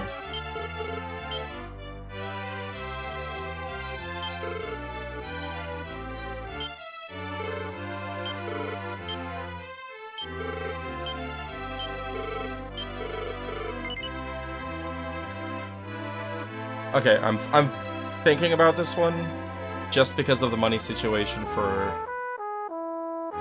the Santa Rosa weapon shop.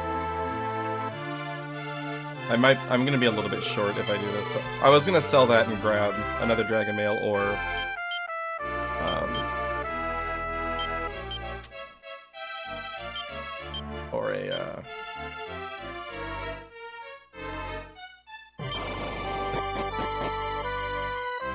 Iron Mask. But no, we're not gonna do that. Okay, so now we're going... Oh, brain.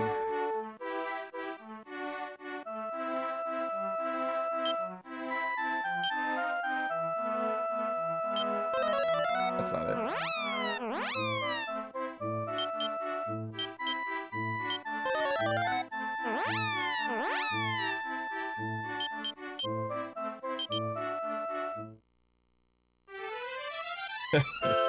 Yeah, this is absolutely where the rest is coming in.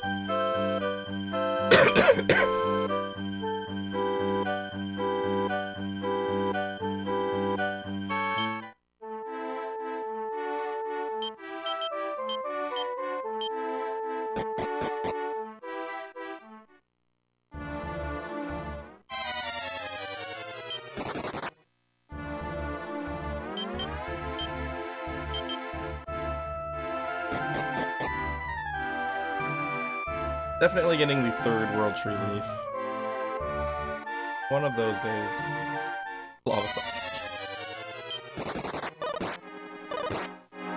The Jelly Man.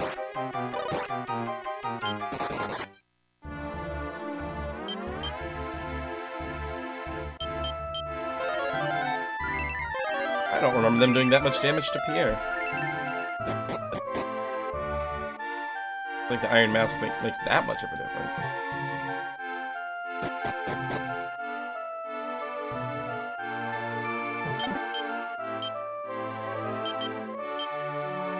I don't have outside.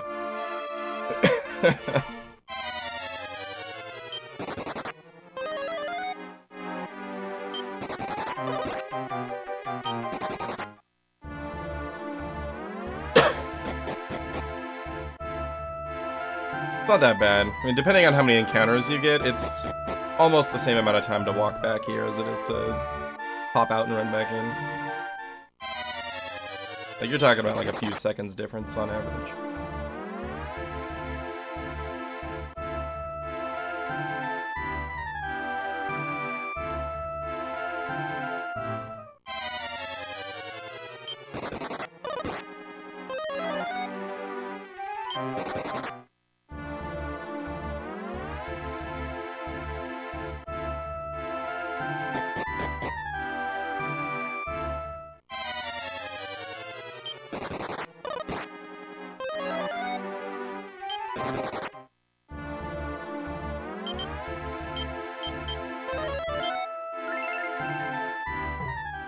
Wow.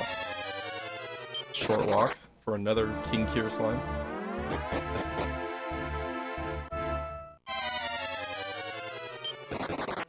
Encounter rate what?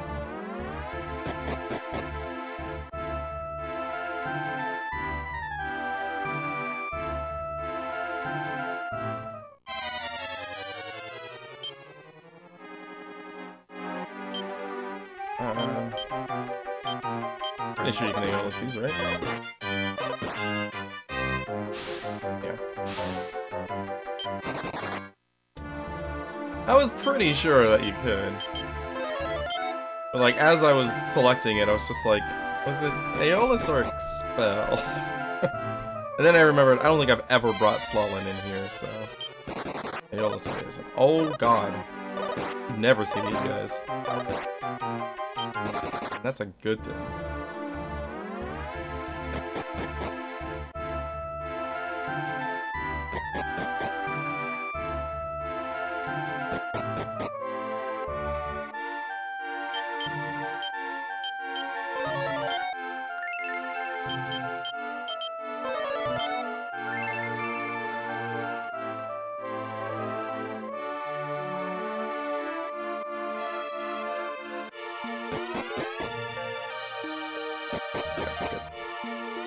Not bad.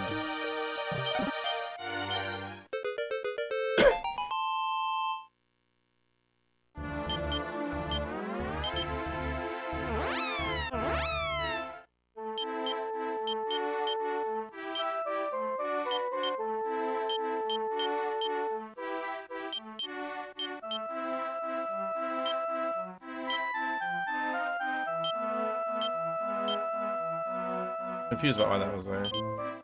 Oh, I passed it from over from Sun for some reason.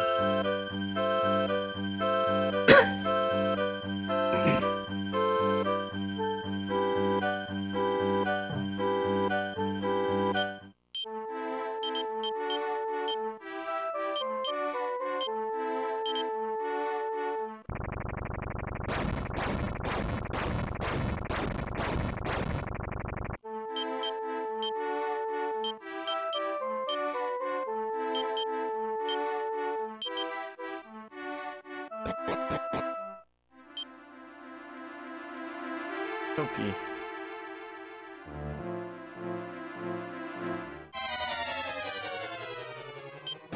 That's an encounter.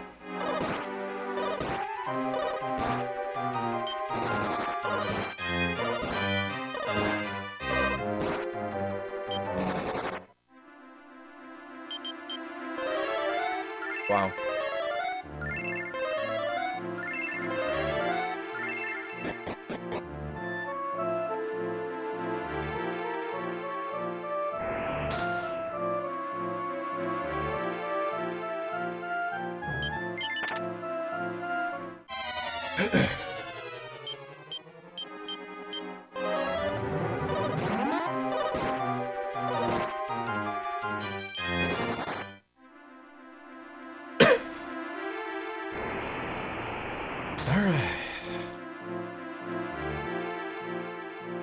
Slon, I just need you to not get murdered here. That's your real job. Nice ambush.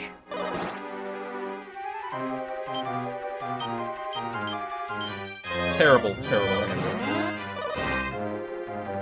Fucking skulls, man. I didn't catch if that... Yep. Okay, he cursed Sancho, that's fine.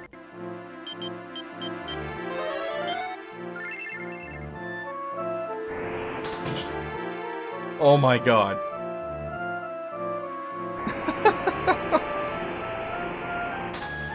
I got that encounter right before I hit the switch, and so I forgot to hit the switch.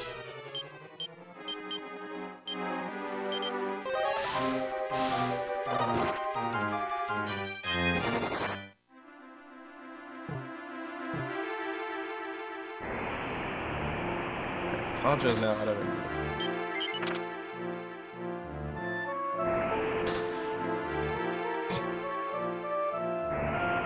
I'm dumb. Why didn't I just ride that back to begin with?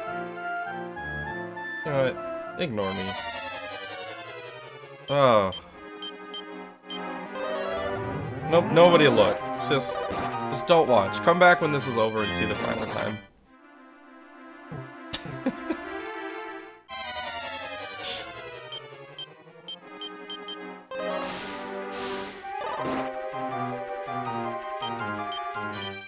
This is fun.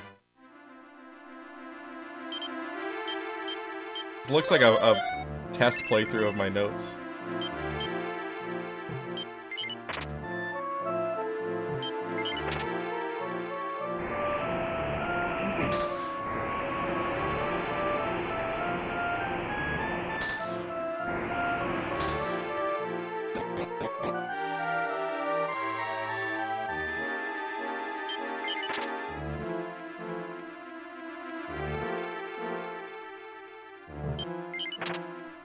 SK's DQ3 Rust and my DQ5 Rust, yeah.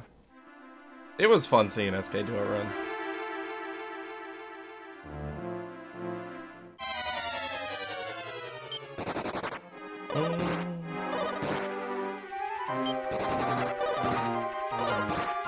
And Peter's gone. No more heals. We are mostly done with this. But there's still a lot of space for this to go wrong. I didn't hit the switch again. What is wrong with me? Oh no. Oh my god, are you kidding me?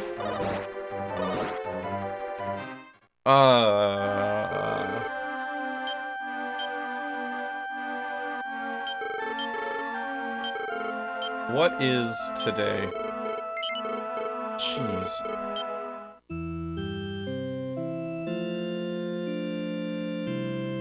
This is ridiculous. Maybe if I could run from something once in a while. That would be nice.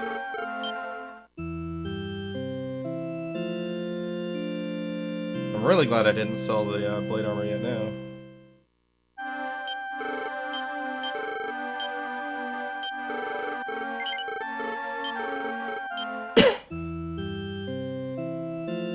Yeah, the real bummer about that is I was like 2 or 3 encounters away from being done with the cave. Well, now I'll save, because if I die again, I'm screwed on money again. So, I need to reload instead of revive.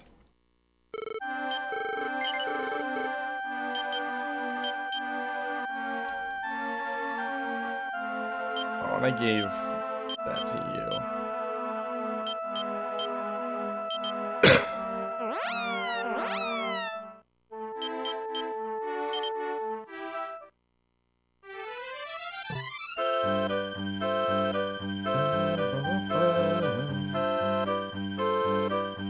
And I told you this game was going to be mad at me for ignoring it for so long. Didn't realize how right I was.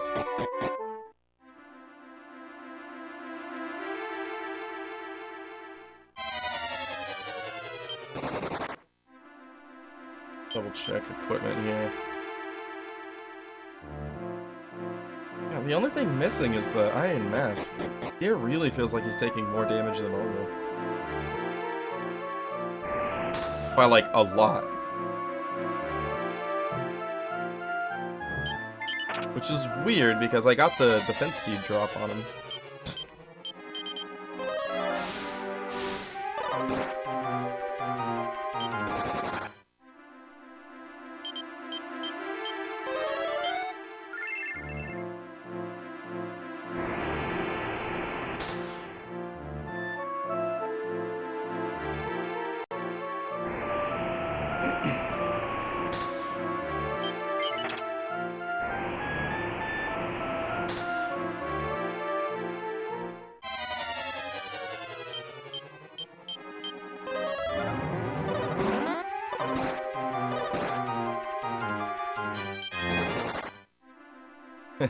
Hey, Dragon.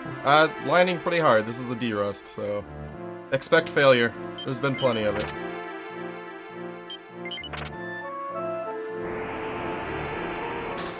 This is my first time doing Gen 3 in probably 3+ months.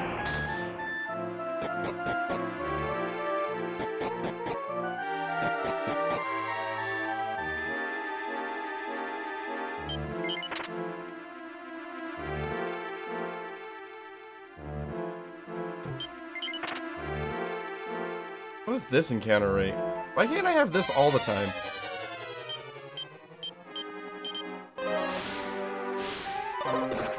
Hey man. I got it covered. Don't kill my Slalin, you jackhole.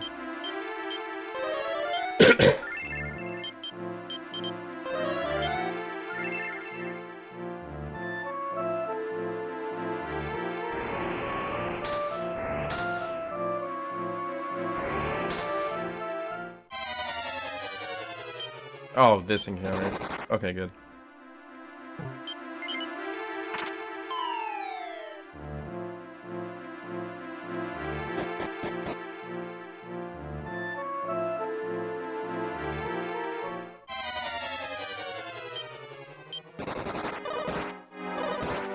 This encounter sucks, because even though they're all physical damage, you still can't just, you know, double increase and then run. Because they can also cast Rupinon, which will drop your defense even more. It's just one of those succeed at running or die.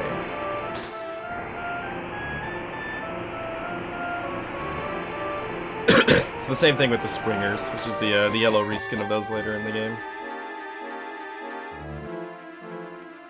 It's one of those situations where the correct answer is the one that works. Unfortunately, you don't know which one's gonna work until after it's over.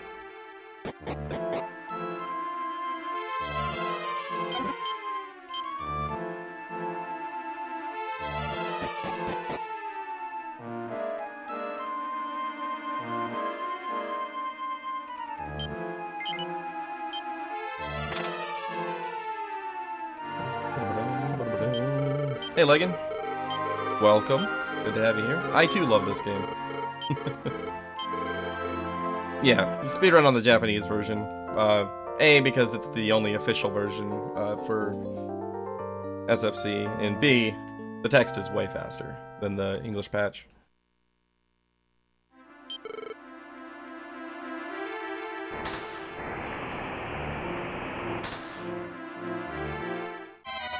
This is hopefully the last encounter in here, and oh no. What a bad encounter to get. Okay, only 2 road fails. Alright, we gotta remember to revive Slalin. Oh, Legion, gotcha. Whew, could have been much worse. There's a reason that's an emote.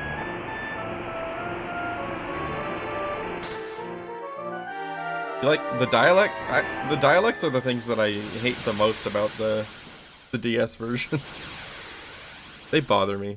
Like, I hate trying to read an accent, you know? Like, especially, like, Chapter 2 for DQ4 DS. It's like, it's headache-inducing for me.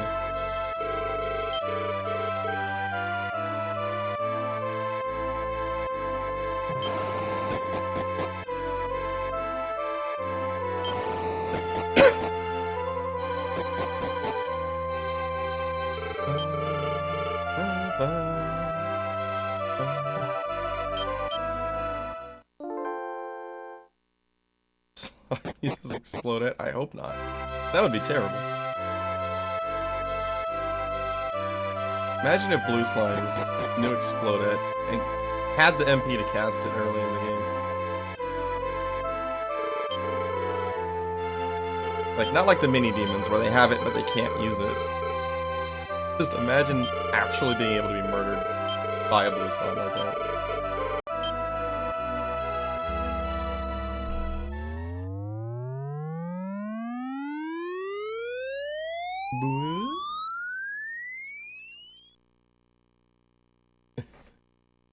I mean, they do have enough to cast Blazemore, which can be problematic on its own.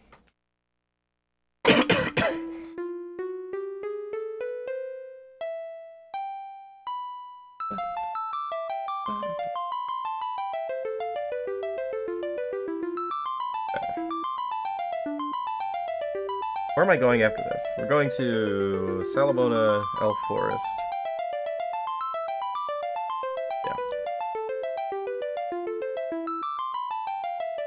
Yeah, in 5 they can cast Blazemore. I think in 3 they can cast Blazemore too. Or they had a breath attack or something. I don't know. They had something else they could do in 3. You don't see it very often. I remember saying that, like during a run, I mentioned that, like, oh, these guys aren't scary, and then Hack freaked out. He's like, what? These guys are terrifying. It's just because I'd never actually seen them do something that they had the MP for. But yeah, in this game, they can cast a couple of Blazemores before they run out of MP.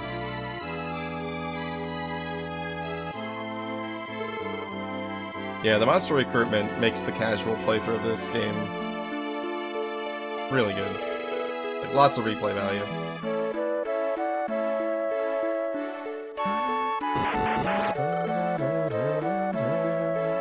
If I ever stop being lazy and I make my tracker, I'll eventually do my recruit all monsters run.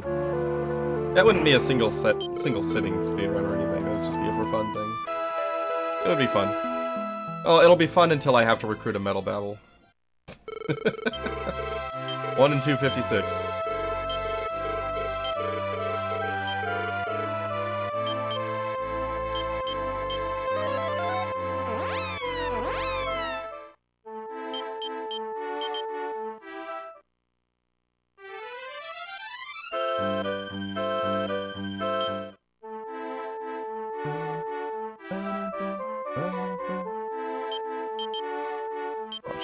Daughter. Actually.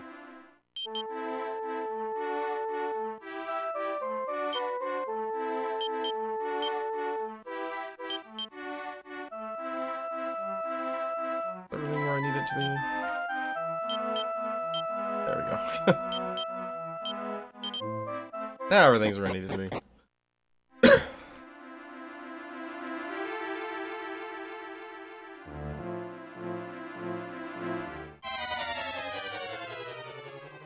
This is a great fight, especially if you get a preemptive, because then it just doesn't matter. They don't do anything, even if they do get turns. Alright, because of the gold situation, I am definitely grabbing the gold chest. That was a risky run.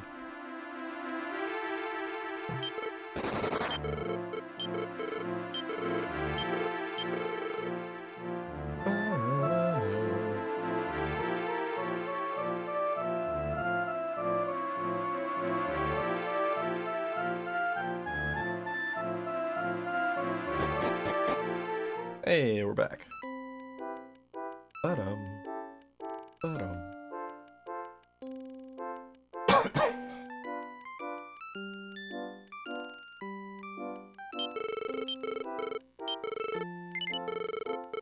I said no. Dang it.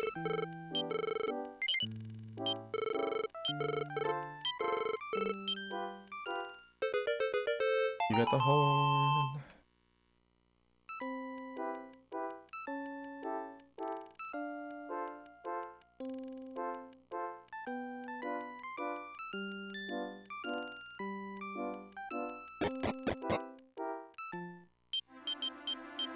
Poncho back out in front, just in case.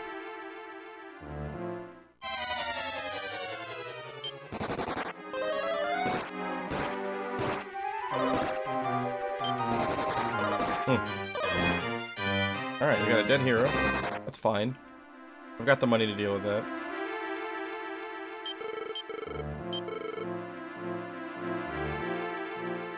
I don't remember. Do the Katos reset if you change? No, they don't reset when you change screen. Never mind. We're fine. It's been a while since I've grabbed that gold chest.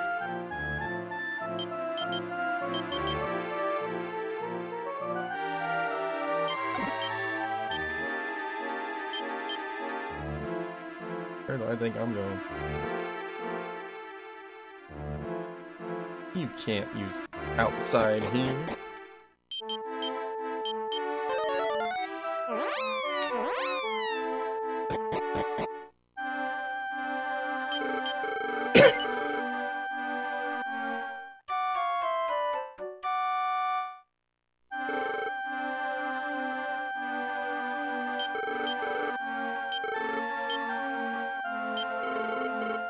Slowing up.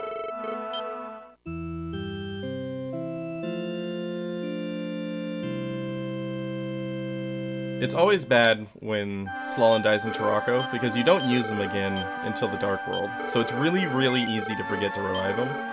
But if he doesn't get the experience from Evil, then he doesn't learn Metapani. And then phase 1 of Mirror Draws just kind of goes to shit after that.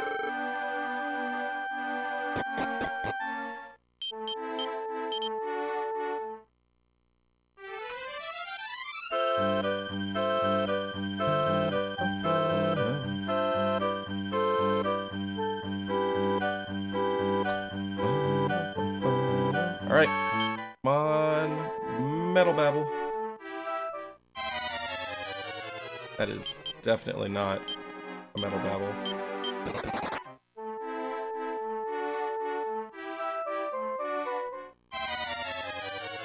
Neither is that.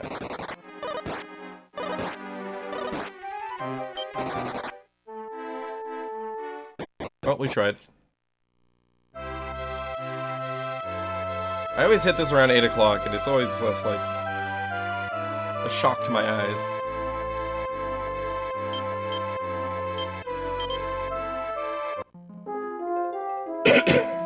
Excuse me.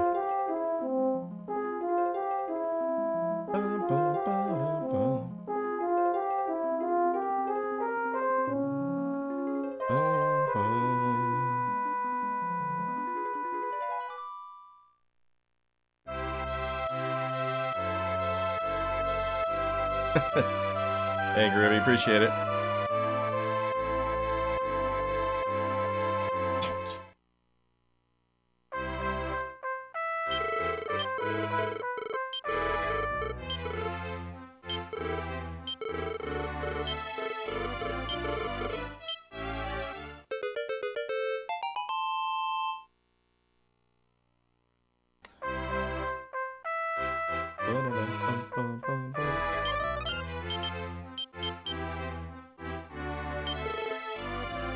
I'll raid the treasury first, then we're gonna destroy my bitrate. The worst transition in the series.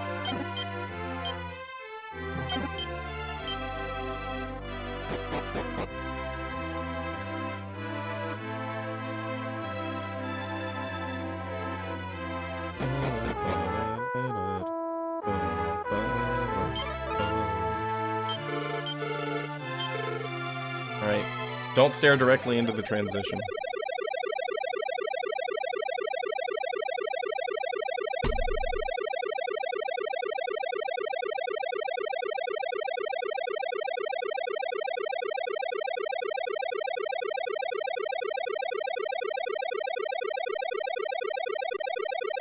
Yeah, sound effect too, yeah. It's pretty rough.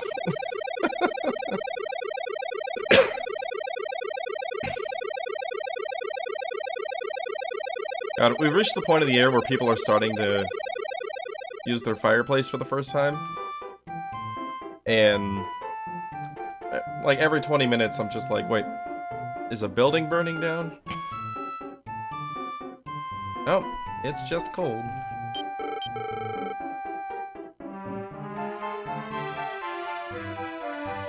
Get blasted with the smell of smoke every once in a while. Never say no here. If you say no to this transaction, you have to leave and come back and do it again. Saved a couple minutes there.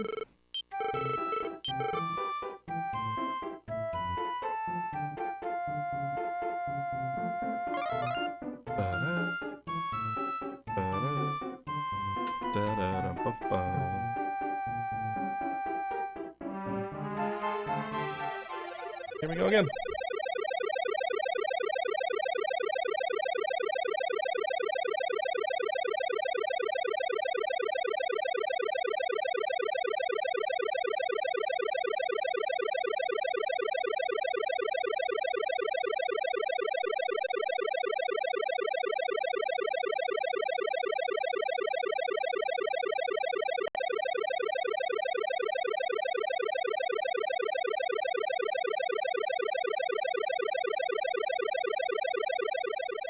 And clear. Alright.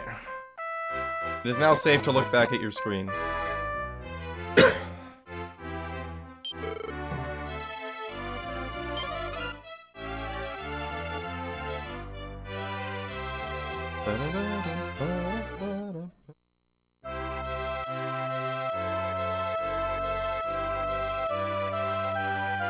Now I just, hope I have enough money. I should, because I haven't sold Pierre's armor yet. And Heroes rockin' silver mail.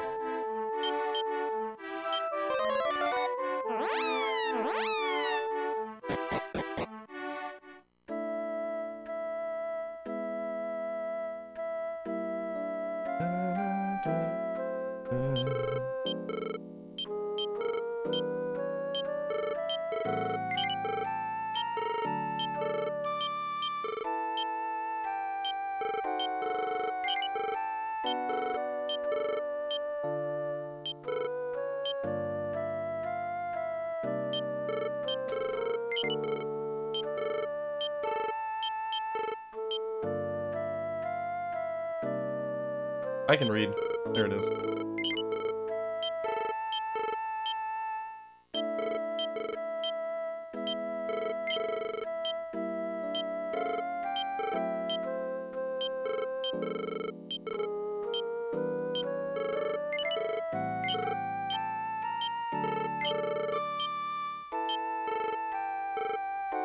Alright.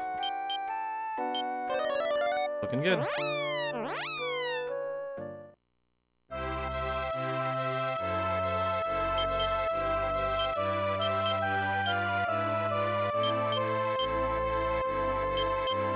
Yeah, look at that. I remembered the herbs. Boom. I just needed to walk away from the game for a couple months and then I can remember herbs.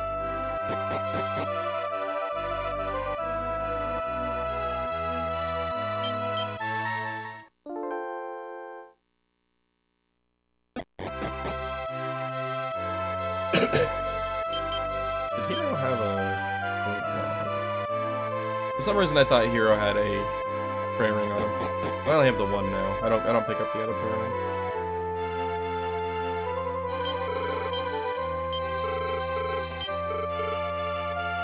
Alrighty. This is where the fun begins.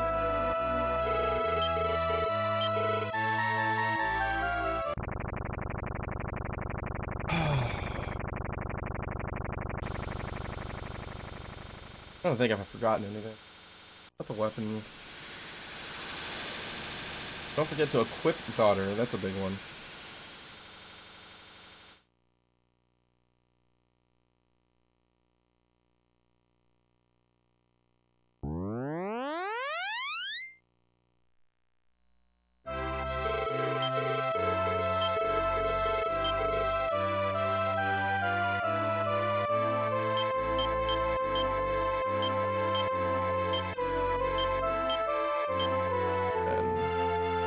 Okay, everything's where it needs to be.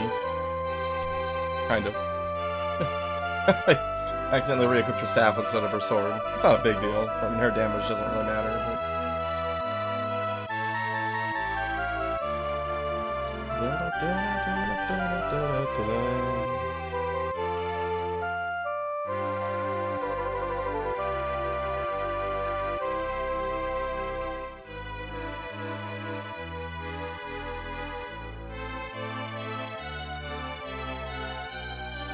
So we're actually ahead on gold now, just because of some changes that are done. Not getting the Iron Mask, not getting a Dragon Mail for Hero. Because I still have, I think, Sun's Steel Armor, and maybe his Morning Star that I haven't sold yet. So we're a little bit underpowered, but overfunded.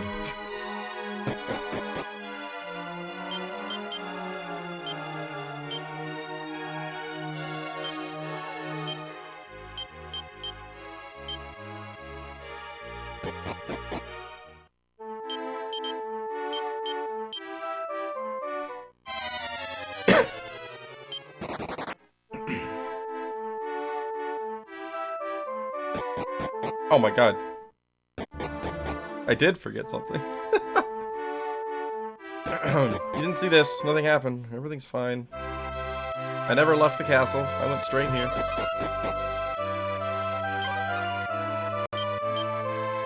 Got my world due. And you know, the grappling hook that I need.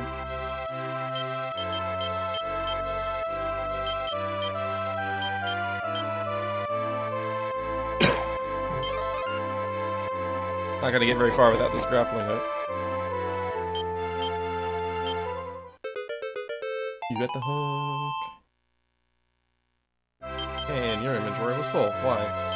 Because I didn't sell your hammer, that's why. Everything else. But also, don't need that. That. Yeah, everything else is fine.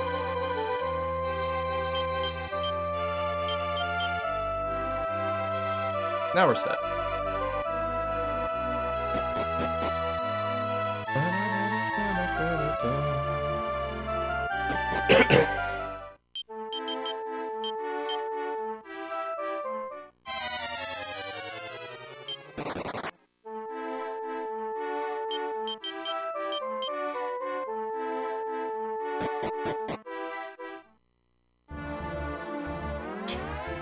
Door's not open.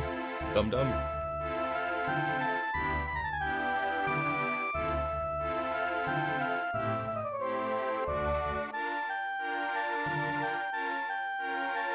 Oh, that was a bad one. That one actually made me dizzy. Everything's fine. We're good.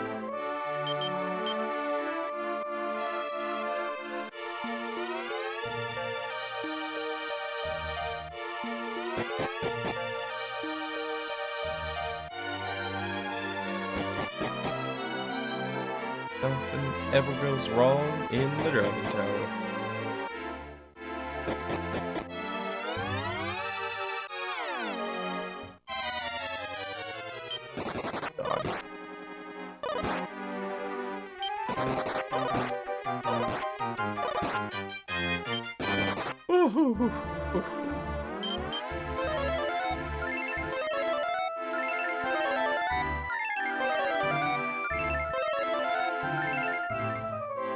That was fortunate.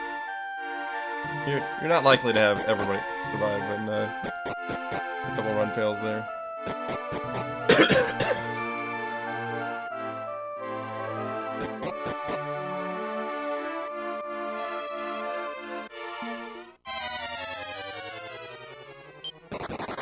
I thought about fighting it, but we're okay on gold. Got a bunch of stuff to sell, and if I really need it, I can pick up the Hades armor or whatever. Whatever it is that's in here that sells for 6k-ish.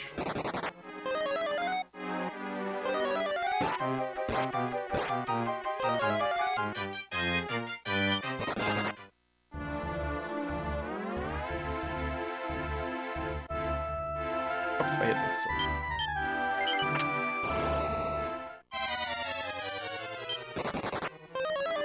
Okay, somebody's dead. Probably Hero. Yep. I should have just used outside after flipping the switch. That's okay. This gives me the excuse that I needed to go do a safety save before going into the dungeon.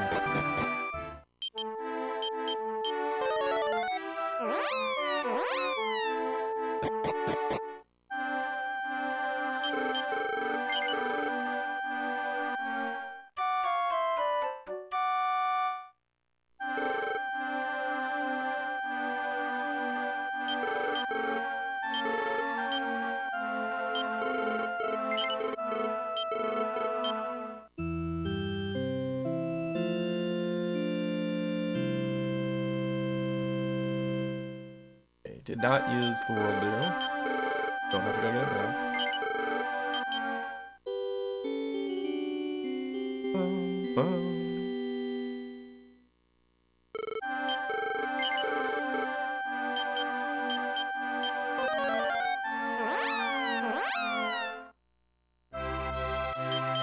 What I didn't do.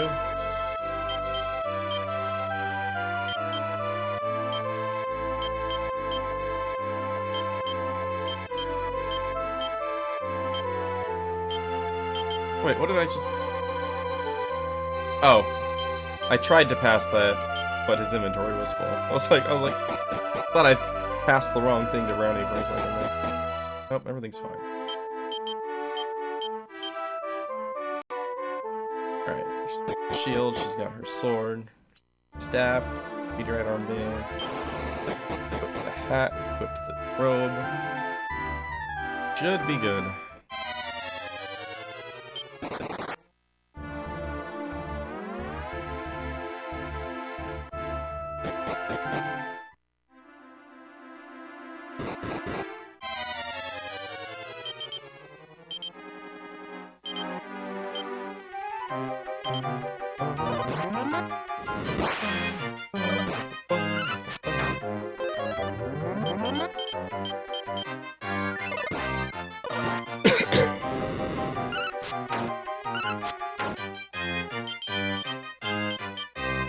It's actually a really good fight to get.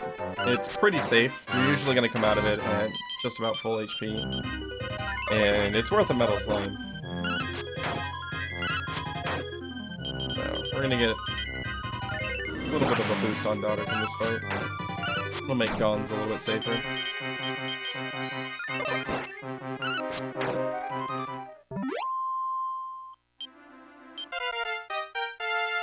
Metal Slime and a half. Plus 10 bonus HP on Pierre is always nice.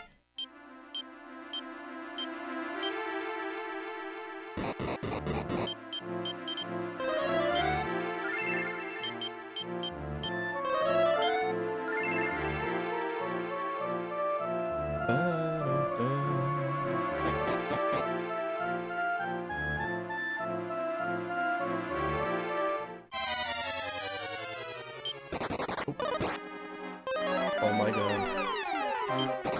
Oh my god. Don't do it. It's fine. I'm not panicking.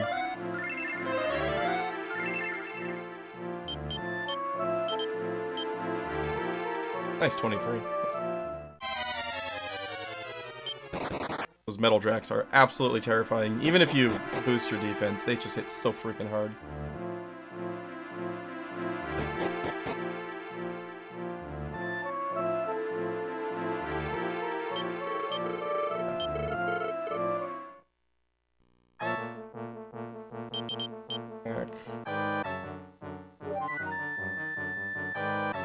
Why does Pierre not have any... Oh, I gave them to Slalin. Alright, well this is gonna be a slow fight. I think I accidentally gave Slalin the fighter hairs that Pierre is supposed to have. And I didn't give her the ones from Brownie. Oh my goodness. Did I mention I'm a little bit rusty?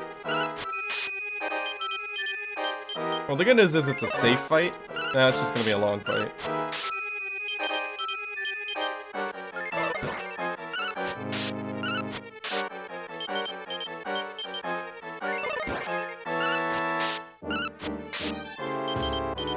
This is so sad.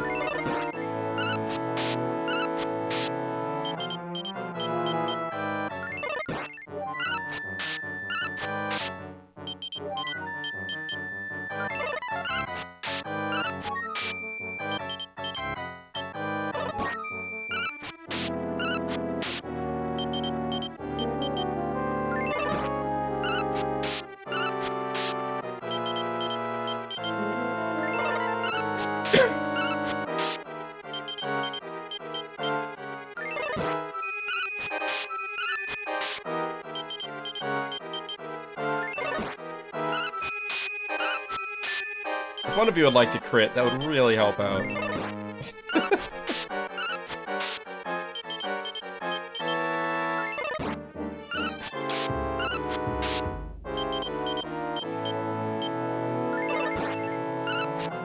Actually, one other thing about it, Sancho should have his on him. I don't know why I didn't think about that. But at this point, is it worth it?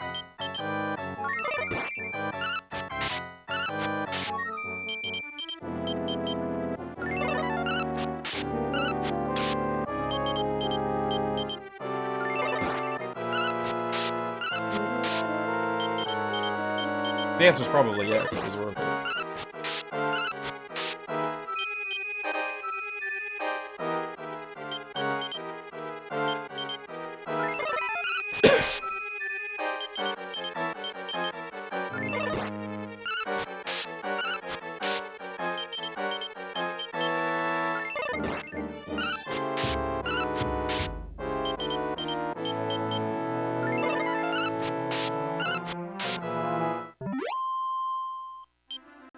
That's about the dumbest Gons fight you're ever gonna see.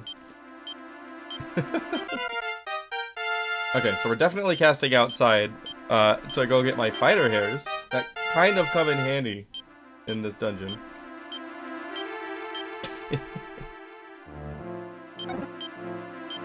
Oh, that's too funny. I've never forgotten the fighter hairs here.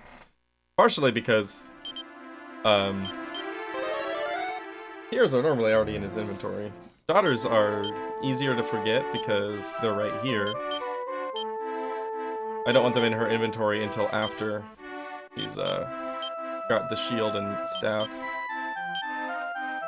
And then apparently I just accidentally gave, yeah, I accidentally gave Gears Fighter Hairs to Slalin at some point. Mismenuing the Transvania shop.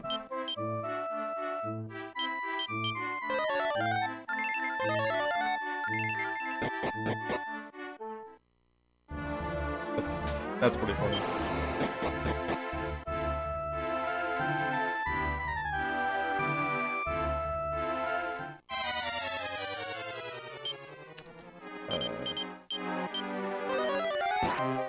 She got outsped.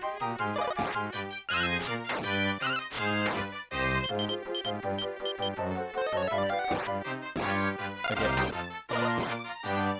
And she got physical. Nice.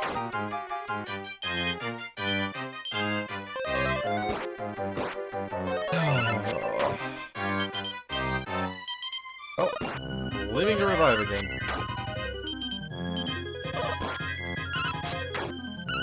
I don't want to use my World Leaf right here. That would be pretty dumb. Like, if I were right in front of Gemma, I'd be like, okay, yeah, I should probably do it. But I'm standing right at the entrance. It would be pretty stupid to use the Leaf here.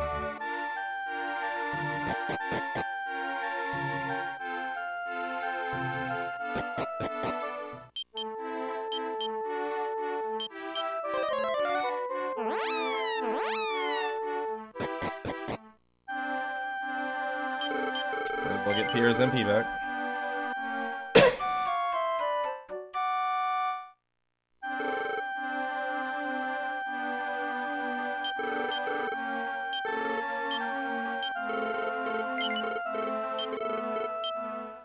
Now, I could have used Ludman's house to revive her. But I want to do a safety save too, anyway. Lots of ways where Gemma can go wrong, so wanted to step out and save either way.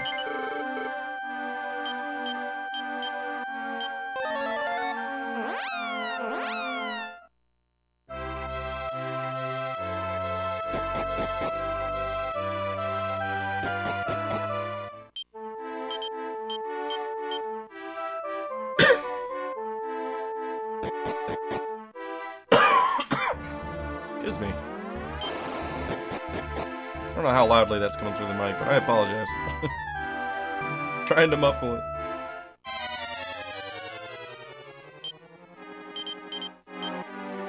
Oh, wait, no.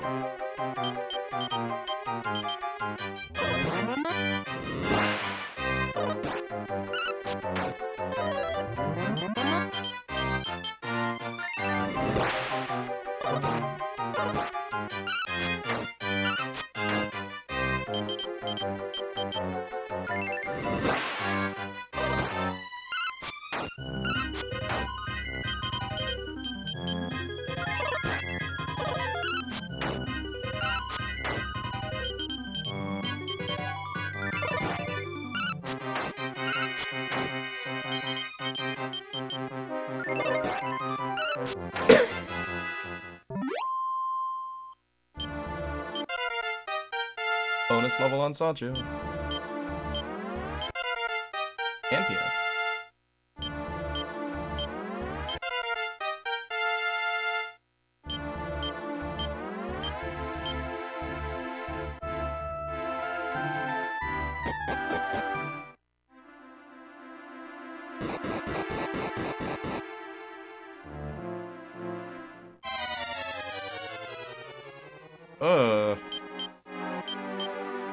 I don't like this.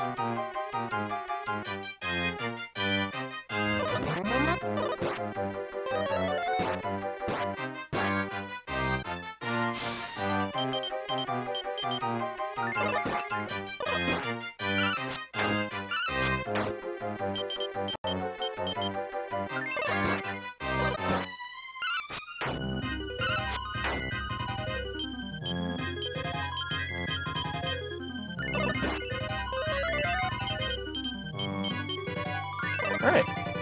Oh, let's never do that again. Thank you.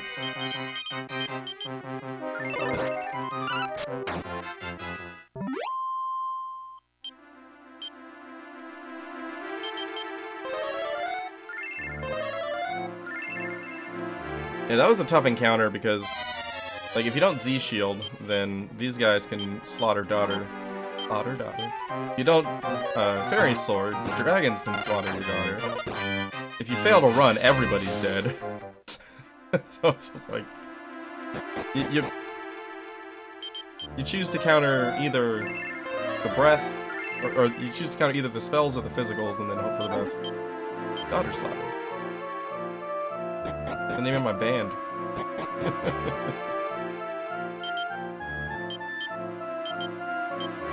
It's 26, nice.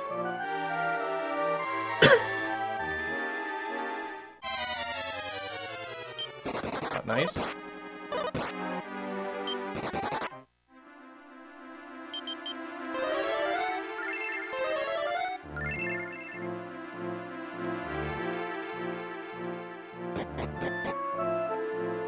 All right.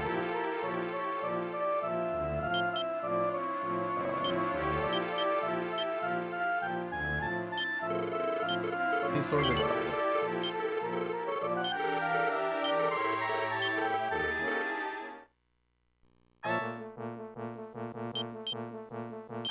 Increase spider hair yourself. You very soon.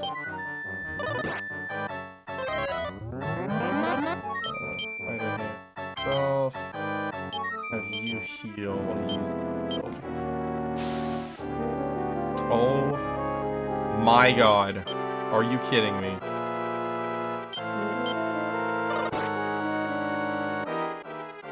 Okay. And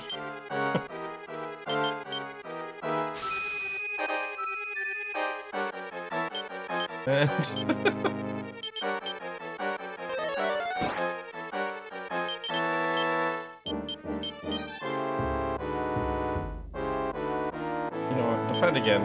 Heal. You heal, Sancho. You heal. Okay. Okay. We're good now. We're good. Everything's fine. That was a rough setup.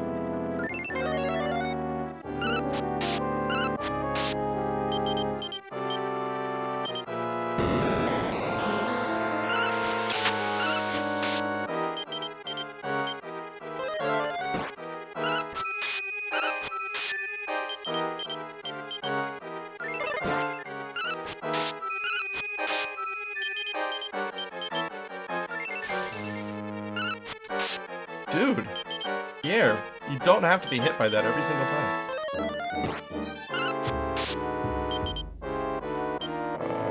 That's gonna be dangerous. Good defend. Whew.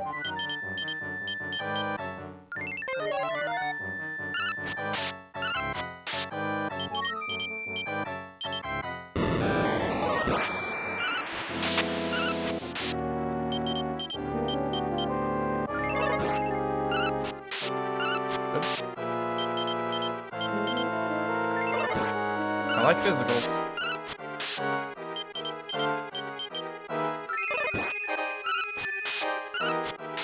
Yeah, if you just want to keep swinging at Sancho for the rest of the fight, I'm not gonna argue. Pretty ideal.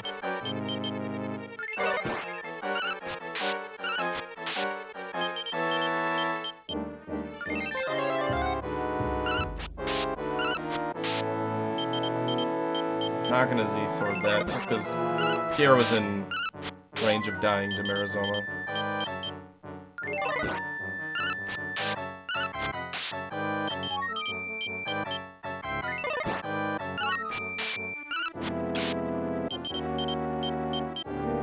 If he'll do a physical on Sancho, I can Z-sword him again.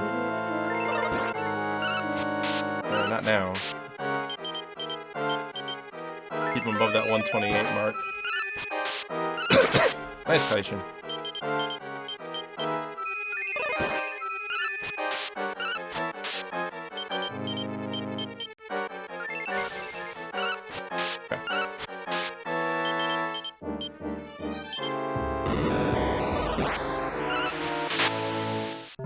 Didn't matter anyway.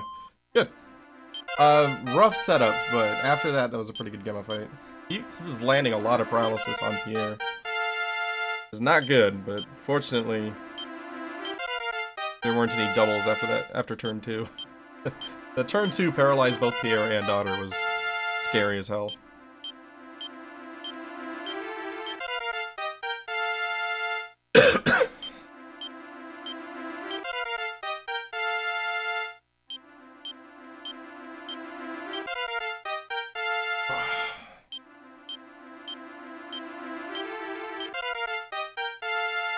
Ruka.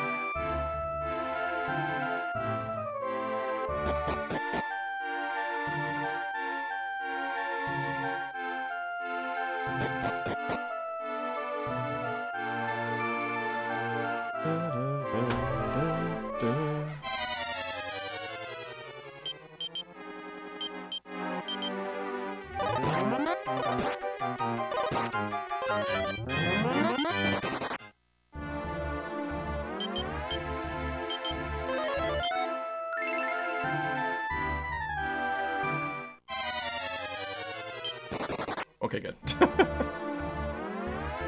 That's a really bad fight to fail to run from. Glad it worked.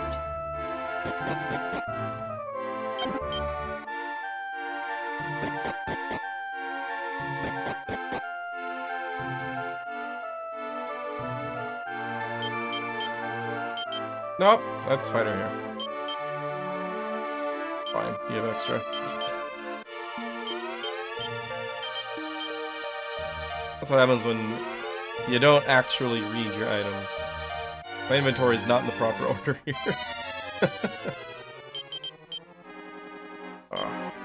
Yeah. It's slow, but they don't do too much damage here. That's fine. Now we can run. Or they can beat the crap out of Peter. Don't hit me. Fine. Things good.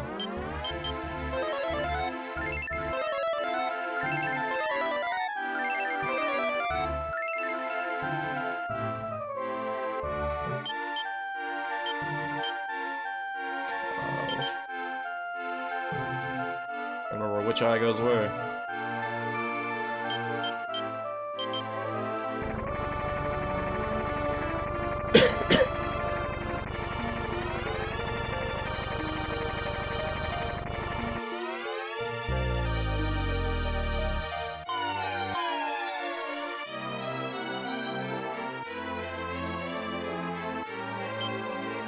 That is fine. Here is out of MP. That's a great encounter.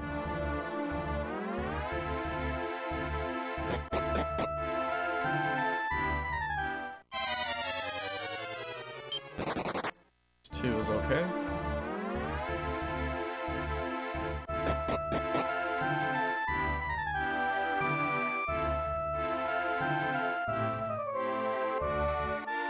Alright. That's it for random encounters in here.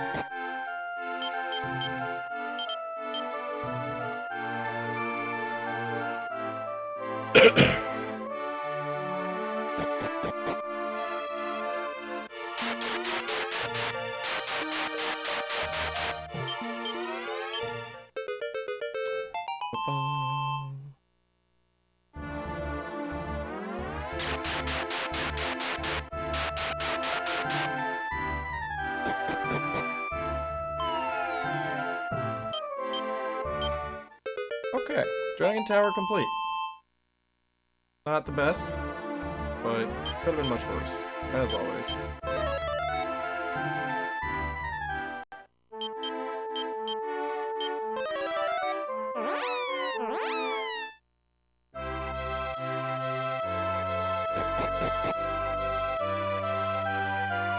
The good news is, I still have all of my MP recovery, and all of my world leaves going into the Great Temple. That's fantastic news. If you have at least 2 world tree leaves going into the Great Temple, it's so much safer. Because you don't necessarily have to just, like, get through in one shot. You can allow for a couple of deaths and then just revive at the end. If you don't have any leaves, then there's just no room for error whatsoever in the Great Temple. And unfortunately, you don't get to make that decision, the game does. All you're doing is running and hoping it works.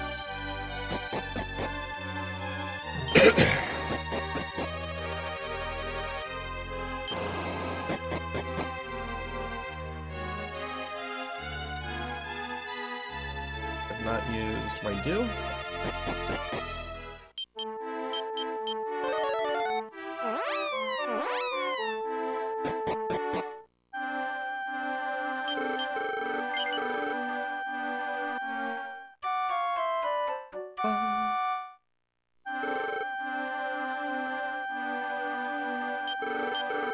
Taking a lot of safety saves today, but that's fine. I would rather not get screwed here. Not looking for a PB anyway. I just want to finish the game.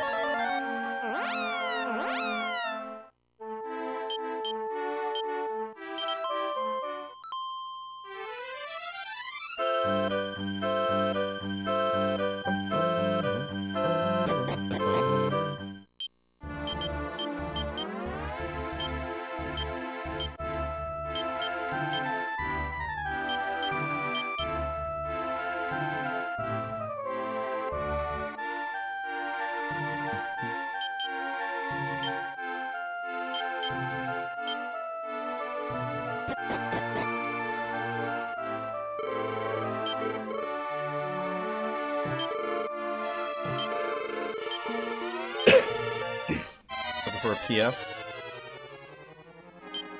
Personal finish.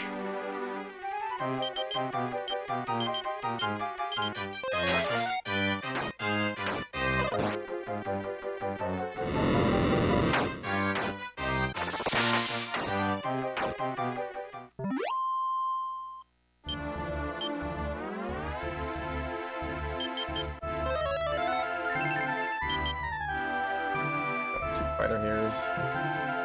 Daughter's got Z-Shield still. I guess I hand that off to Sancho after this.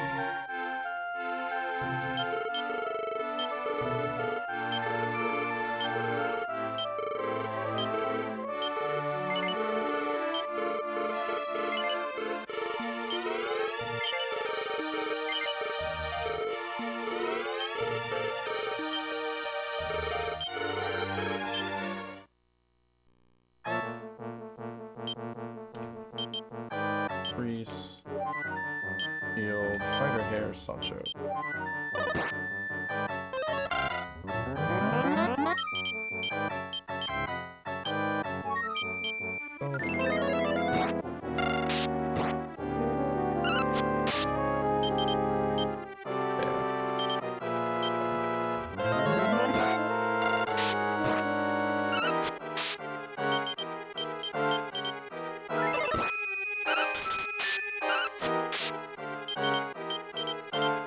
This fight is a whole lot safer if you can get both the Z-Shield and the Fairy Sword up on Daughter.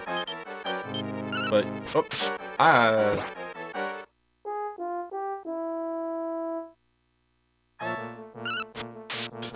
meant to do it!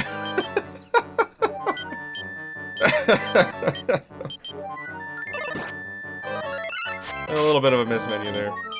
That's funny. I don't think I've ever used the Fairy Horn in combat.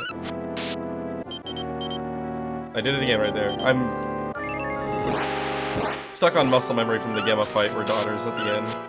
Where it's attack, attack, and then staff. Oh, that's great.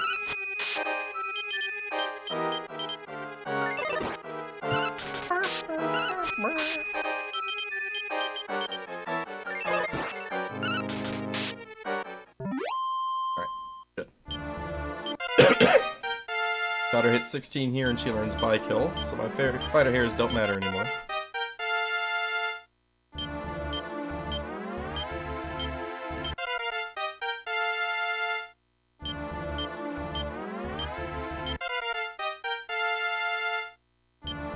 Hero finally learns outside.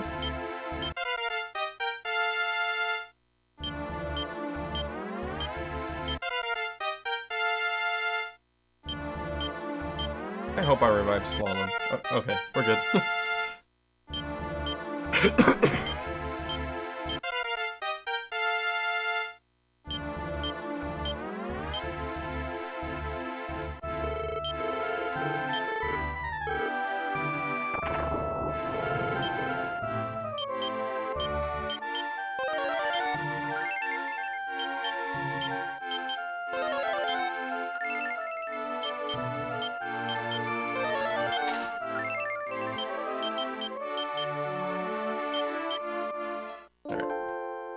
Now I want to use as much of Hero's MP for healing as possible during this walk, because he's gonna die.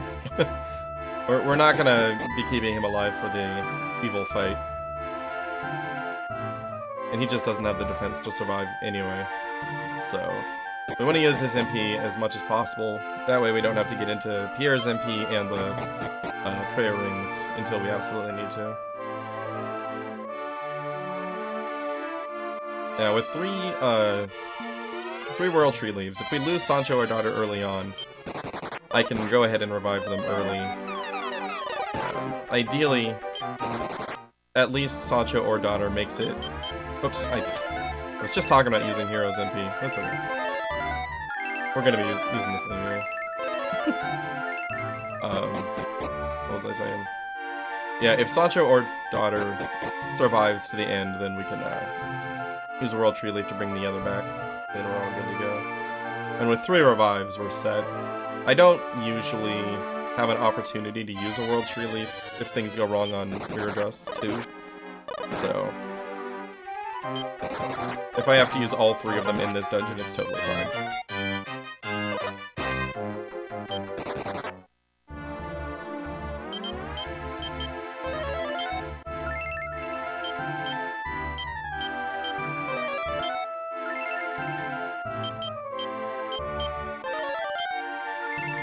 That kind of goes for most of my recovery items. The leaves and almost all of the MP recovery and such can go into getting to evil.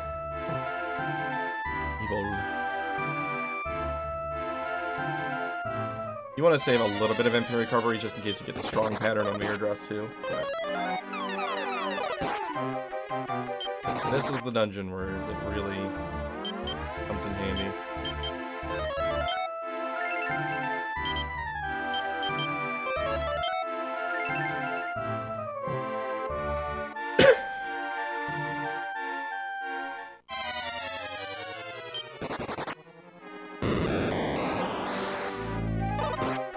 That's some sleep. Okay, good. They did their War Drums, which is an AoE buy kill. But fortunately, they wiped out all buffs right after that.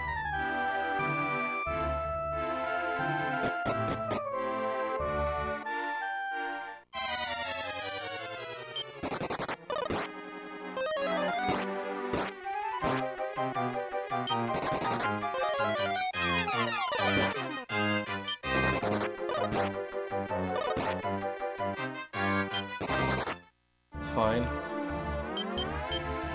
One of them now. Got 2 revives left. Another 20. Getting some decent rolls on the prairie.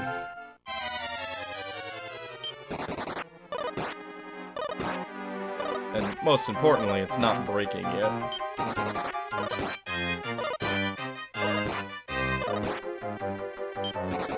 Oh my god, are you serious?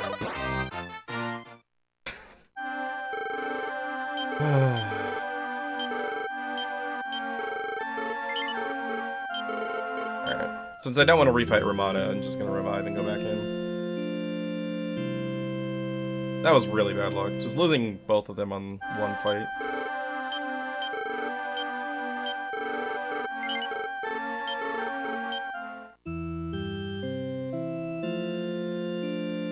I'm not gonna resave, just because I used one of the leaves. So if I end up using another leaf or two, and then I die again, I want to be able to get those back. That will mean fighting Ramada a second time, but you know, it is what it is. I do not want to do Great Temple without leaves. Nobody's that lucky.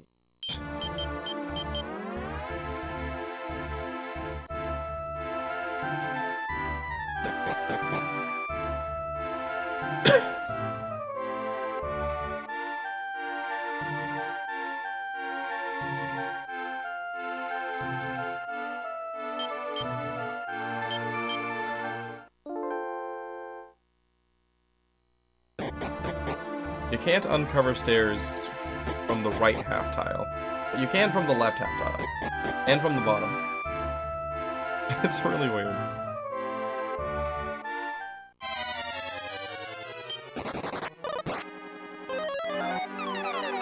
Do this to me.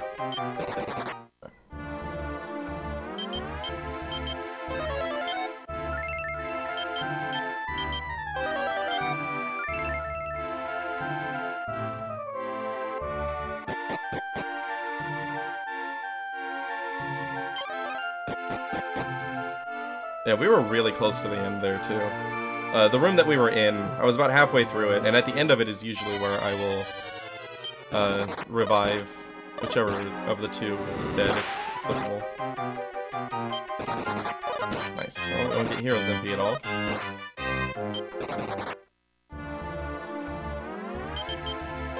Oh, you beer.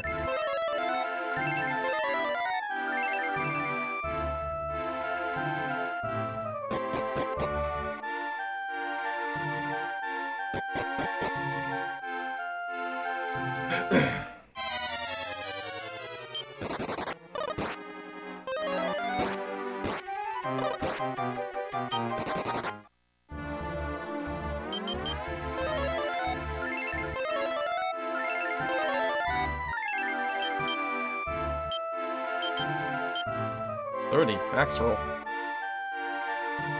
This is one of the best prayer rings I've ever had. Used it 4 times and I've gotten almost 100 MP back.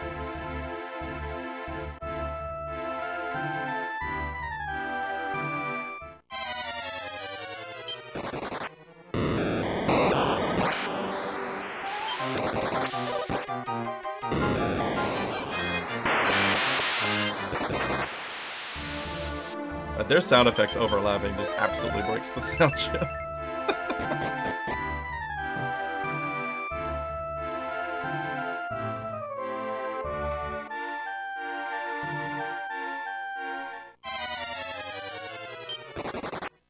Hey, we're running.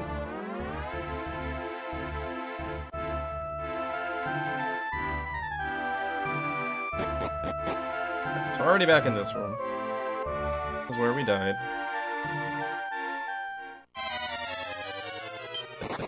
This is how we died.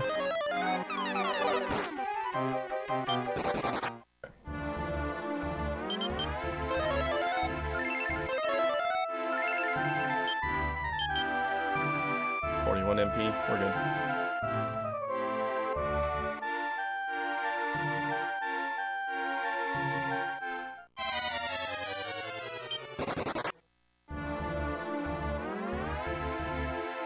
Oh wait, no, we died to the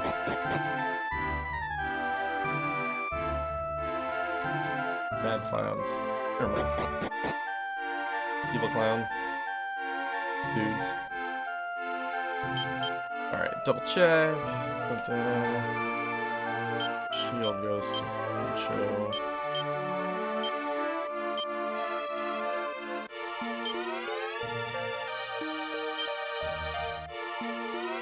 It's in the right spot. We've got the sword.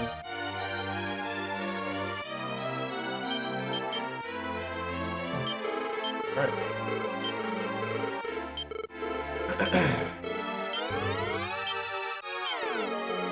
I need to remember I'm on tactics because I got shuffled. Okay. Oh, attack, bike kill, Sancho.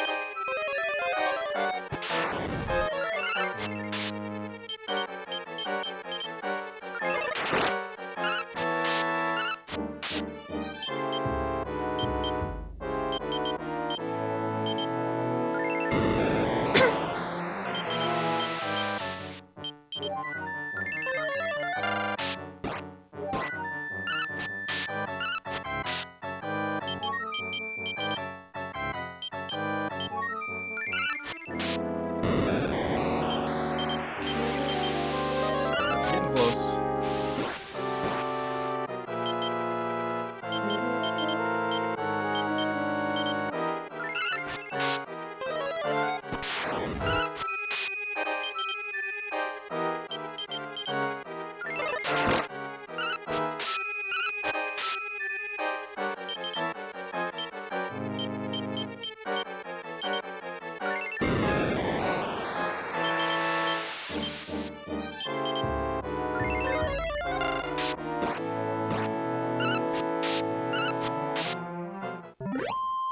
Alright, not too bad.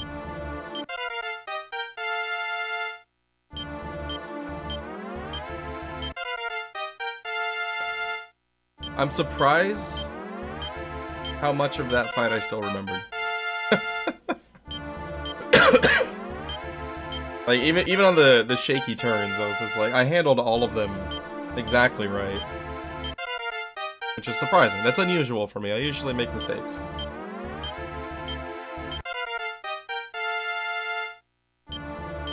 That was a very good fight. We ended up being a little bit slow on damage because I had Pierre help out with healing a bit.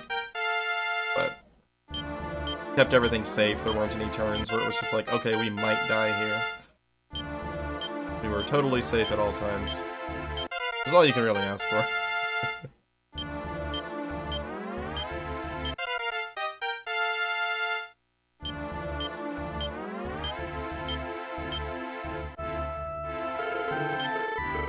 We only lost 5 minutes to wiping out, like, more than halfway through. Pretty good.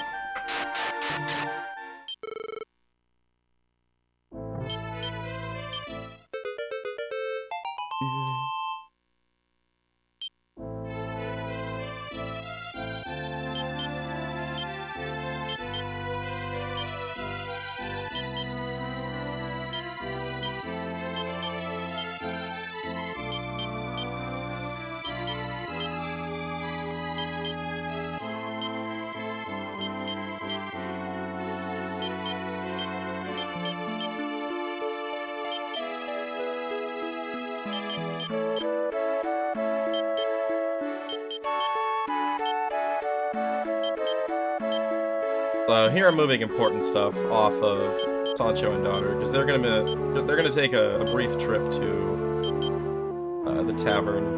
At which point I'm going to lose all of the items that they have equipped, or that they're holding that aren't equipped. They're gonna go to the bank, so I can get them back if I need to. Why did I do that? Okay. So it's possible to get them back. It's just slow because I have to go to the bank and then remember how to actually use the bank. Navigating the bank is a nightmare. Alright, let's double check. Good.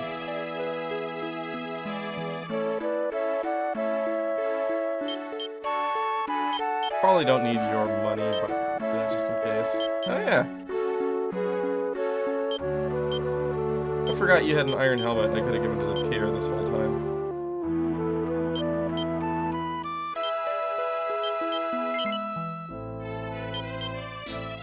That would have made some things a little bit easier.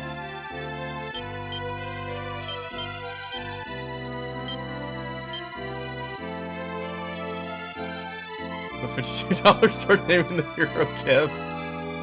You know what? You are the hero of the day.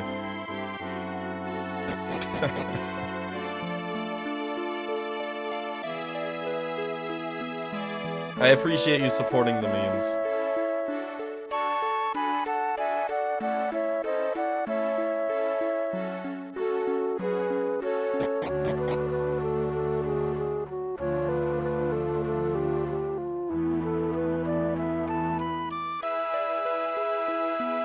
Okay, so the final key went to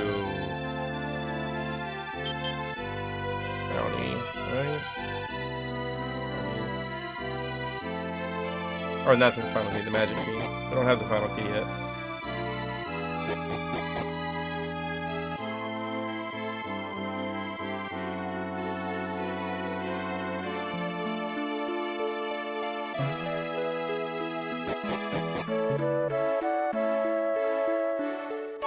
I could still theoretically sub-6 this if Evil Mountain goes really well and we get the easy pattern. It'll be close. Probably not gonna happen. But, I don't know, like a 605 is pretty doable right now.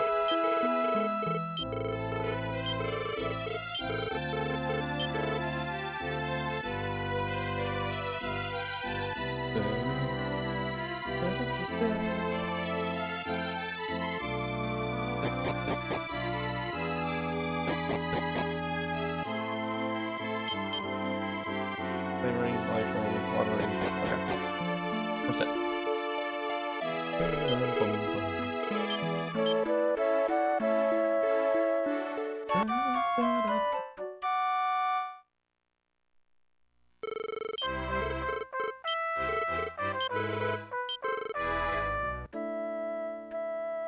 Mama-chan.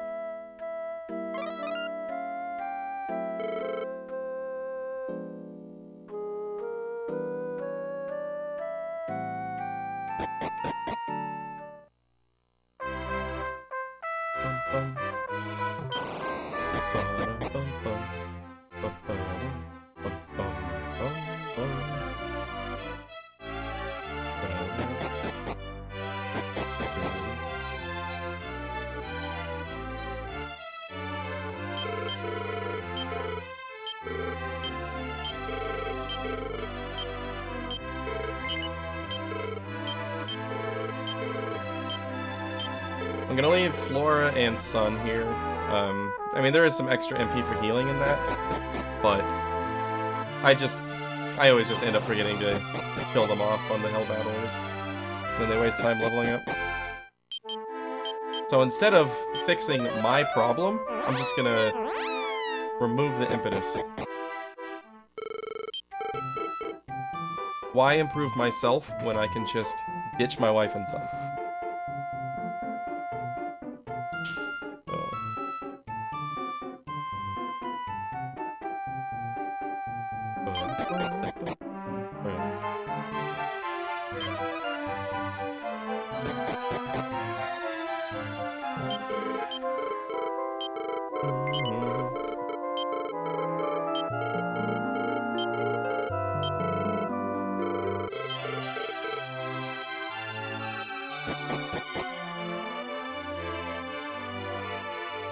This maid here ruins everything. Because she walks over to talk to you here, they just completely disable casting outside or return from inside the house. A horrible person.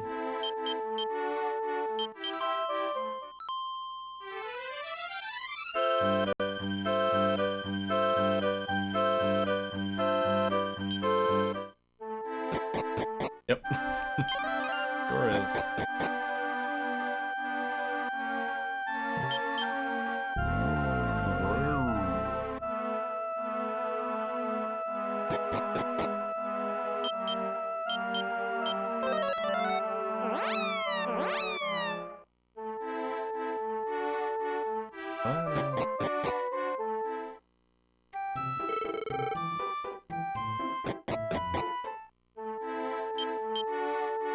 Uh-oh, did I? No, I did. Okay, we're good. God, your inventory is messed up, buddy. Why didn't you break the prayer ring?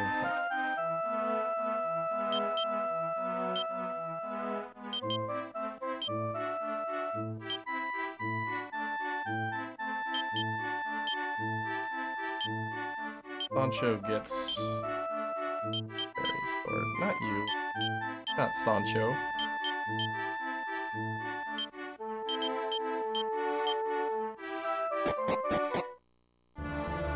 Equip it. I did not.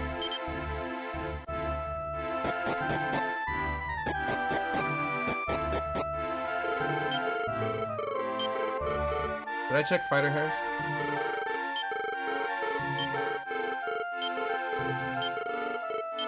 I hope I have fighter hairs on here. I'm pretty sure I do. God. I feel like I have a blind spot for fighter hairs today.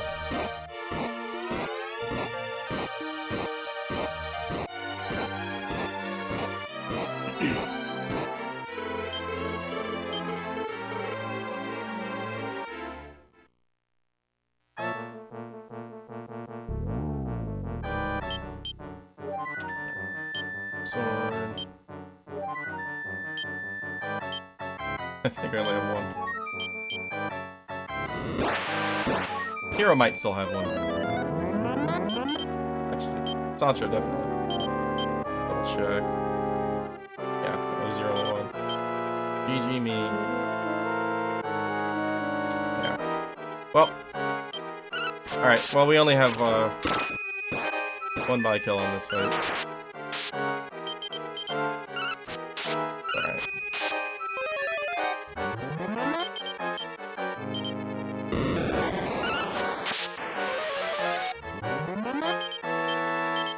Okay, he's gonna cast upper every single turn anyway, and Pierre's just never going to attack. Alright, Groovy, thanks for the good luck. Have a good night. Thanks for hanging out.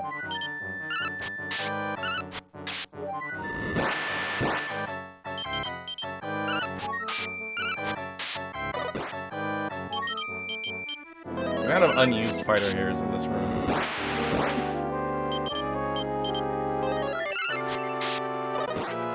So it's a good thing I still have that prayer ring, because without that fighter hair, this is going to be a much longer fight. And we might end up needing to restore hairs MP.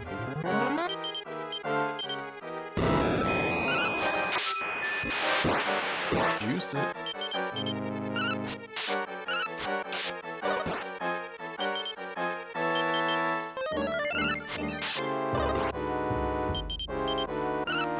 Dude, crits would help here.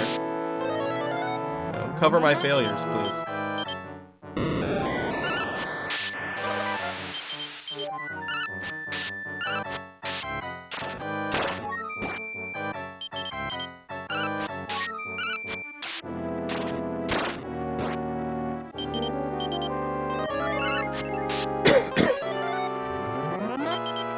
It's really helping that he's casting upper so much. It's free damage every time he does that.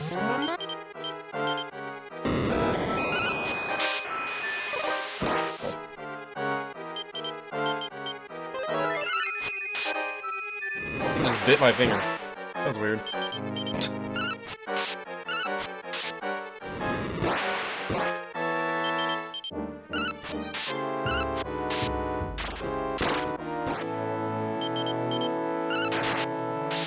Hey, there's a crit.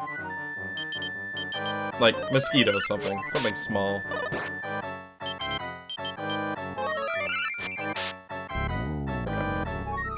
Easy peasy. Nothing out of the ordinary on that fight whatsoever. Exactly as it's drawn up. I kind of forgot about the fighter hairs because of my kill, but you don't bring Donner in here. Because you can't. You're forced to bring the hero to this fight. This is the only reason he's there.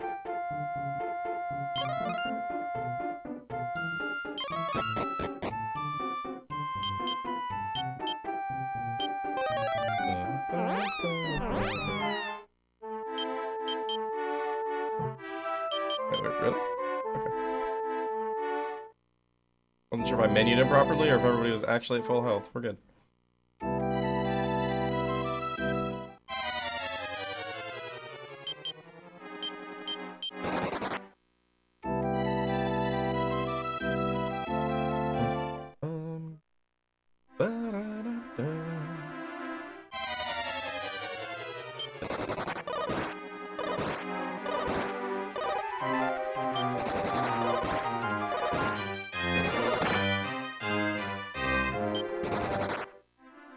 Alright.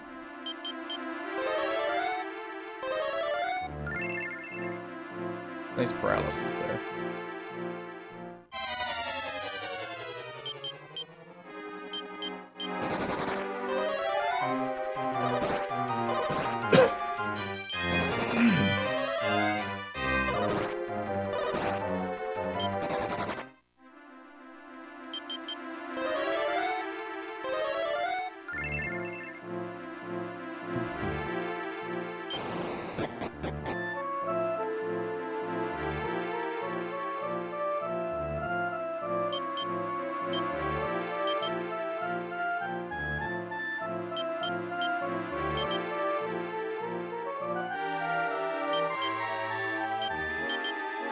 Good. I didn't forget any rings.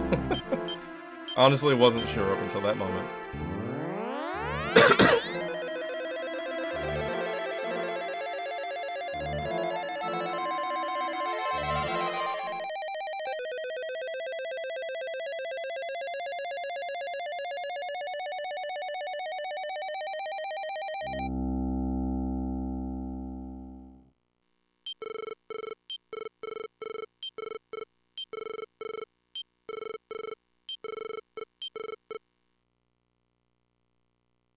That sage stone.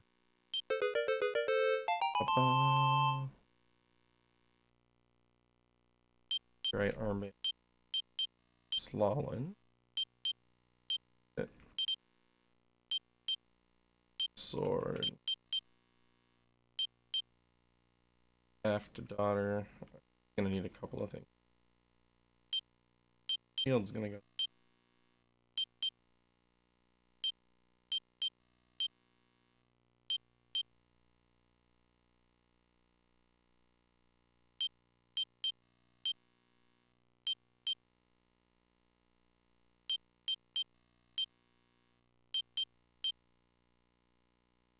Oh, pfft, I never gave this to her at the beginning of Gen 3.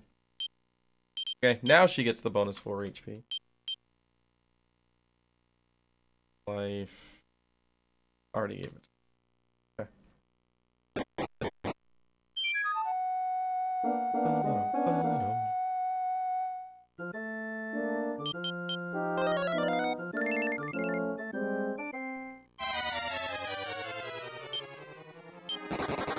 Lazuzu. I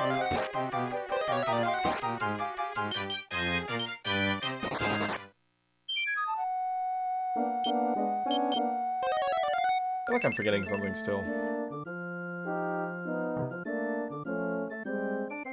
Forward, move the shield, with the staff. Move the ring. Oh.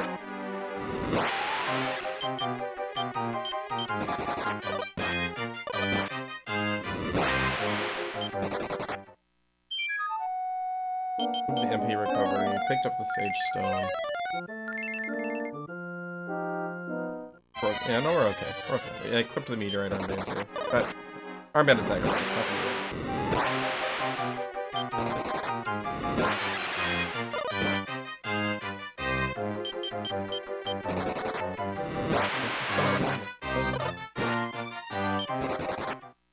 Right.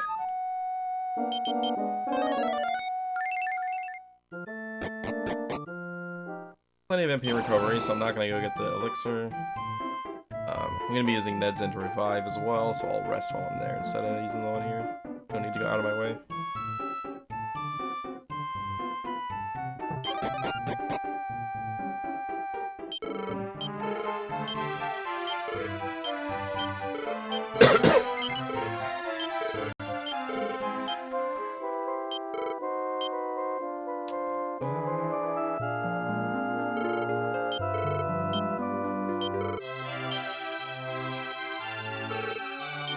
Where did... I'm missing something. Okay, now we're good. Hero doesn't need his armor anymore.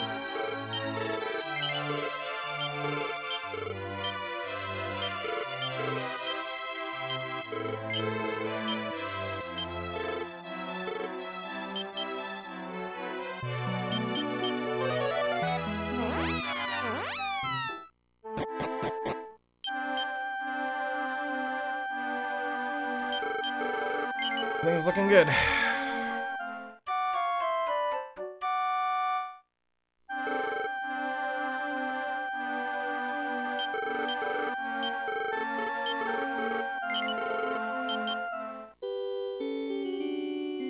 Now, the walk to Evil Mountain is extremely dangerous, so that's what I'm saving here. Evil Mountain itself is a return point once we get there. Depending on how I'm feeling, I may leave and safety save one more time once we get there. I didn't... I didn't revive Sancho before the safety save. Funny. Kind of the whole reason I came here.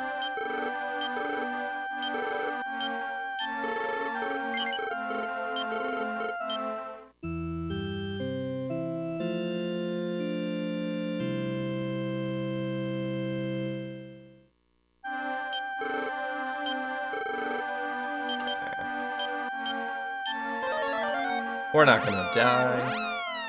We'll just go.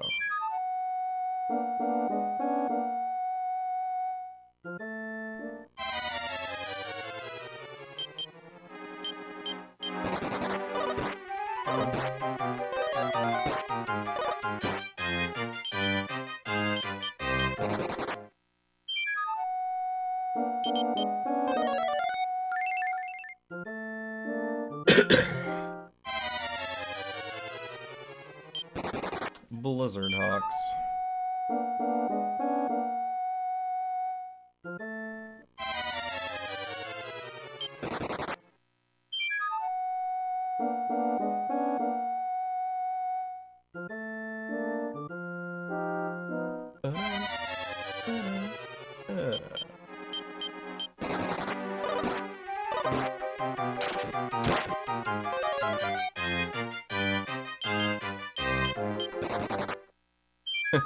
Everything's fine. That fight's more intimidating than it appears.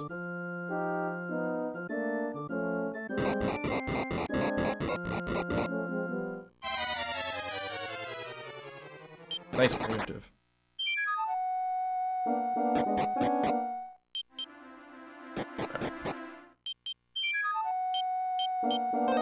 I am gonna do one more save here. Mainly because I just don't have anything left to sell if we wipe. So, I'd rather not do revives. I'd hit the reset button and go.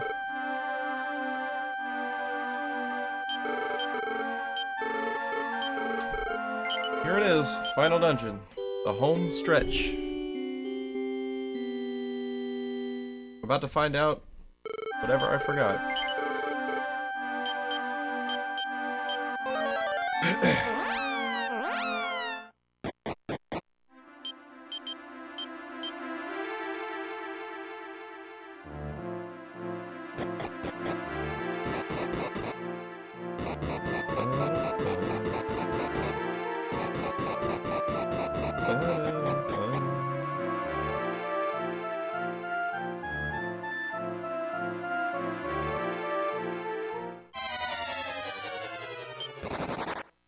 Good job, Sancho. Keep doing that.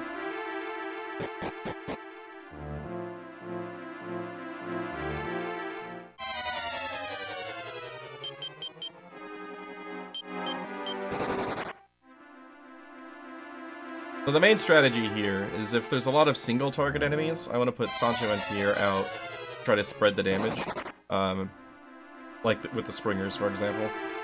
And if there's a lot of AoE damage, particularly the Zuzus, Snowstorm, then I just want to have either Sancho or Pierre out, whichever has more HP at the time, to limit the damage.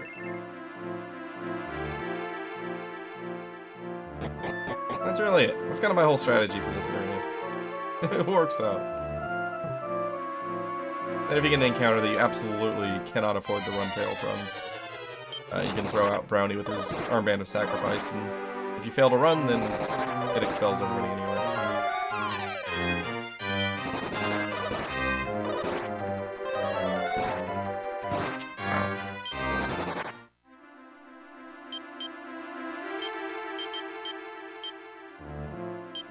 That was unfortunate. Okay, we still have one more leaf.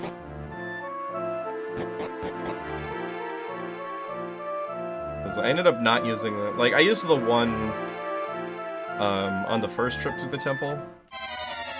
But the second trip through, I didn't use the leaf. Sancho and Donner both survived all the way. So that's nice. Also still have that prayer ring.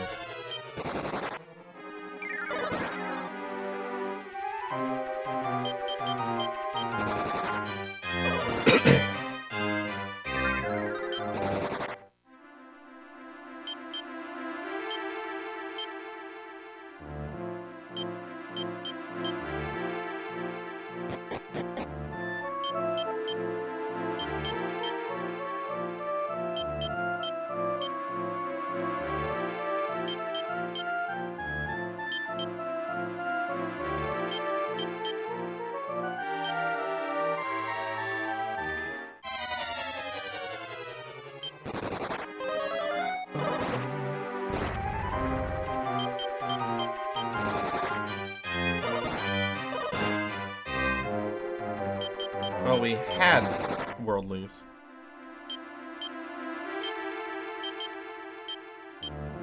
It's fine. I always say if you need to use a world leaf on Miradras, you've already lost anyway.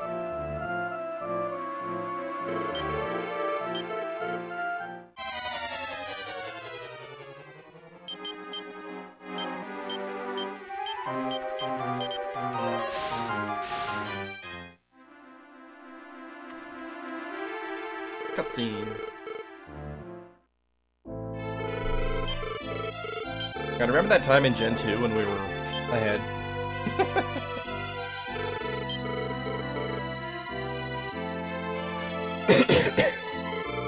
We got the sick third try Pierre. And then the nice quick 3 metal slime Santa Rosa gave. One shot volcano. And it's basically been everything going wrong since then. It was a great first 2 hours.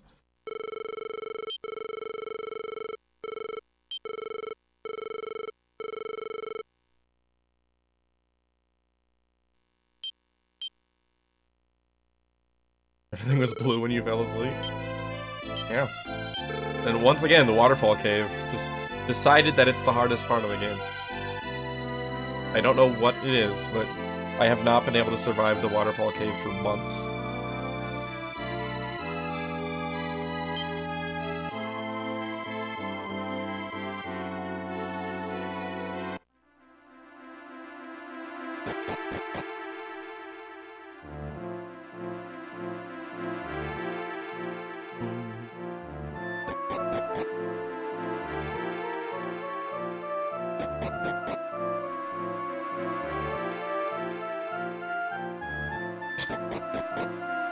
I know what I'm doing. Oh my god. I don't know what I'm doing.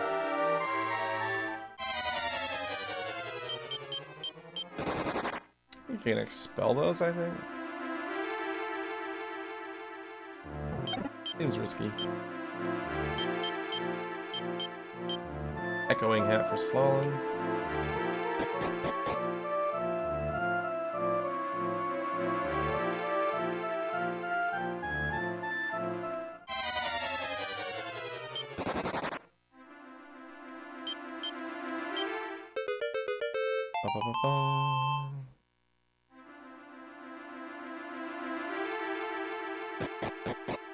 Hi, buddy. Huh?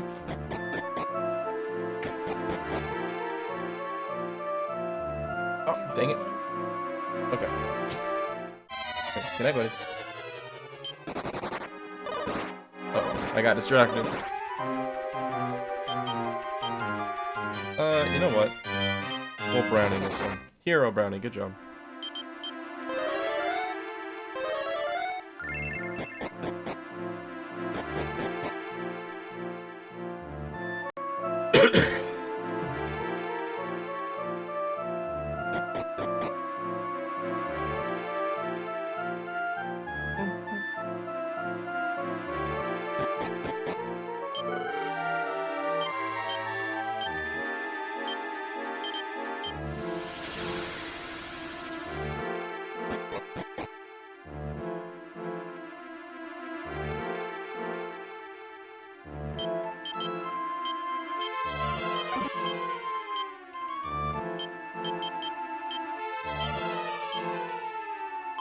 Nice.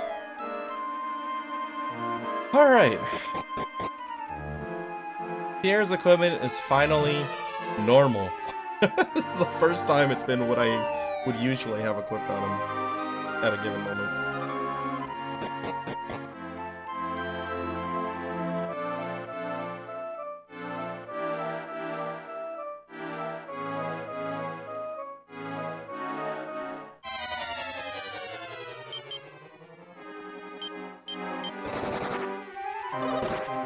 Ha, suckers!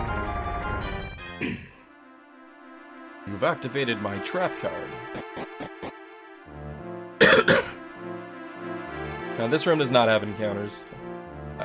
2 rooms from here, there's a chance for me to get 1 or 2 encounters, but sometimes 0.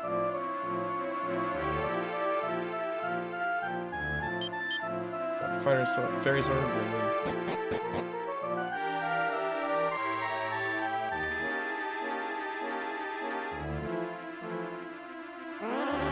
random tile puzzle. Thank you, DQ5. I don't know why this was necessary.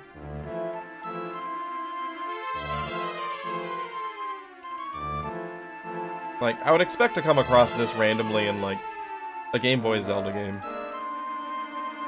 Not in Dragon Quest, though.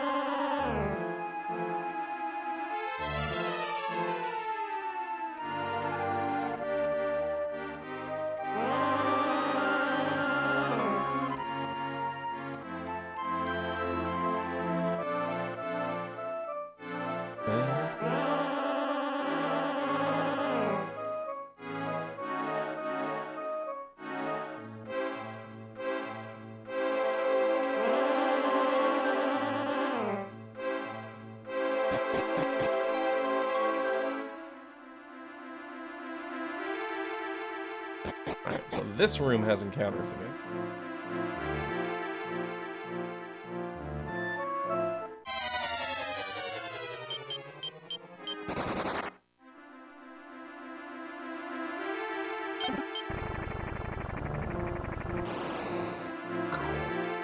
Hell battlers. Here, daughter.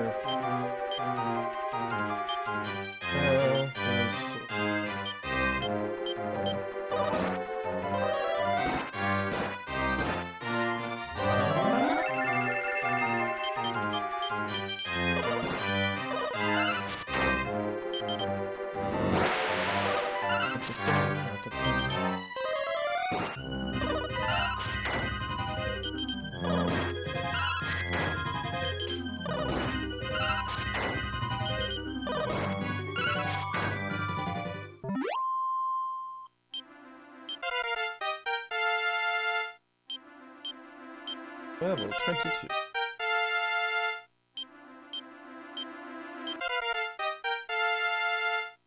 Alright. Don't forget menuing.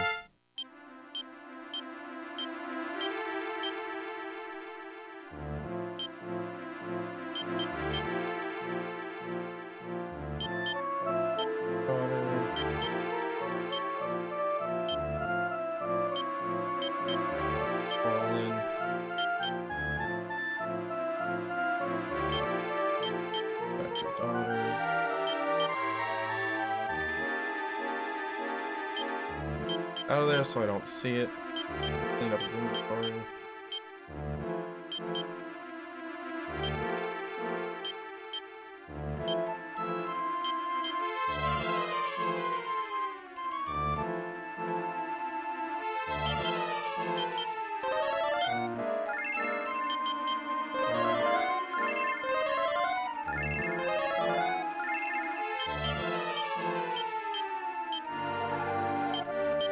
She's got Elf and Elixir.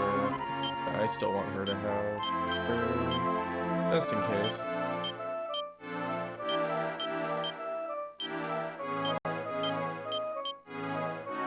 5, 6, 7. There. You have the Z sword? Yes. Okay.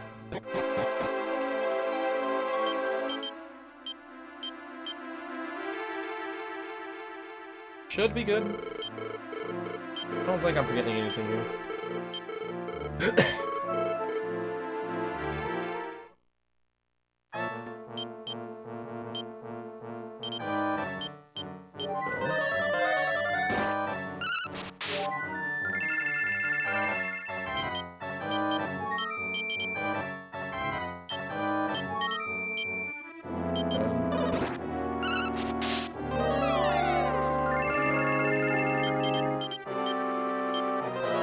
Oh, I didn't equip the echoing hat. Womp womp. Fine.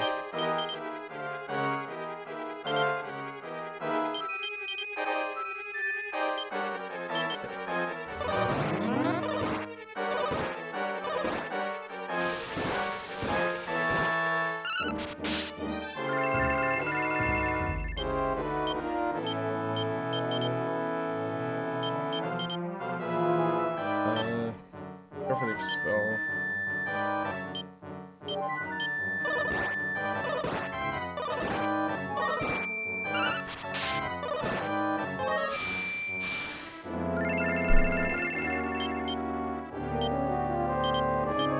Can I equip hat in combat? I don't think it works. I think only weapons are.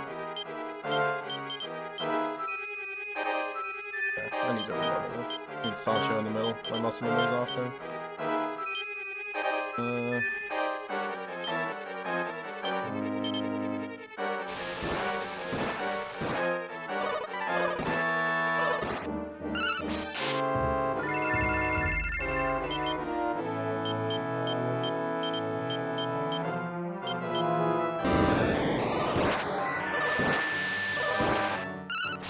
Alright, Slong. Good. We got one of them.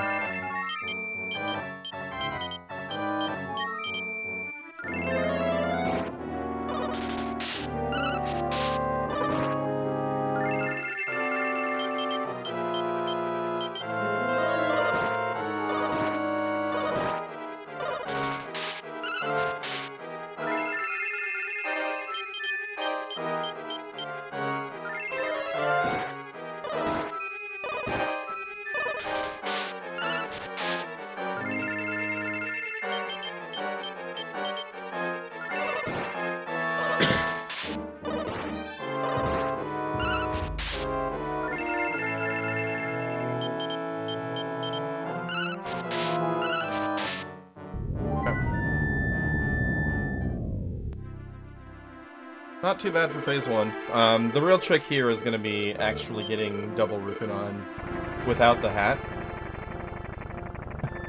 That was a pretty stupid mistake. I remembered to equip Daughter, but I forgot to equip Slalom. It's still doable, I just have to play it a little extra safe. And if we get the strong pattern, it's gonna be rough. But it's fine. It's fine.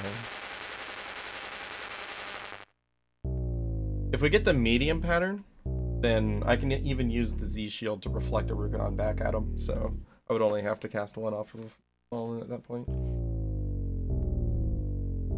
Medium pattern's the ideal situation here.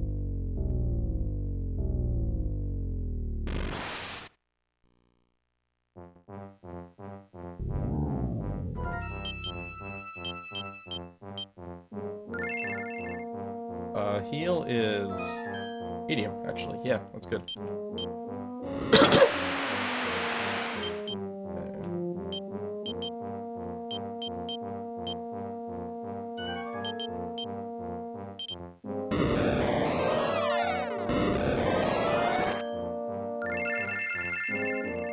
So he's gonna go Rugadon attack, so I'm actually gonna go ahead and go for the second Rugadon here. Okay. Alright, got our setup. Wasn't ideal, but we got it.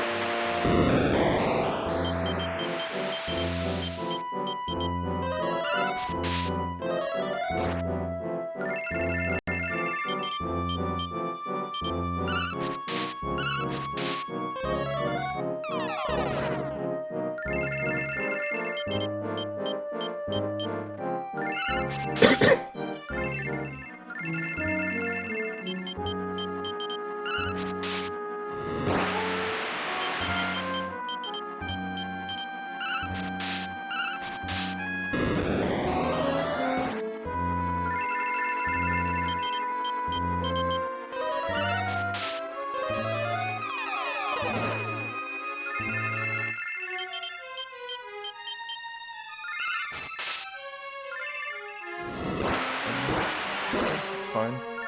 Why I healed.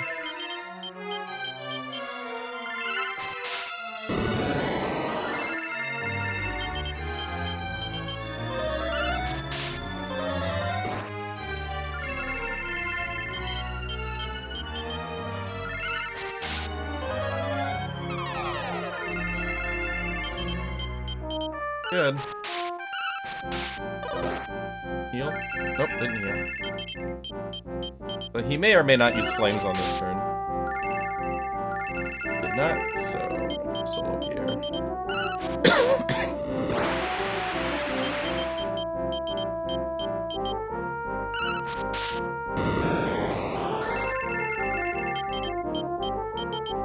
I missed the left input. That's fine. I didn't actually end up needing the heal.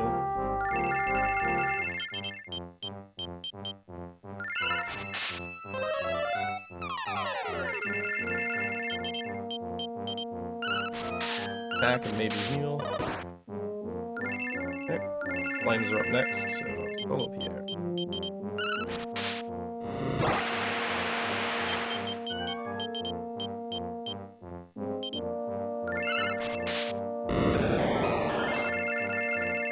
Zoma up next.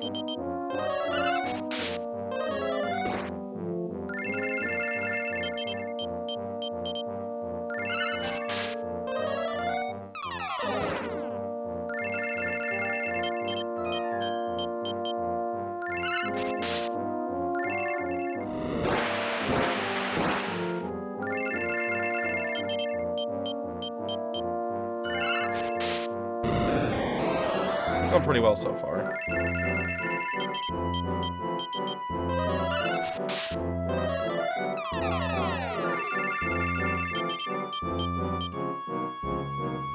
ahead and prayer ring. Nice. GG. That was a pretty quick mirror dross. Alright, well, one-shotting mirror dross with forgetting the freaking echoing hat. That feels good. That said, the medium pattern really is, like, the safest of the three. There's an easy pattern, but it's only called easy because he's guaranteed to take only one action per turn. But his speed is so high that he can outspeed your healers and just kill somebody. It's actually pretty rough. Thanks a lot for the GGs. Yeah, it feels good to finish this game again. It's been a minute. And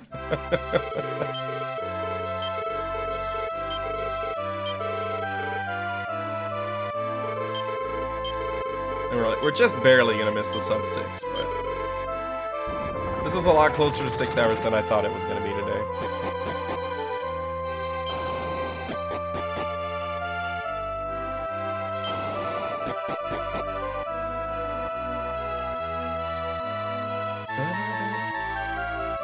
Also, this walkout is way easier than it is in Dragon Warrior 4. Just go straight down the stairs. Nobody's blocking you.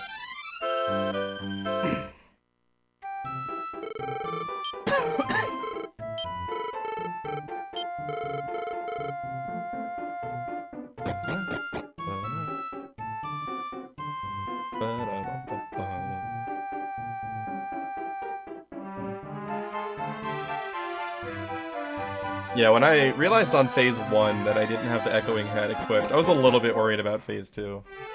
But I got lucky and he single-acted while I was doing my setup, and so I kept ending up in good spots for just casting Rikon twice.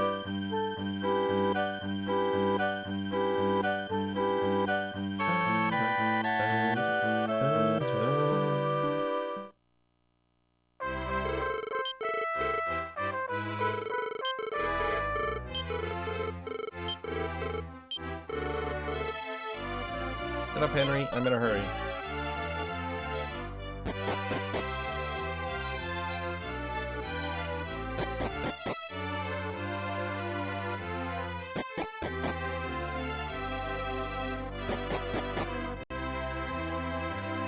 It really feels good to get a win, though.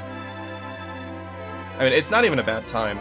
I mean, it's not great when compared to my PB, obviously, but it's still a really good time. This is faster than, you know, I was getting for the first 6 months that I ran the game. So, a Rusty run finishing just after 6 hours is really good. Especially with all the extra deaths, the wipes, the mental errors. It's turned out really, really well, all things considered. And a lot of that is because of the early Pierre and the first try volcano.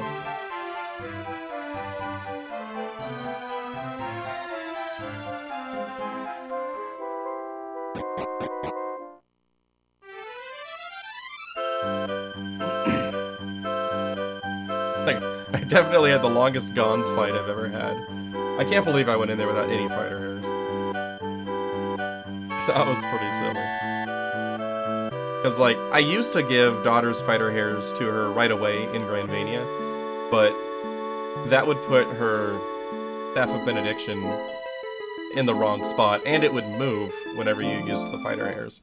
So what I started doing was giving her fighter hairs to the dummy, and then once she had the Z-Shield and the staff, then I would pass them over to her. And I just completely forgot to do it. And then I just also, instead of giving Pierre his fighter hairs, I gave them to Slalom for some reason.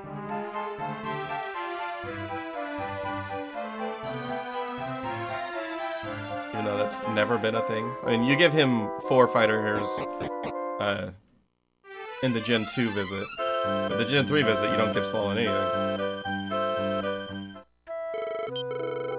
It was probably just, you know, thinking of Gen 2's shopping sequence, which isn't surprising. I knew I was going to have trouble with the shopping, because it's fairly complex. You're selling and buying a lot, and I don't have it in my notes anymore, because, you know, I had gotten to a point where I didn't need it.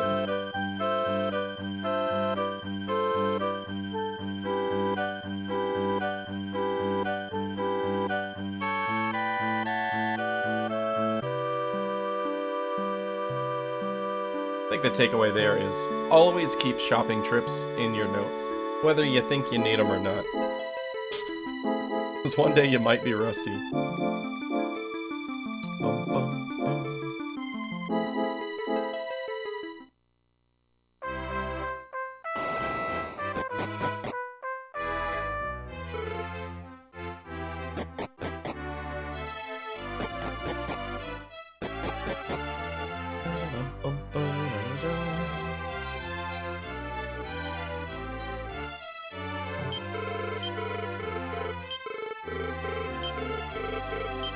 Let's see, so the 6 minutes I lost in the waterfall cave. Lost another 6 or so in Great Temple. And I lost 8 in Tarako. That's 20 minutes right there. So, without the Waterfall Cave, Tarako, and Great Temple incidents, we're actually looking at a really good run. Almost a PB at that point. Which is very surprising with the execution issues. But there were a lot of times that I just had really good encounter rates. Like, all of my experience grinds were very efficient. Like, I just kept getting high experience value enemies that were pretty safe to fight. So, that's where a lot of that was. Just quick grinds, low encounter rates, quick Pierre, first try volcano. That's where most of the goodness out of this run came. It's time for the speedrunbreakdown.com. Alright. Alcapa Out was a little bit behind, which is surprising because the Santa Rosa Cave was awful. It was just terrible. I didn't even get an encounter that I could fight until like over halfway through it. And then I nearly died at the end before getting level 3, but got pretty lucky there. We died inside the castle, but like before even picking up the torch. So it was a really poorly timed death because I had to go all the way back to the basement, all the way to the torch, and then back out of the basement again. So that's one of the worst places you can die in the castle, but still ended up saving 4 minutes just because encounter rates were insane. I had several long screens that I just walked all the way through with nothing. And then of course one-shotting Ghost, always good. Ice Queen, this is a little bit slow, but not too bad. I mean, Zale resisted the first Rupinon, which slows that fight down quite a bit and makes it a little bit more dangerous. Aside from that, it's mostly just the encounter rates in the Dwarf Cave that slowed that down. After Ice Queen, though, I ended up losing time because I got 2 encounters on the way out, and Hero's inventory was full, so I had to listen to the jingle for picking up the Fairy Horn twice. That was unfortunate. Ancient Ruins were nice and quick. Pretty safe. The time loss on the Ancient Ruins split had nothing to do with the Ancient Ruins. It was all the aftermath of the Ice Palace. So the ruins were actually pretty good. Gen 2, third try Pierre, which can't argue with. It took a little bit to find Pierre, because the Slime Knight encounters were pretty sparse, but, you know, it only took 3 fights to actually get him, so that was good. Imposter split went really well. The fight was scary, and I really should have wiped there, because I kind of misjudged where her health was, and I went very aggressive earlier than I should have, and I ended up with like Pierre at 1 HP and Hero at 3 HP, and then there were just like 4 turns where the enemies just didn't attack, or I dodged, and it was just pure dumb luck that I got through that one. So that was almost a big problem, but it worked out. Sometimes it's just good to be lucky. Santa Rosa was super fast. Not a whole lot of unnecessary encounters, and I got 3 metal slimes, including the very first encounter I got a metal slime kill, so that made it a lot safer just in general. So that worked out well. The walk to the Rura Moon Herb, I only had like 2 encounters, and one of them was a first try run. So easy time save there. Leaving for Salabona though, Pierre died on the first encounter leaving Rurafin because he got sapped immediately, and he has high sap resistance, so getting hit by sap on turn 1 is ridiculously bad, and then he just got beat down on turn 2. So everybody died except for Hero on the walk to Salabona. He barely made it through the cave. So there was another spot where it was just like almost a huge time loss, but then it ended up working out. Volcano was first try. It just pretty safe encounters all the way up to the Volcano, no Lancers. Didn't have any excessive trouble with the Horse Devils. Even though it was already down to Hero and Pierre once I got down to the bottom floor. Everybody else was getting murdered left and right. But they both made it, so nice and easy fight from there. Since Pierre was I think Pierre was level 9, 8 or 9.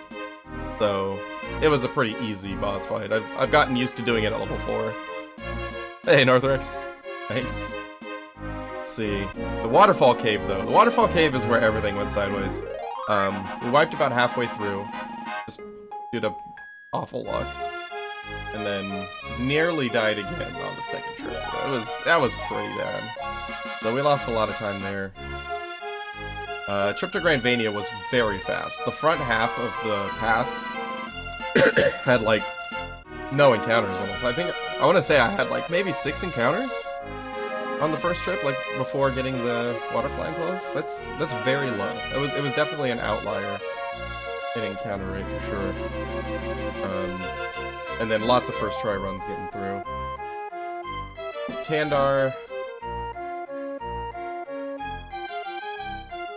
Did I forget a fighter here? I feel like no. This is the one where this is like the only fight where I had all my fighters.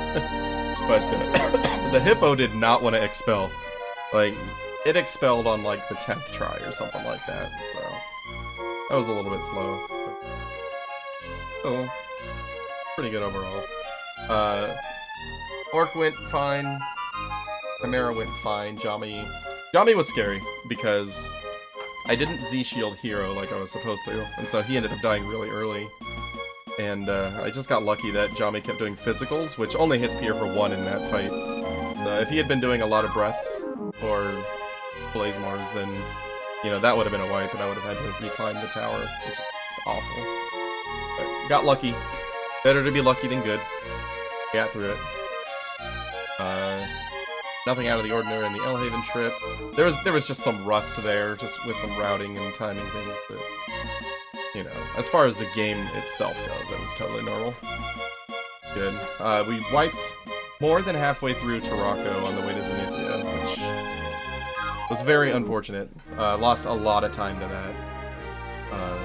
Made up a little bit on the orb swap, though, just again because of low encounter rates. Dragon Tower was a mess. I forgot to have 60349. Not bad. A lot better than I expected to do today. But anyway, let's finish this recap up.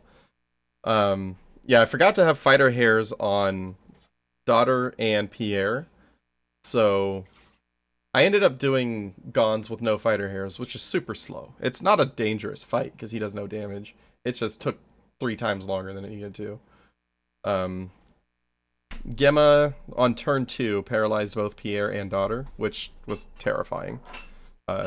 Like Sancho got hit on turn 1, so he was down to like 115 health or something, and then on turn 2, Daughter and Pierre were just paralyzed. So on turn 3, I had to have Sancho use his Mangatsuso to get Daughter out of paralysis and just hope that he didn't get Blazemored, which he didn't. Lucky there. Yeah, managed to recover that, and from that point on, the fight was pretty normal. Evil went a lot smoother than I anticipated.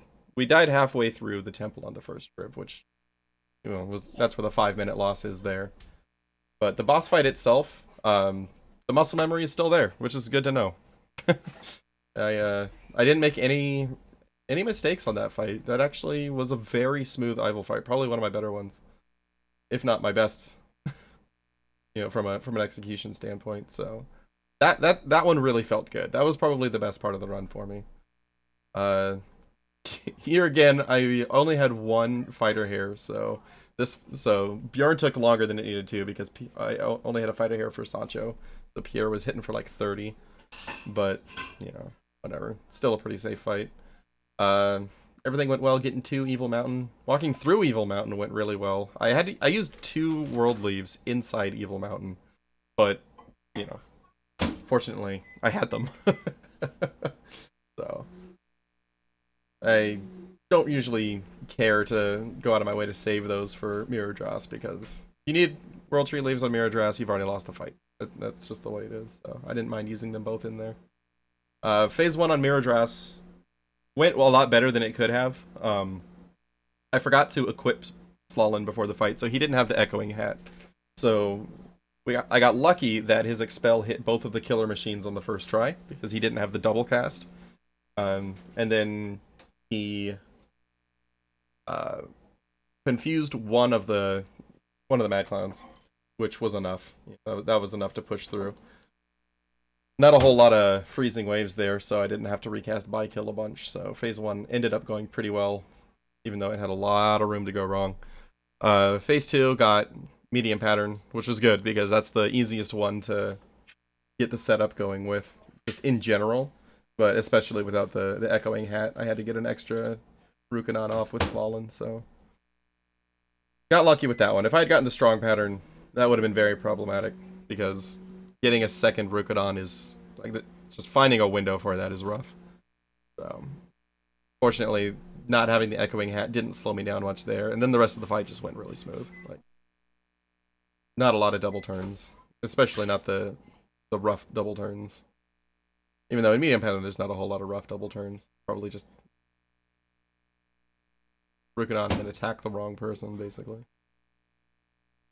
Not really a challenging pattern. Nowhere near as bad as strong. So that went pretty well. But yeah, so overall, good run. 6:03:49. Really good. For a rusty run, this is about 20 minutes faster than I was expecting. I was expecting to be at least, 40 minutes over, over PB. So I'll take a 6:03:49. It's a good day. A lot of fun. That is gonna be it for me here. Let's see what we got going on in Twitch land.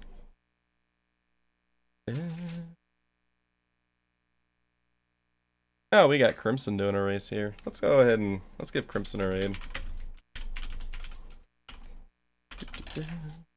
He's doing a Dragon Quest IV race. So let's go hang out with him. So thanks a lot for hanging out, guys. I appreciate it. Had a good time. It's a good run. So we'll be back Tuesday for some more Aiden Chronicles. I think next Saturday is going to be Mega Man X3 with Northrex. So I'm looking forward to that. Wrapping up that trilogy race. So yeah. So thanks a lot for hanging out. See you guys Tuesday, and have a good night. Take care.